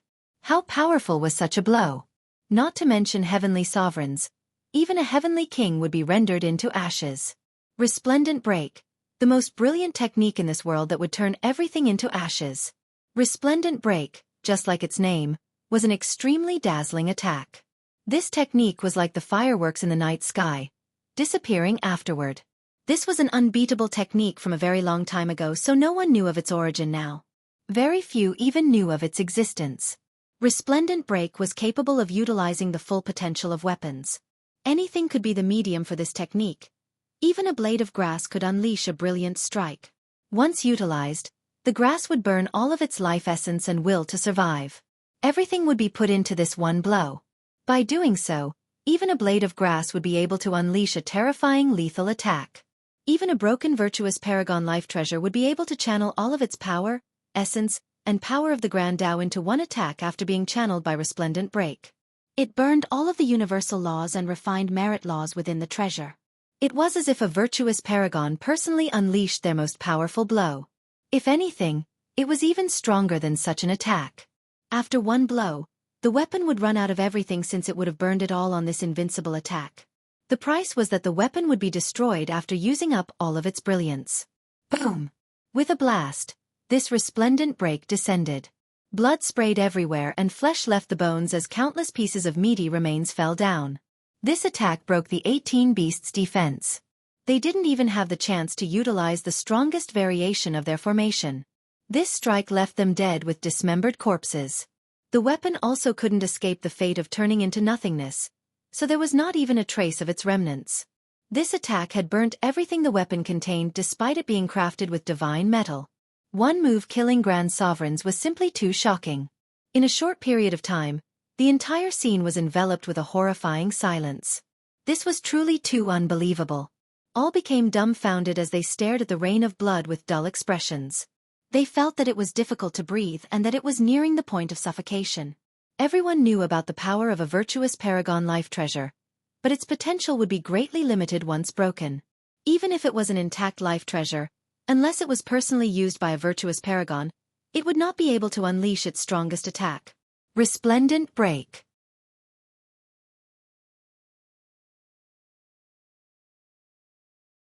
Chapter 493. Phoenix Maiden to battle. A person who used a virtuous paragon life treasure at a lower realm would only be able to create a proportional force. However, even another virtuous paragon would not be able to use someone else's life treasure to 100% of its true potential, let alone unleash its ultimate and strongest blow. This was an impossible matter.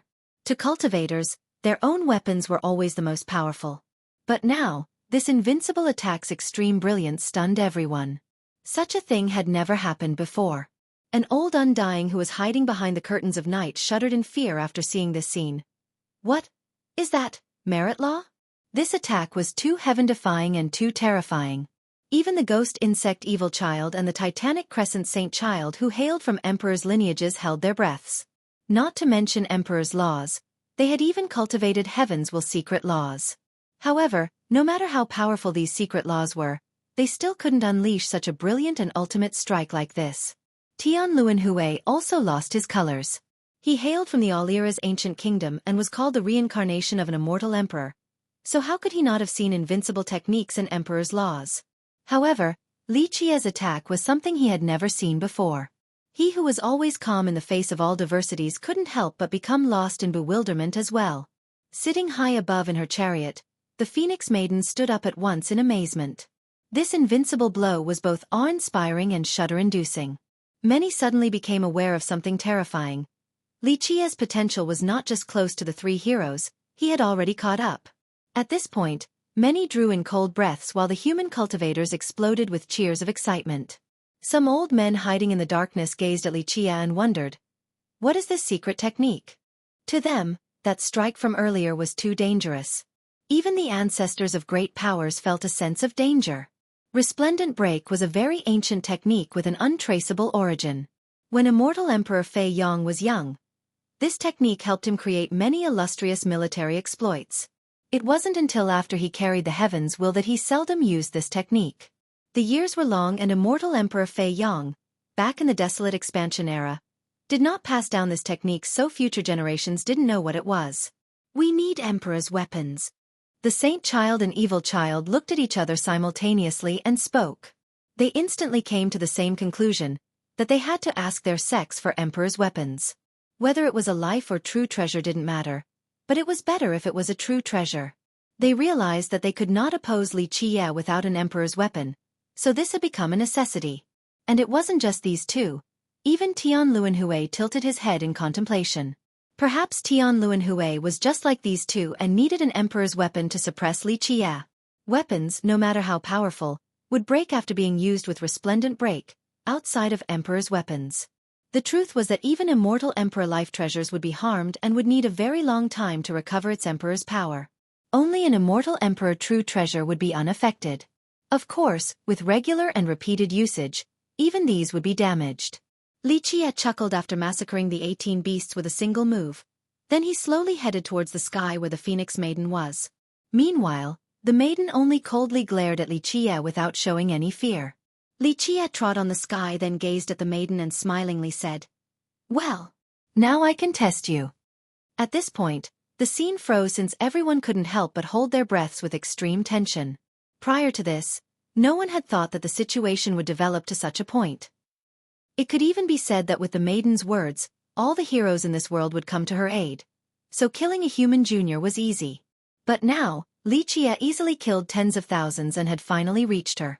Her situation was quite precarious at this moment. She stepped down from her chariot while maintaining the grace of a queen and then coldly said, "I have to admit that you are quite formidable. However, with one wrong move, you will lose the entire board.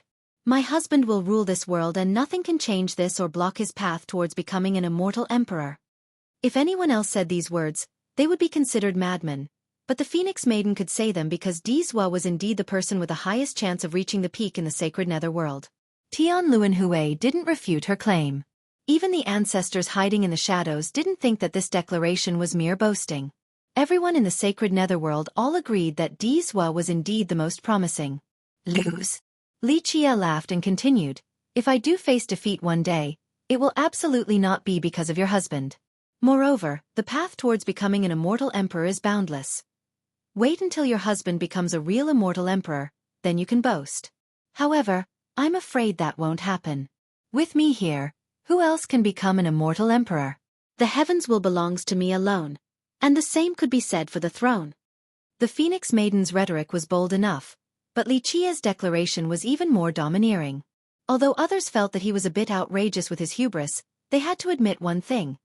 After his battle record today, Li Qia indeed qualified to vie for the throne. Quite bold. The Phoenix Maiden sneered and retorted, "I want to see just how strong you are. Use your best moves. I'm ready to deal with all of them." The Phoenix Maiden's strong attitude surprised many people. Li Qia killing so many people and using resplendent break had alarmed many people. They agreed that the Phoenix Maiden was powerful, but they also knew that she wouldn't be able to kill Li Qia. She would not be able to reverse the situation unless she had an overwhelmingly powerful killing move.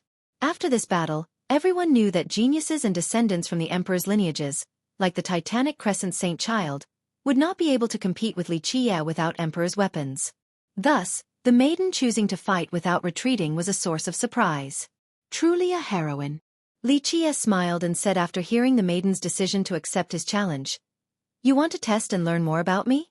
Unfortunately, I'm afraid that you will be let down since I won't use any killing moves. My bare hands will be enough." Li Qie then stretched his arms after saying this.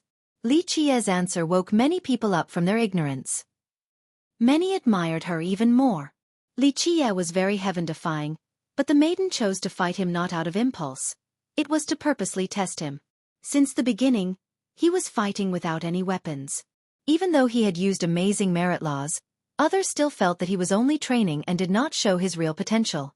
Especially when he unleashed Resplendent Break, everyone understood that he was hiding a lot of means, and this made them shudder. Now, the maiden boldly meeting him was to test his limits in order to pave a straight path for her husband. Since this has come this far, there was no chance for reconciliation between the two of them. One side must die. At this time, no one knew much about Li Qie.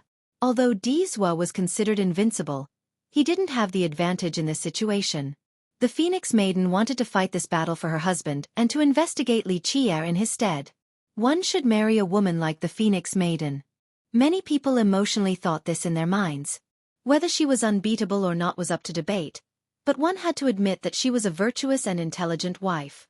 She didn't only act as a strategist for him, she would also wipe out his opposition, greatly contributing to his emperor's path. Dizhua and the maiden really are the perfect couple. At this point, countless spectators were envious of Dizhua. A sect master from the previous generation couldn't help but sigh. Wonderful, truly worthy of being Dizhua's fiancé. Both her wisdom and courage are worthy of him.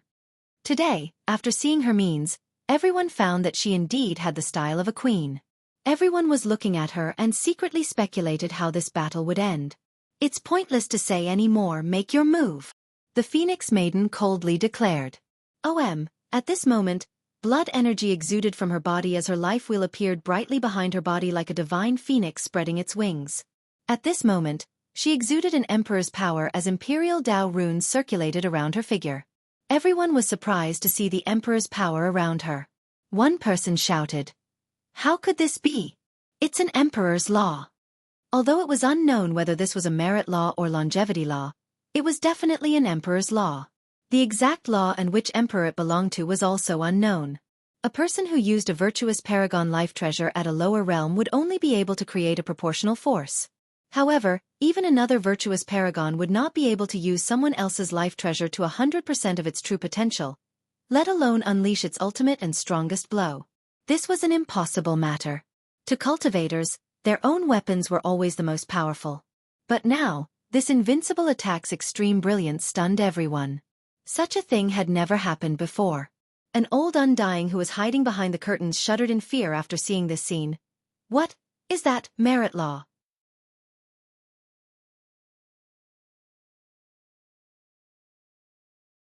Chapter 494.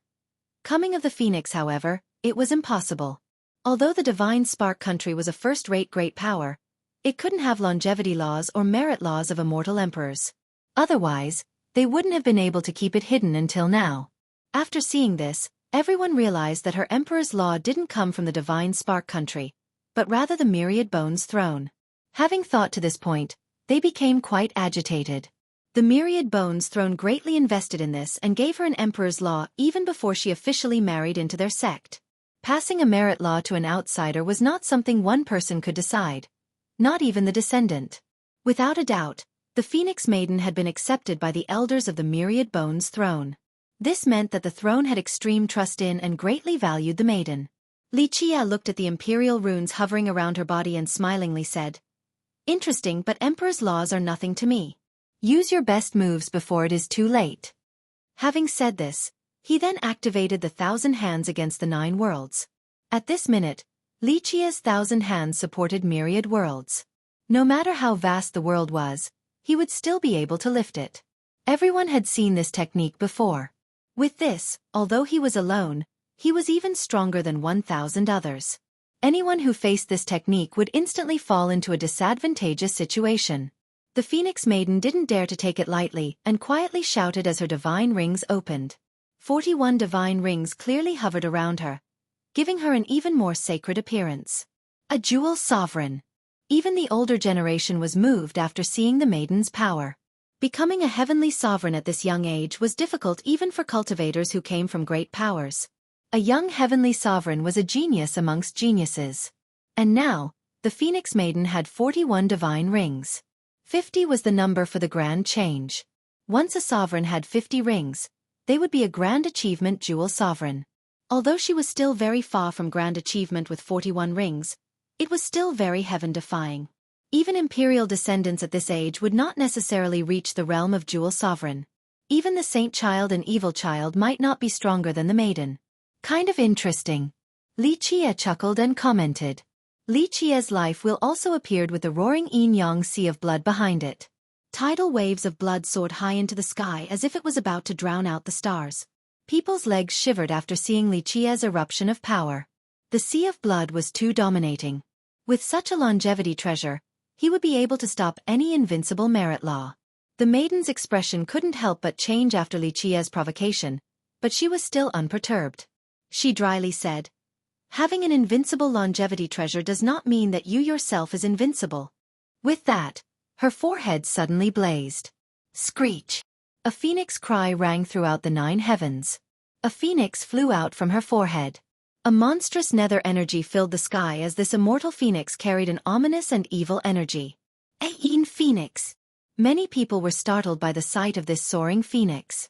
There was a rumor stating that when the maiden was born, a yin phoenix accompanied her, but no one had ever seen it. Now, this yin phoenix carried an ominous energy as if it came from the land of the dead, sending chills to all spectators. This thing was very terrifying. Buzz! And this was not the end. A life treasure flew out. This was the maiden's life treasure. She used her fiery essence to refine this treasure into the shape of a jade pendant. She used 4 grand Dao treasure metals with golden runes to refine it. The moment she took it out, mantras instantly fell down. The pendant became bright as a phoenix flew out from inside. A series of mantras were pouring down, creating a vast and obscure scene.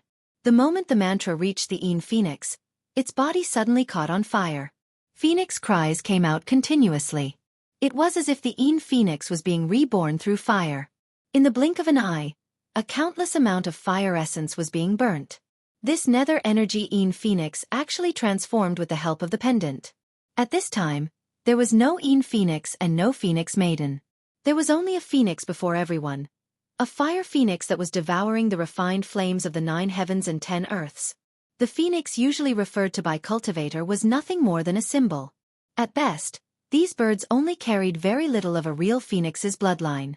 A true phoenix was a mythical beast. It was said that they were the invincible mounts of immortals.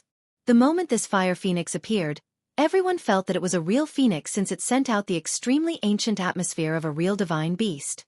It seemed to be able to devour the entire world and refine the 6 Tao as if it was the only undefeatable being in existence. Many couldn't help but shiver with weakened legs at its appearance. Weaker beings had always feared divine beasts. Even the ancestors hiding in the shadows became alarmed.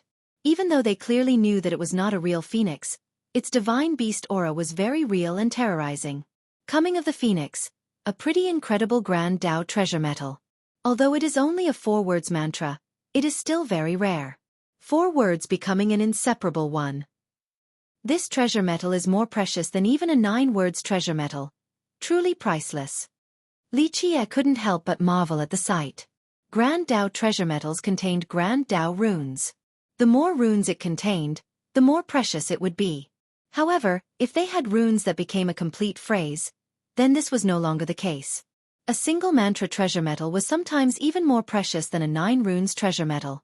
Coming of the Phoenix was the mantra phrase of the Phoenix Maiden's treasure metal that was refined by her. Although there were only 4 words, it was still extremely heaven-defying because the 4 words became an inseparable one.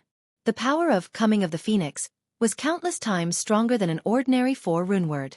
It was as if this refined pendant was specifically tailored to the Phoenix Maiden because it allowed for her Een Phoenix to instantly be reborn from the flames. The Een Phoenix was already very powerful, but after obtaining the mantra from the pendant, it became a legendary fire phoenix.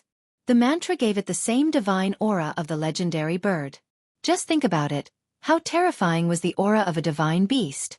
No one had ever seen one, but they knew that it was an existence comparable to immortals.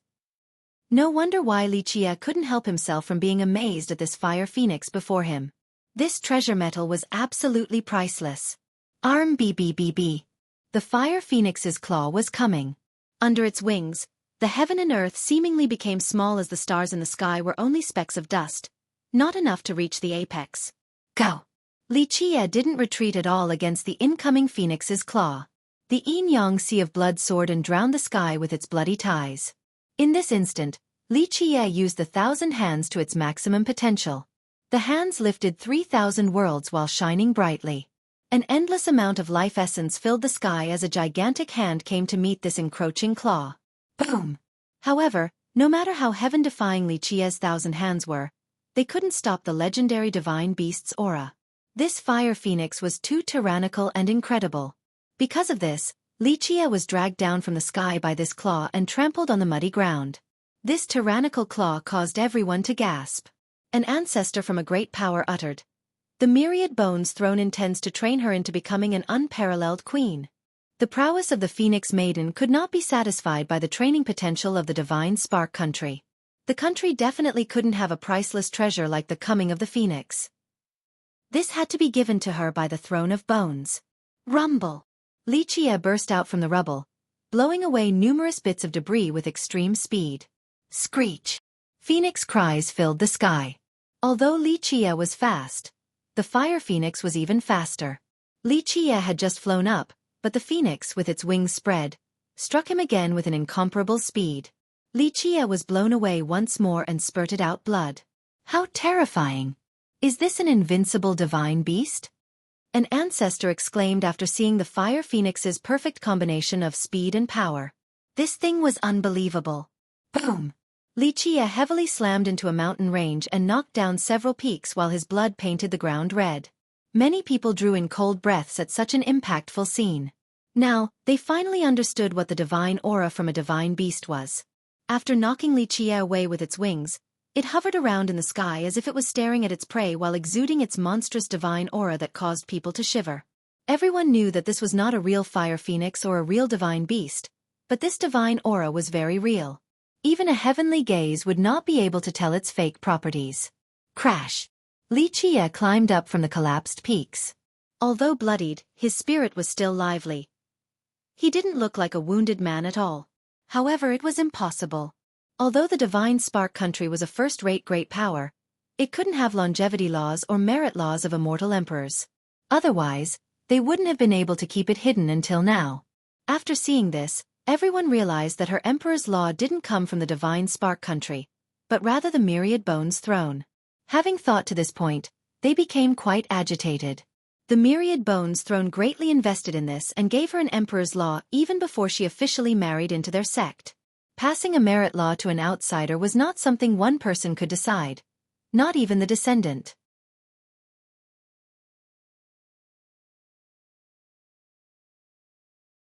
Chapter 495. Kuan Peng vs. Phoenix. Unfortunately, you're not a real phoenix. Xueqi climbed up in high spirits and said with a smile, "You're truly fierce, but that is not enough to kill me. If this is your divine beast aura, then I'll show you the style of the king of myriad beasts." Boom! At this moment, all of Xueqi's blood energy appeared and turned into a sea of blood that covered the sky. Primordial energy surrounded his body and suddenly mixed together with his surging blood energy. At this time, he seemed to have opened the primordial chaos, causing it to flood the world. His fate palace opened so his true fate floated out with its Tao foundation. With a long roar, the Tao foundation harmonized with the true fate and a gigantic Kuan Peng appeared. This Kuan Peng's wings blotted out the sky and then opened its mouth to suck in all of the primordial energy. It then flapped its wings, causing the endless primordial force to pour down like a waterfall. At this point, Xueqi was no longer there and only a primordial Kuan Peng remained. Xueqi's real body, true fate, and his Tao foundation had turned into this gigantic primordial Kuan Peng.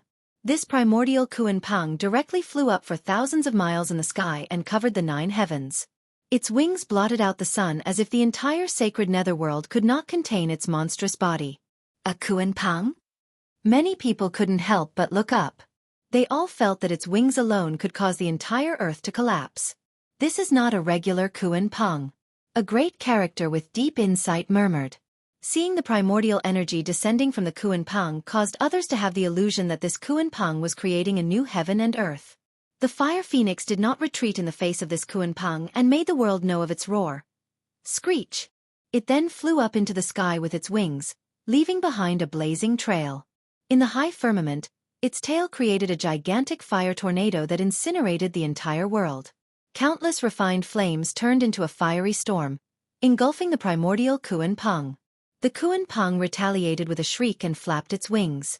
It was the largest existence of all beasts.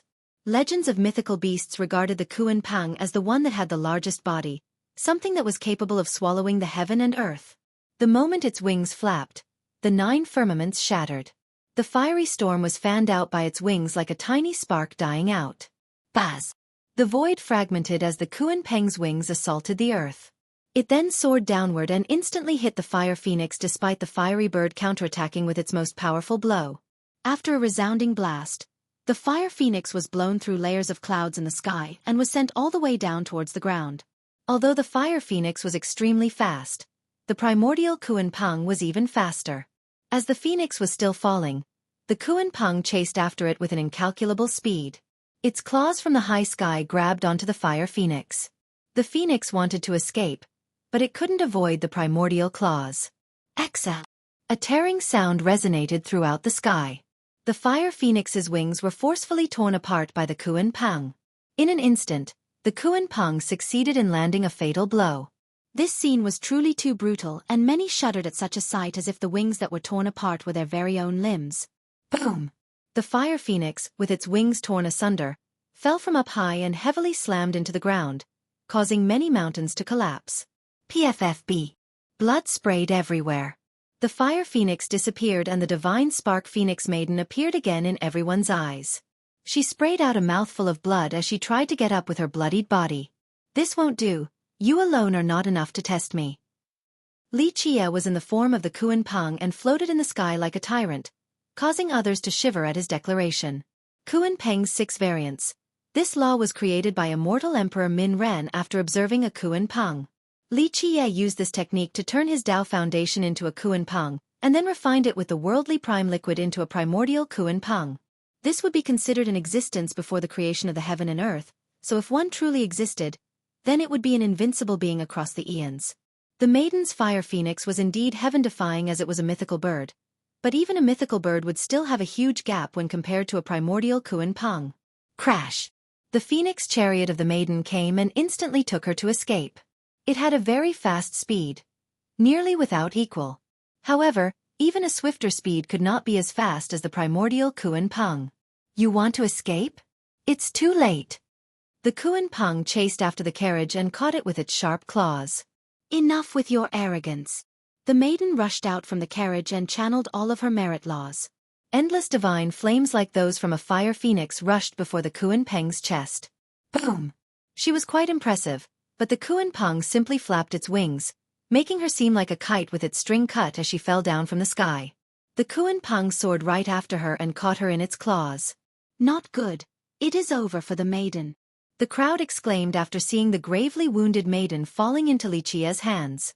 In his Kuan-pang form, Xueqi looked at her in his claws, but his expression suddenly soured because it was not the maiden in his grasp but a wooden puppet. Fake. He immediately understood what was going on and quickly flapped his wings to give chase to the chariot. Whoosh whoosh.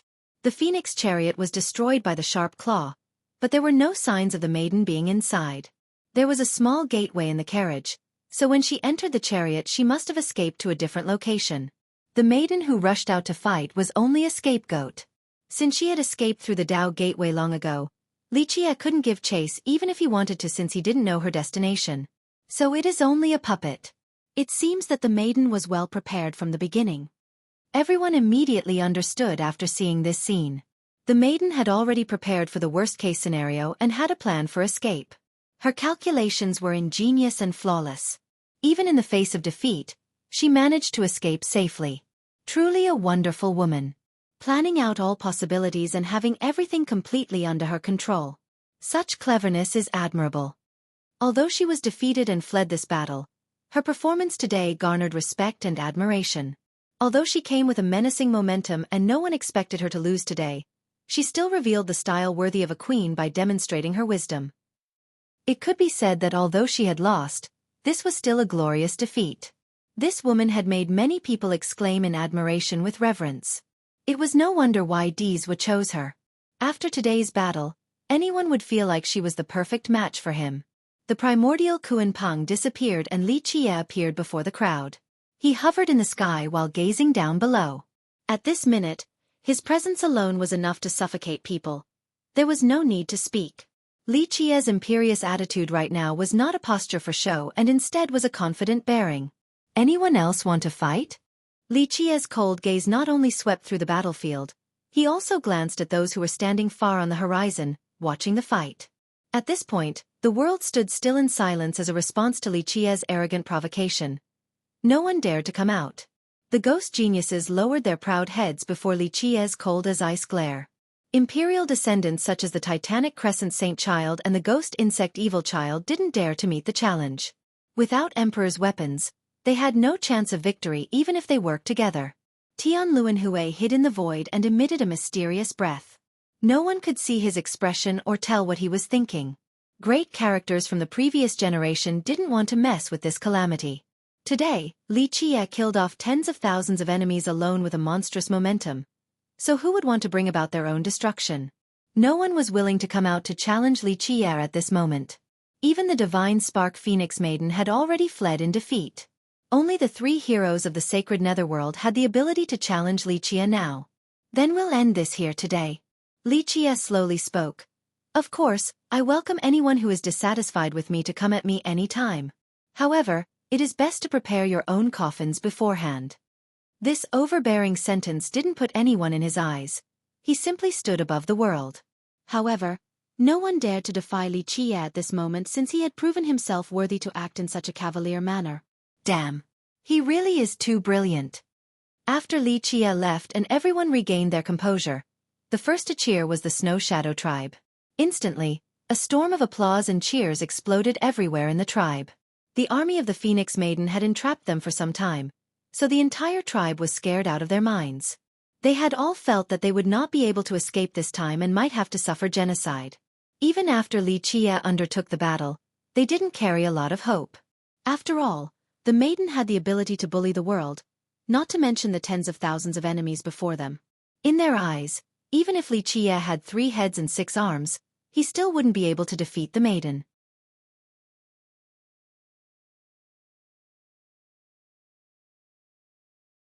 Chapter 496.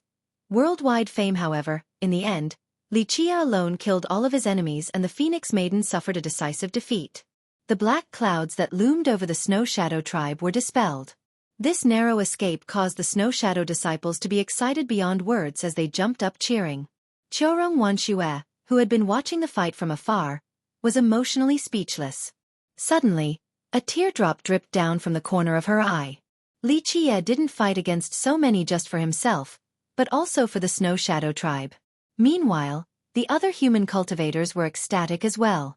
One of them couldn't help but crazily laugh and say, "Ha ha ha! Our human race will sweep through all of the enemies in this generation and reach the apex."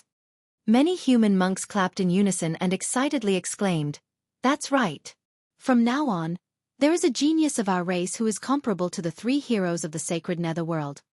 Those who were saddened the most by the result of the battle had to be the ghost race. Being defeated by humans in the southern distant cloud was understandable.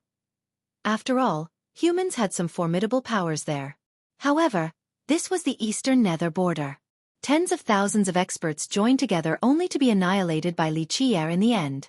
Xueqi had now established his fame with this battle and shattered the pride of the ghost race. Ghosts had always considered themselves to be the rulers of the sacred netherworld, especially when the 3 heroes in the current generation were so absolutely brilliant. All of them assumed that the immortal emperor of this world would definitely be a ghost, so they look at the other races, like humans and demons, with disdain in their eyes. But today, Xueqi swept through his enemies and defeated the Phoenix Maiden.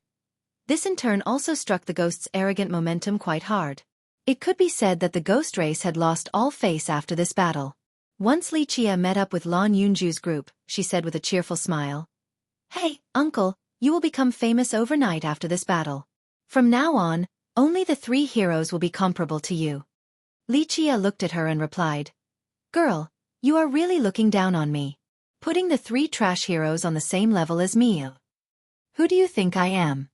Despite his overbearing attitude, Elder Ji and the other Snow Shadow disciples didn't think that he was boasting. Lan Yunju angrily glared at him and then playfully said, Oh, uncle, don't you know that humility is a virtue? Just a little bit of praise and you are already in over your head. Have you no shame? Li Chia burst out in laughter and then told Xiaorong Wanxue, Go back and check on the situation, your disciples need a chief to take care of them. Xiaorong Wanxue was too emotional to speak as her eyes became all teary. In the end, she only gently spoke. Thank you. Peng Zhuang's group of 6 looked at Li Chia. In the beginning, they thought that he was only an ordinary human cultivator. They didn't expect that Li Chia would eventually sweep through the world and be someone on the same level as the 3 heroes, so they felt quite proud to have known Li Chia. Peng Zhuang gave him a thumbs up and said, Young noble, no, big boss, you are truly invincible. You're so amazing. The 6 of them couldn't help but take pride in having become friends with Li Chia, walking shoulder to shoulder with him during their time together. Existences like the 3 heroes were people that little characters like them could only look up to. After thanking Li Chia, Xiaorong Wanxue quickly brought Peng Zhuang's group and Elder Ji back to the Snow Shadow tribe. After having survived this storm, the disciples were still anxious and needed Xiaorong Wanxue to run the show. After she left, Lan Yunju told Li Chia, Master's group will arrive tomorrow at the latest. Will you open the prime ominous grave right now? Li Chia shook his head and replied. No, I'm not in a hurry right now. I learned quite a lot and must reflect on it. I have a new perspective on battles and maybe I'll be able to create an invincible technique. This bloody battle refined everything Li Chia had learned and combined them together, especially his 1,000 hands against the 9 worlds. It had reached a new apex. The seed of a supreme merit law had been formed in his head, so he needed time to try to understand the fruits of this battle. I'll keep a lookout for you. Lan Yunju didn't say anything else and immediately prepared a safe place for him. She would act as his Dao protector. As Lan Yunju had said, Li Chia became famous overnight from this one battle. His fame spread across the nether border and he became a hot topic for many cultivators, especially those who saw the battle with their own eyes. These people had the chance to retell the events in a grandiloquent manner. Fierce Li Chia. This title resounded everywhere in a short period of time with a thunderous magnitude no less than tales of the 3 heroes. Fierce Li Chia is the pride of our human race. Some human cultivators even came up with a slogan for him. While people were discussing this battle, there was also another matter to note, the prime ominous key. It was hard to avoid this issue when Li Chia was brought up. When will Li Chia open the prime ominous grave? No one dared to ask him directly, so they could only speculate. However, people would wait until he opened the grave. After the battle, even more people from various sects went and camped right outside of the prime ominous grave. In a matter of days, a multitude of groups from all over the world camped in this location, waiting for Li Chia to open the grave. They wanted to follow him inside, but whether anyone would have any success or not was up to their own fortune. The news that the grave would be opened was momentous and quickly spread throughout the sacred netherworld. Countless lineages sent experts and masters to the nether border. Even little sects and vagrant cultivators rushed here immediately without minding the cost.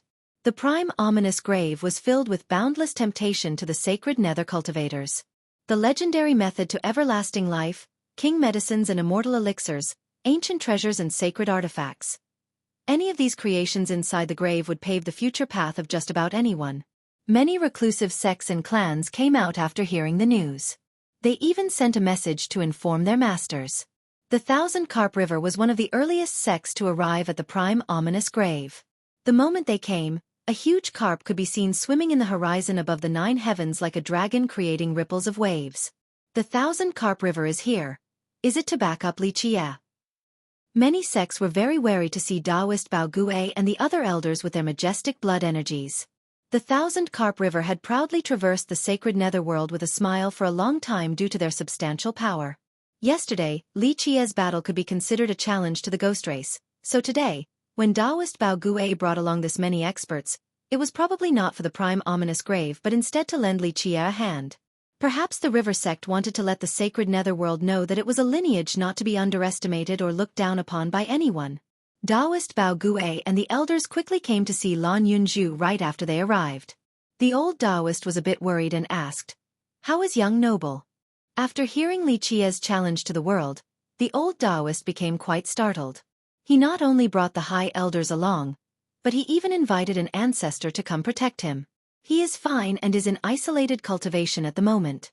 Lan Yunju reported Li Qie's situation to her master and the elders. After hearing her report, the old Taoist was both relieved and shocked.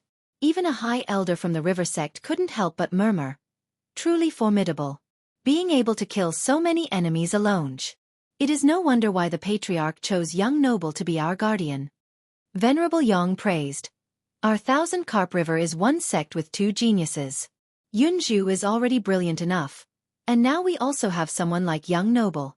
This is more than enough to compete against the likes of Di Zhua for the heaven's will." He already knew that the dream tree picked Li Qie for a reason, so now that Li Qie showed his talents, he was very optimistic. The elders were quite ecstatic. They placed high hopes in Lan Yunju, although she, as the descendant of the river sect, didn't sweep through the world like Di Zhua. She had cultivated the secret law at a young age and could communicate with the heaven's will. The elders believed that, in the future, Lan Yunju would not be any weaker than Di Zhua, Tian Luanhui, and Chan Yang. Now, with the addition of a heaven-defying genius like Li Qie, the Thousand Carp River became even more confident about competing for the heaven's will. A sect with two geniuses was quite rare. The river sect didn't mind coming from the far southern distant cloud all the way to this place. Meanwhile, the other nether border sects had also congregated right outside of the grave. Amongst them, the arrival of the myriad bones throne was especially grand. Boom! With a deafening explosion, a divine mountain that resembled an imperial crown suddenly landed right outside the prime ominous grave. An immortal energy surrounded this divine mountain with faint celestials around it, as if this mountain was the center of the heaven and earth. Even the ancestral mountain is here. Seeing this divine mountain appearing caused many people to become shocked. Any person and even any sect would feel fear and awe in front of this ancestral mountain.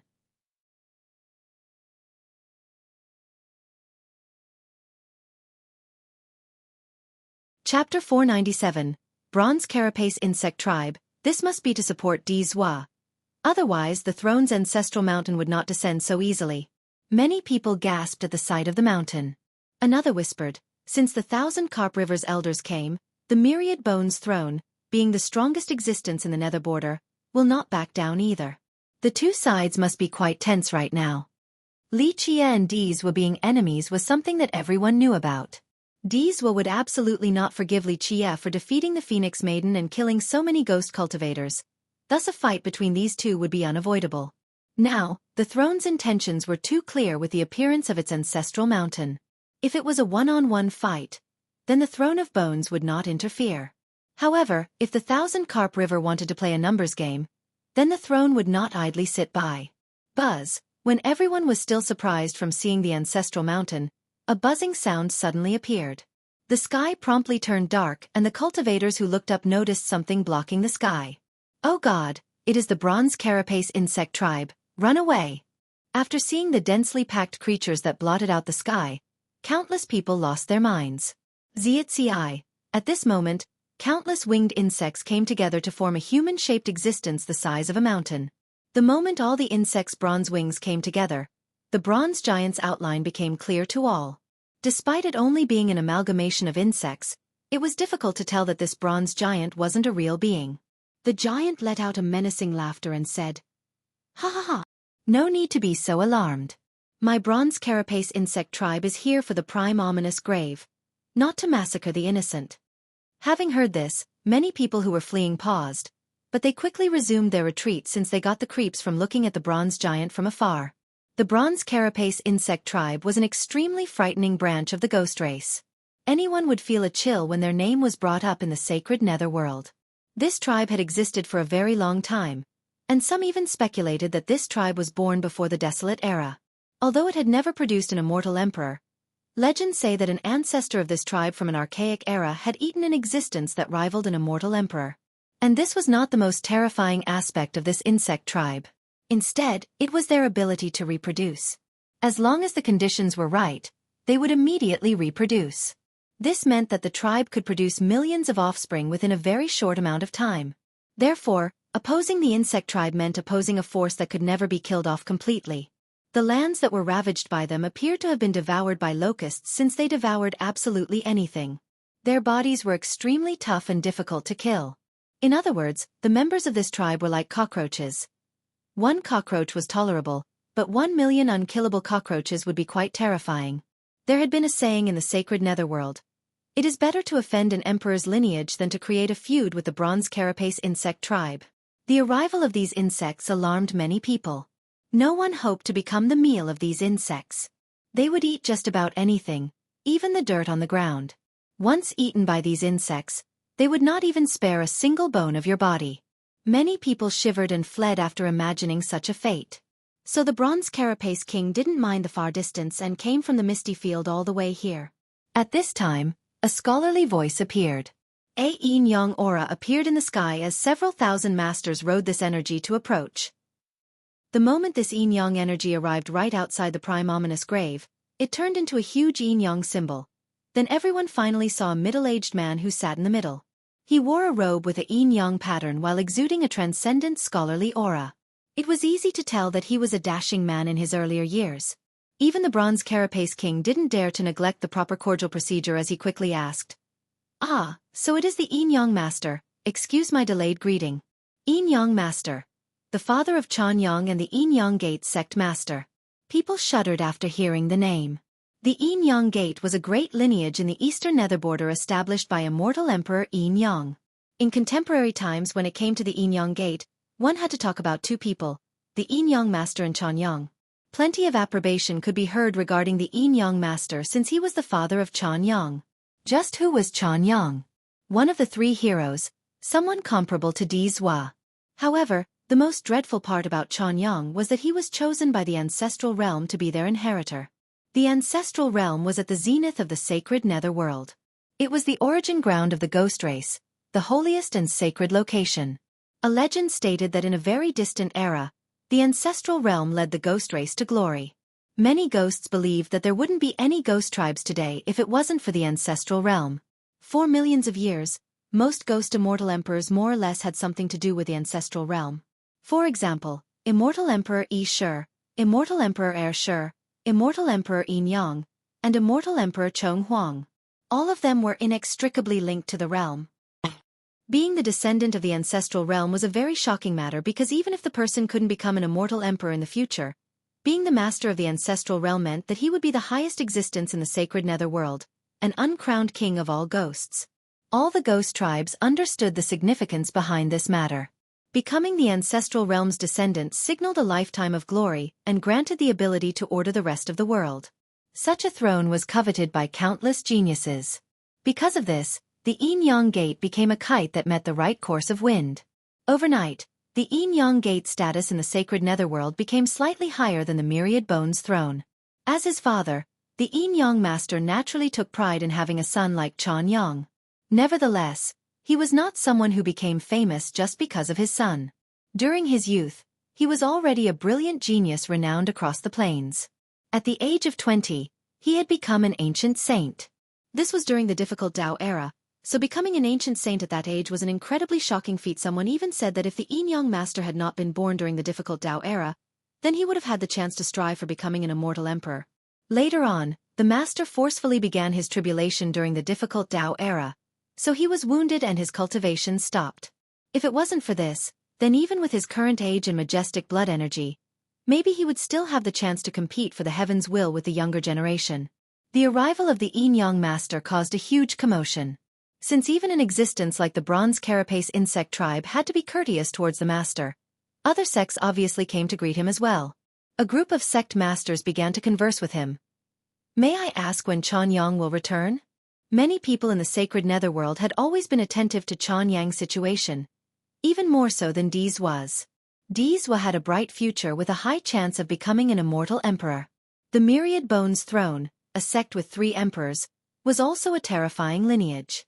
However, Chuanyang was different. As the descendant of the ancestral realm, even if he didn't become an immortal emperor in the future, he would still be a supreme existence that ruled the ancestral realm. One must keep in mind that the ancestral realm represented the entire ghost race and could order the world.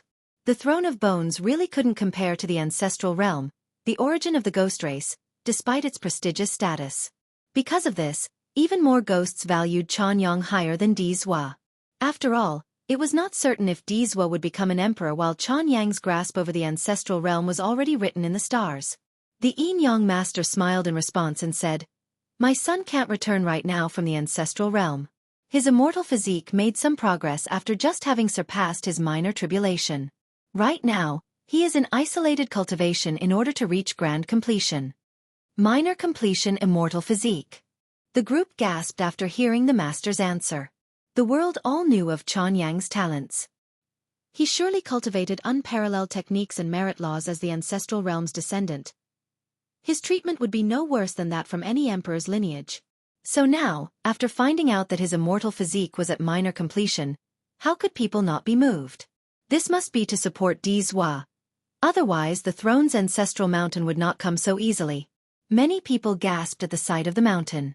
Another whispered, "Since the 1,000 Carp River's elders came, the Myriad Bones throne, being the strongest existence in the nether border, would not back down either.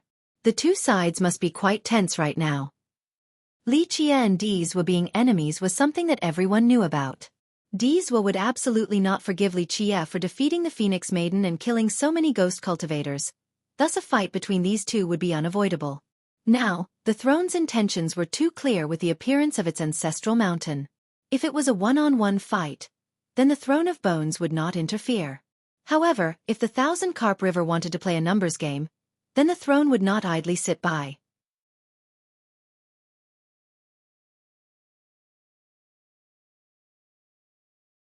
Chapter 498. Yin-Yang Master. When Chanyang first entered the ancestral realm, his fame, talents, and accomplishments had already rivaled Dizhua's and Tianluanhui's. Now, with his minor completion immortal physique, how many people would be filled with dread after knowing this? If his immortal physique reached grand completion, then even if he couldn't become an immortal emperor, he would still be a terrifying existence capable of competing with one. After hearing this, the ghost tribes recognized the Yin-Yang Gate's potential. The Yin-Yang Master's son was too excellent. Not only would he be the descendant of the ancestral realm, but he would also have a grand completion immortal physique in the future. The master and his sex position rose higher once again. Minor completion immortal physique. In fact, after this news came out, many people shuddered. Both ghosts and people from the other races were clamoring non-stop. Maybe Chanyang will overshadow Tianluanhui and Dizhua. Will he be the leader of the three heroes? Someone couldn't help but murmur. Ever since Chanyang entered the ancestral realm, he faded away out of the sight of the world. At that time, Dizhua was sweeping through his enemies with prestigious battles, so he became more famous than Chanyang and Tianluanhui. But now, after the news about the minor completion immortal physique spread, people recognized that although he went to the ancestral realm, it didn't mean that he had become weaker than Dizhua or Tianluanhui. Maybe his minor completion immortal physique would even widen the gap between him and the other two. This news then came to the ancestral mountain right outside of the prime ominous grave. Having heard this, an ancient voice only laughed and commented, "It's only at minor completion. Wait until it becomes grand completion, then talk." It is not like the Myriad Bones throne never had a grand completion immortal physique. It would sound arrogant and foolish if this came from others, but not when it came from a grand character that hailed from the Throne of Bones. They didn't only produce immortal emperors, they also had a grand completion immortal physique. It was one of the rare sects who had a complete immortal physique merit law. As for Tianluanhui, who was right outside of the grave, he simply smiled in an unreadable manner after hearing about Chanyang's minor completion. This enigmatic smile alone already proved his confidence despite Chanyang's accomplishment. The Yin-Yang Master provided some more news that shocked others. The elders of the ancestral city will visit. This time, the grave's opening is different from the past. The ancestral city was a stronghold built by the ancestral realm in the sacred netherworld. It was the stopping point for this power and normally represented their ideologies and intentions. The ancestral city rarely cared for mundane matters or conflicts between ghost tribes. They rarely came to the previous prime ominous grave's openings, But this time was different, which garnered a lot of surprise. Many had a foreboding sensation with this news since they felt that it wasn't so simple. The Yin Master and his sect camped right outside of the grave. After settling in, the first group he visited was not the Myriad Bones Throne or other ghost tribes, but the Thousand Carp River. The river sect put on a very grand ceremony to meet his visit. The master sat in a comfortable palanquin as he was being carried into the sect's camp. He didn't even get off when Taoist Bao Gui met him. He only nodded his head for the greeting. The river sect's elders were quite dissatisfied with the Yin Master's attitude. But Taoist Bao Gui was quite magnanimous and still cheerfully smiled at his guest. The master was then invited into a room. While still seated on his palanquin, he looked down at Taoist Bao Gui with his chin held up high. The master then spoke. "Fellow Taoist Bao Gui, I want to see Li Qie, your guardian." The elders were very unhappy. They would have already thrown him out if he wasn't a guest. The Yin Gate was an emperor's lineage, but so was the river sect. It had absolute confidence that it was only stronger and not weaker than the Yin Gate. The Yin Master had a great son that became the descendant of the ancestral realm, but the river sect was not afraid of this. The ancestral realm was only dominant over the ghost race, and since the Thousand Carp River was a lineage of humans and demons, it didn't give the ancestral realm any face. This was why the elders were unhappy with the master, while other ghosts would find this attitude as a matter of course. Nevertheless, Taoist Bao Gui had a good temper and shook his head before replying with a smile. "I'm sorry, Gate Master Yin Yang. Our guardian is in isolated cultivation and will not see any guests. He has to even if he doesn't want to."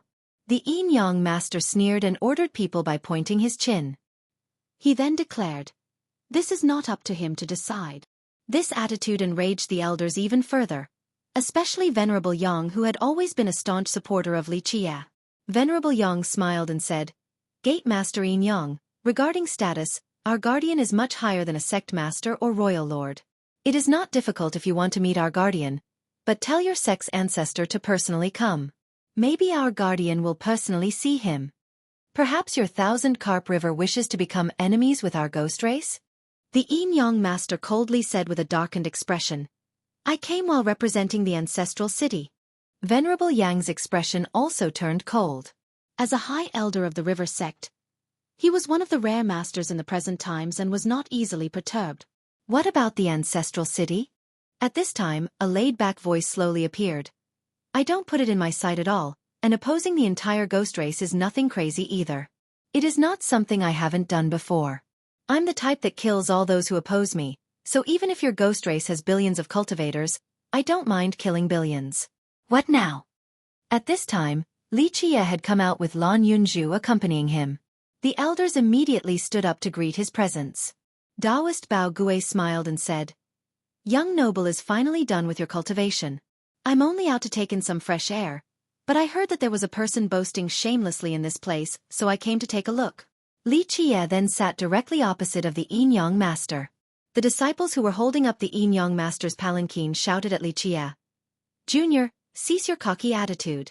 Li Qie was too lazy to look at this disciple and commanded, "A porter daring to shout in my presence? Slap him." "Pa pa." Two loud slaps clearly resounded. Lan Yunju, who had been standing by Li Qie's side, went to slap the porter disciple twice. The Yin Master couldn't stop it in time. The master's expression became extremely ugly. Although it was only a porter disciple, it was still someone within his jurisdiction. Now Lan Yunju had slapped the porter in front of him. This was not showing him any face, thus prompting the master's strong response. "You don't know the immensity of the heaven and earth," Li Qie rudely interrupted him. "The height of the heavens cannot disturb me, and no matter how thick the earth is, I can still crush it with one stomp." He calmly continued his declaration. "In this 9 heavens and 10 earths, your father can come and go wherever I please. If you don't have anything else to say, then scram. Don't act audaciously within my territory. Quickly spew out your garbage." Li Qie's crude and dominating words caused the river sect's elders' jaws to drop to the ground and their eyes to open up wide. People with their status really shouldn't speak in such an arrogant and vulgar manner. The Yin Master angrily shivered while pointing at Li Qie and shouted, "Junior you." Li Qie became tired of the master, so he stood up to tell Taoist Bao Gui, "Sect master, see our guest out. My time is precious. Don't let this mouthful of arse waste it." Daoist Bao Gui didn't know whether to laugh or cry. Li Qia's aggressive style did not befit a great power's etiquette, but the elders were happy to see the Yin Yang master become so angry. They were very unhappy with the master, but because of their status, they couldn't just mouth him off. Li Qia's words relieved them of their exasperation. Stop! Seeing Li Qia leaving, the Yin Yang master hurriedly exclaimed. His blood energy soared as waves of bright lights condensed. It seemed that he was about to attack. Seeing the master's posture and how he was aiming to attack Li Qia, Venerable Yang stood up and smiled. Oh? Gate Master Yin Yang wants to do something? This old man will be happy to entertain you. I wonder if a new talent like Gate Master Yin Yang has reached the virtuous Paragon realm yet. Venerable Yang was a high elder of the river sect, so his power was quite mighty and could even be considered at an unfathomable level. A sect master couldn't provoke him, not even a sect master from an emperor's lineage. The Yin Yang master suddenly felt quite oppressed. This was the river sect's territory and all of their elders and even high elders were present.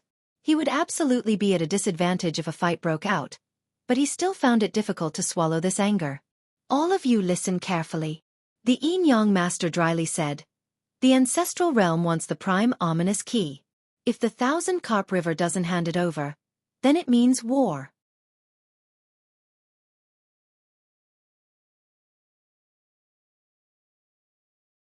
Chapter 499. Simple Precious Tree Scram. Li Qia didn't bother to give the Yin Yang master a glimpse as he dismissively spoke. While you are still a guest, scram immediately.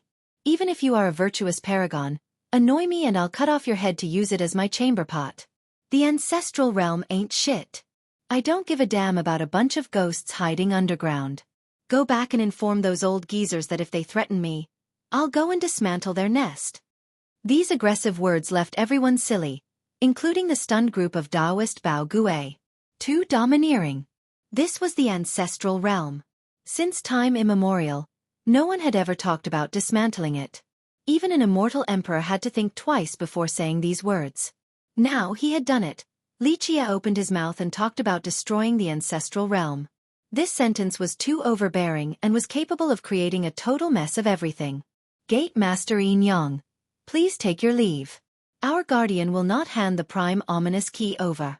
Since the key is in the possession of our guardian, it is also the Thousand Carp River's possession. We will not hand the key over with both hands extended. As they reached this impasse, Daoist Bao Gui came forward to force the guest to leave. The Yin Yang master's expression kept on changing colors in an unsightly manner. Today, being yelled at by a junior left him in an extremely humiliated state. He coldly scowled before saying, when the ancestral realm's punishment descends, you all better be ready. Having said that, he started to walk away without waiting to sit on his palanquin. Staying any longer would only result in further humiliation. After he left, Daoist Bao Gui forced a smile and said, did we need to make it so tense? We could have just refused to hand it over. Forcing the Thousand Carp River to hand over the key was absolutely out of the question, but there was no need to break all pretense. A polite refusal could have worked. It is fine. Sooner or later, we would fall out with them anyway. Li Qia said with a smile. Sooner or later, I'll dismantle the ancestral realm. You are talking about the ancestral realm. The elders and Venerable Yang couldn't disguise their astonishment at Li Qia's words. So what? Li Qia continued on, even immortal emperors will disappear one day, let alone the ancestral realm. As long as it is my will, tearing it down isn't a big deal. The group from the southern distant cloud couldn't help but awkwardly smile. This was too crazy. Even an immortal emperor would not say such a thing, but Li Qia had declared it so. If anyone heard this, they would think that he had gone insane. Lan Yunju finally got the chance to ask now that Li Qia left his cultivation session. Do we open the prime ominous grave now? Not yet. For the last several days, I've been busy cultivating a new merit law.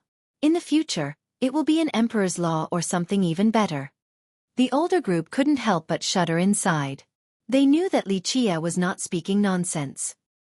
He was at such a young age with a low cultivation, yet he was already able to create his own merit law, and one that was on the path of the emperor at that. How heaven-defying was this? Lan Yunju was quite curious. Her dual saint talents were quite formidable no matter which era it was. She was the type that would always garner attention. However, She couldn't take the same steps as Li Qie. The myriad bones throne and the Yin Yang gate both came, as well as the bronze carapace insect tribe from the far misty field. All the other ghost tribes in the sacred netherworld came one after another. There were even some ancient and reclusive clans. Among them, the one that received the greatest fanfare was the Alira's ancient kingdom. A huge continent flew from the horizon and swept through the sky.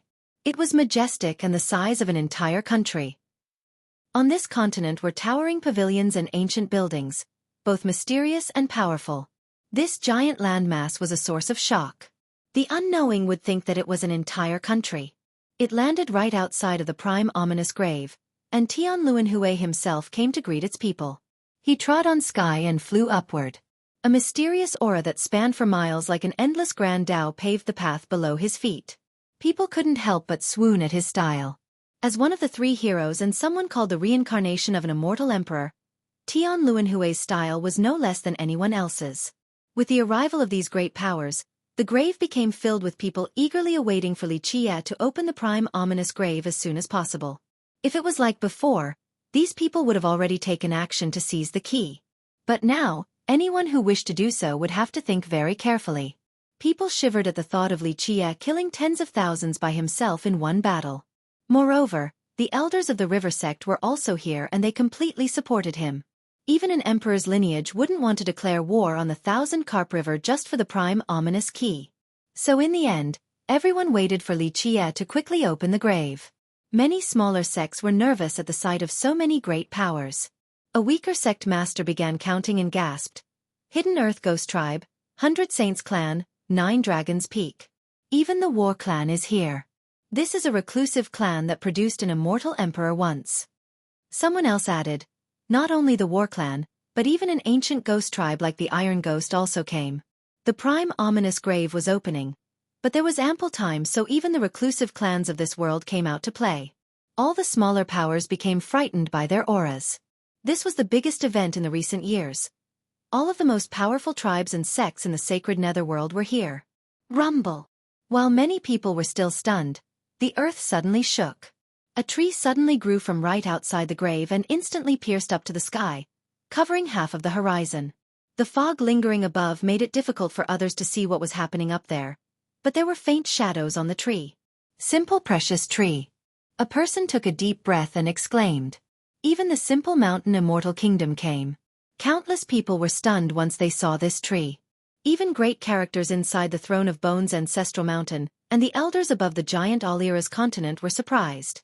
Inside the Ancestral Mountain, a great character murmured. They moved the simple precious tree here. Just what are they trying to do? Many people were jealous of this huge tree. Simple precious tree. This is something left behind by the legendary immortal emperor Du. The simple mountain immortal kingdom was just like the Thousand Carp River. A lineage erected in the southern distant cloud. It could be said that it was the #1 power in this region, a one sect two emperors lineage. At a certain level, both the immortal kingdom and the river sect represented the human race. The kingdom's first emperor, as well as its founder, was immortal emperor Du, and he was a charming spirit. Its second immortal emperor was immortal emperor Fan Chen, a human. Because of this, they had produced many powerful human experts that had reached the peak in the past. In the southern distant cloud, human cultivators considered the Thousand Carp River and the immortal kingdom as the two main human lineages. Because of them, human cultivators had a place to stay in the sacred netherworld. All were shocked to see this precious tree, including the Throne of Bones, the Alira's ancient kingdom, and even the reclusive clans. This precious tree came from immortal Emperor Du, and there were many speculations about its origin. Some thought that immortal Emperor Du used his blood energy to cultivate this tree. But later on, people thought that he obtained the tree from the prime ominous grave at a young age.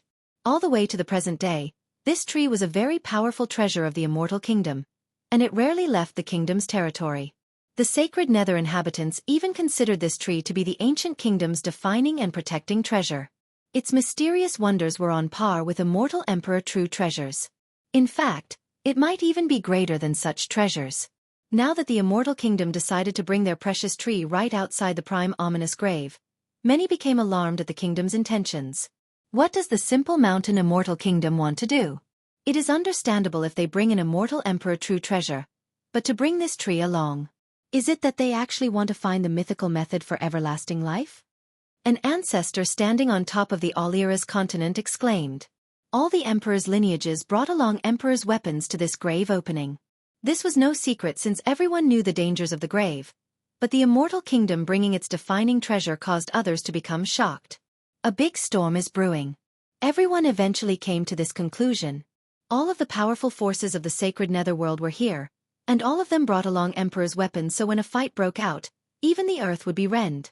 Bang, bang, bang. A thunderous sound came about as a sea of scarlet flames incinerated the heaven and earth. Everyone started to run, but after a while, they began to calm down. The flames shot into the sky but didn't burn anyone at all.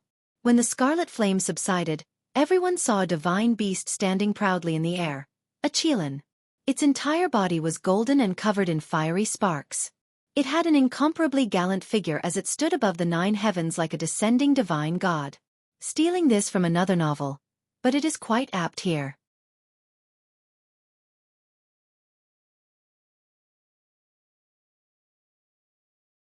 Chapter 500. Dee's was arrival, a scarlet flame Qilin. Many people were moved when they saw this Qilin. A scarlet flame Qilin was not a real divine beast. It was a descendant with some of the Qilin's bloodline flowing through its veins. In spite of this, the sight of the scarlet flame Qilin standing in the sky still caused many people to palpitate. It emitted an aura that caused even heavenly sovereigns to tremble. Its domineering aura was not just for show since it actually had the strength to back it up. This was an auspicious beast that had appeared only once in the last 30,000 years. It usually showed itself in many places in the sacred netherworld and would make nests to rest for years in each of its domains. Anyone would want an auspicious beast like this with divine blood running through its veins. Many people chased after it, but no one was successful, not even heavenly kings. Even some reclusive ancestors came out, but the Qilin managed to evade all of them. Later on, there was a legend that spread throughout the sacred netherworld. It stated that this scarlet flame Qilin was the descendant of a divine beast, so only the future immortal emperor would be able to tame it. Only a future immortal emperor would make this Qilin willing to become a mount. It is Sir Dizwa. A person with keen eyes saw the person mounted on this Qilin and loudly screamed. Everyone looked up and saw a young man sitting on the Qilin's back. He sat straight as his back carried the blue sky, making time stand still. The young man was not overly handsome, but he had a pair of divine eyes that were seemingly capable of seeing through eons. With a cloak on his back, he exuded a mighty imperial aura. There were no signs of affectation. This aura seemed to naturally radiate from him. What was even more dreadful was the golden door that appeared right behind the young man's back. This golden door acted like a divine gate that opened a path to the heavenly Grand Tao.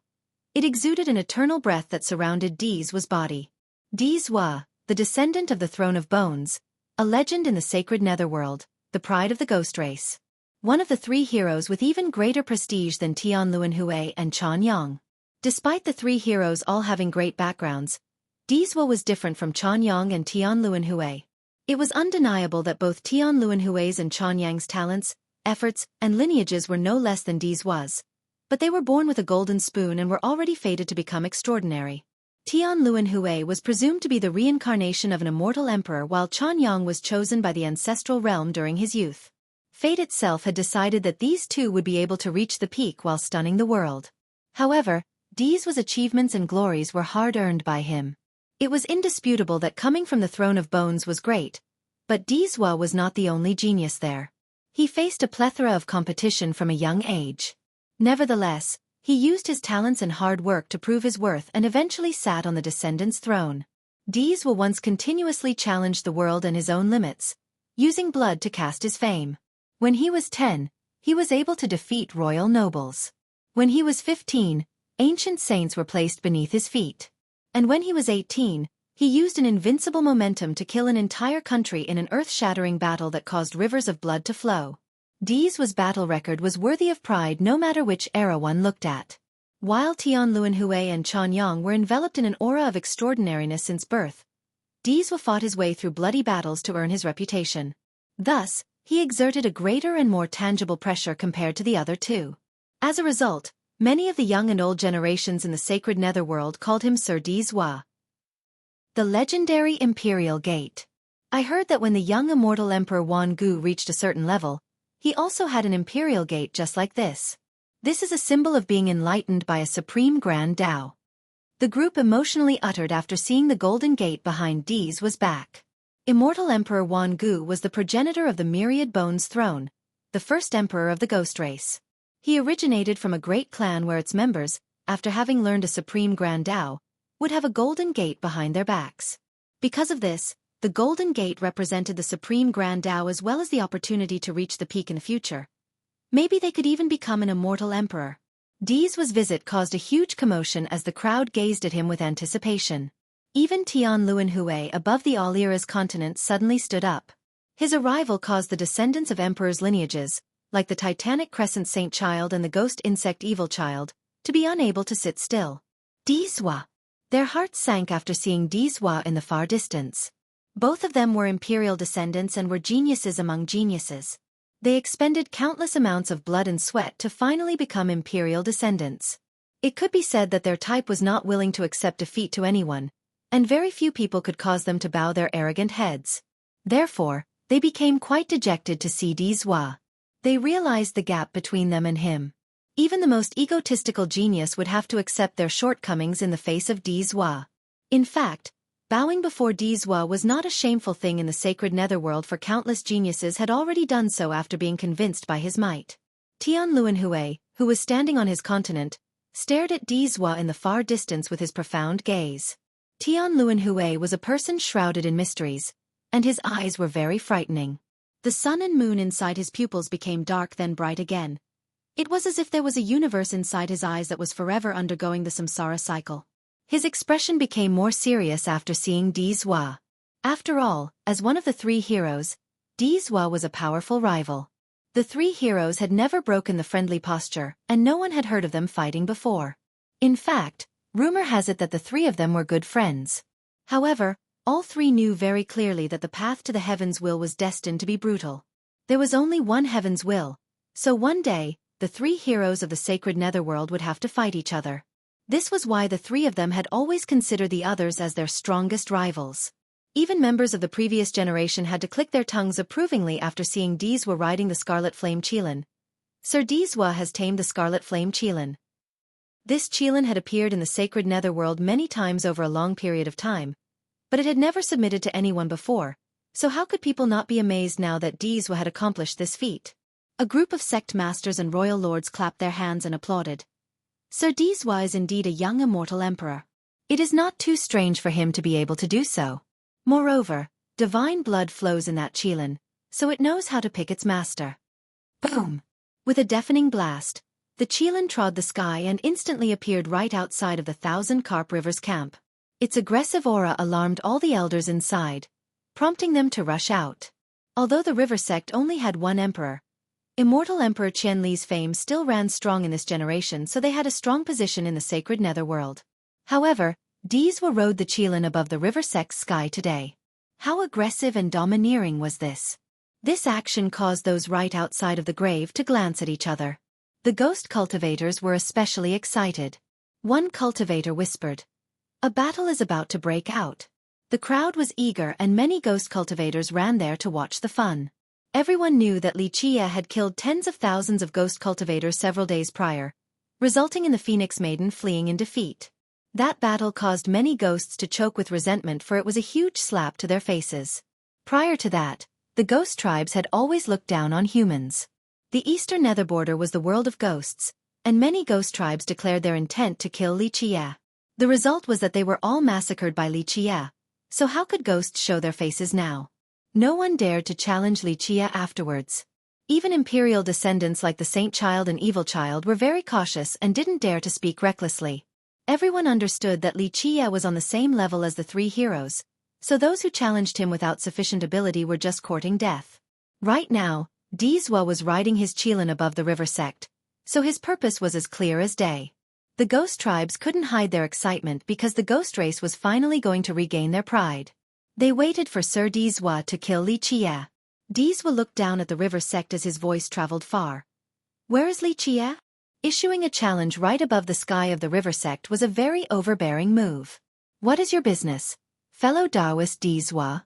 Taoist Bao Gue still managed to respond with a smile in the face of Dee's was imposing momentum. Sitting up in the 9 heavens, Dee's voice thundered like a god. Tell Li Qie to come out and fight. One battle till death to decide the victor. A life and death battle. Dee's words traveled very far. Many people took a deep breath. This was the final showdown between cultivators. A way for cultivators to solve grudges. Since it was one-on-one, the loser could only blame their lack of skills. No sect would take revenge after a life and death battle, lest they risk becoming a joke to the rest of the world. A scarlet flame qilin.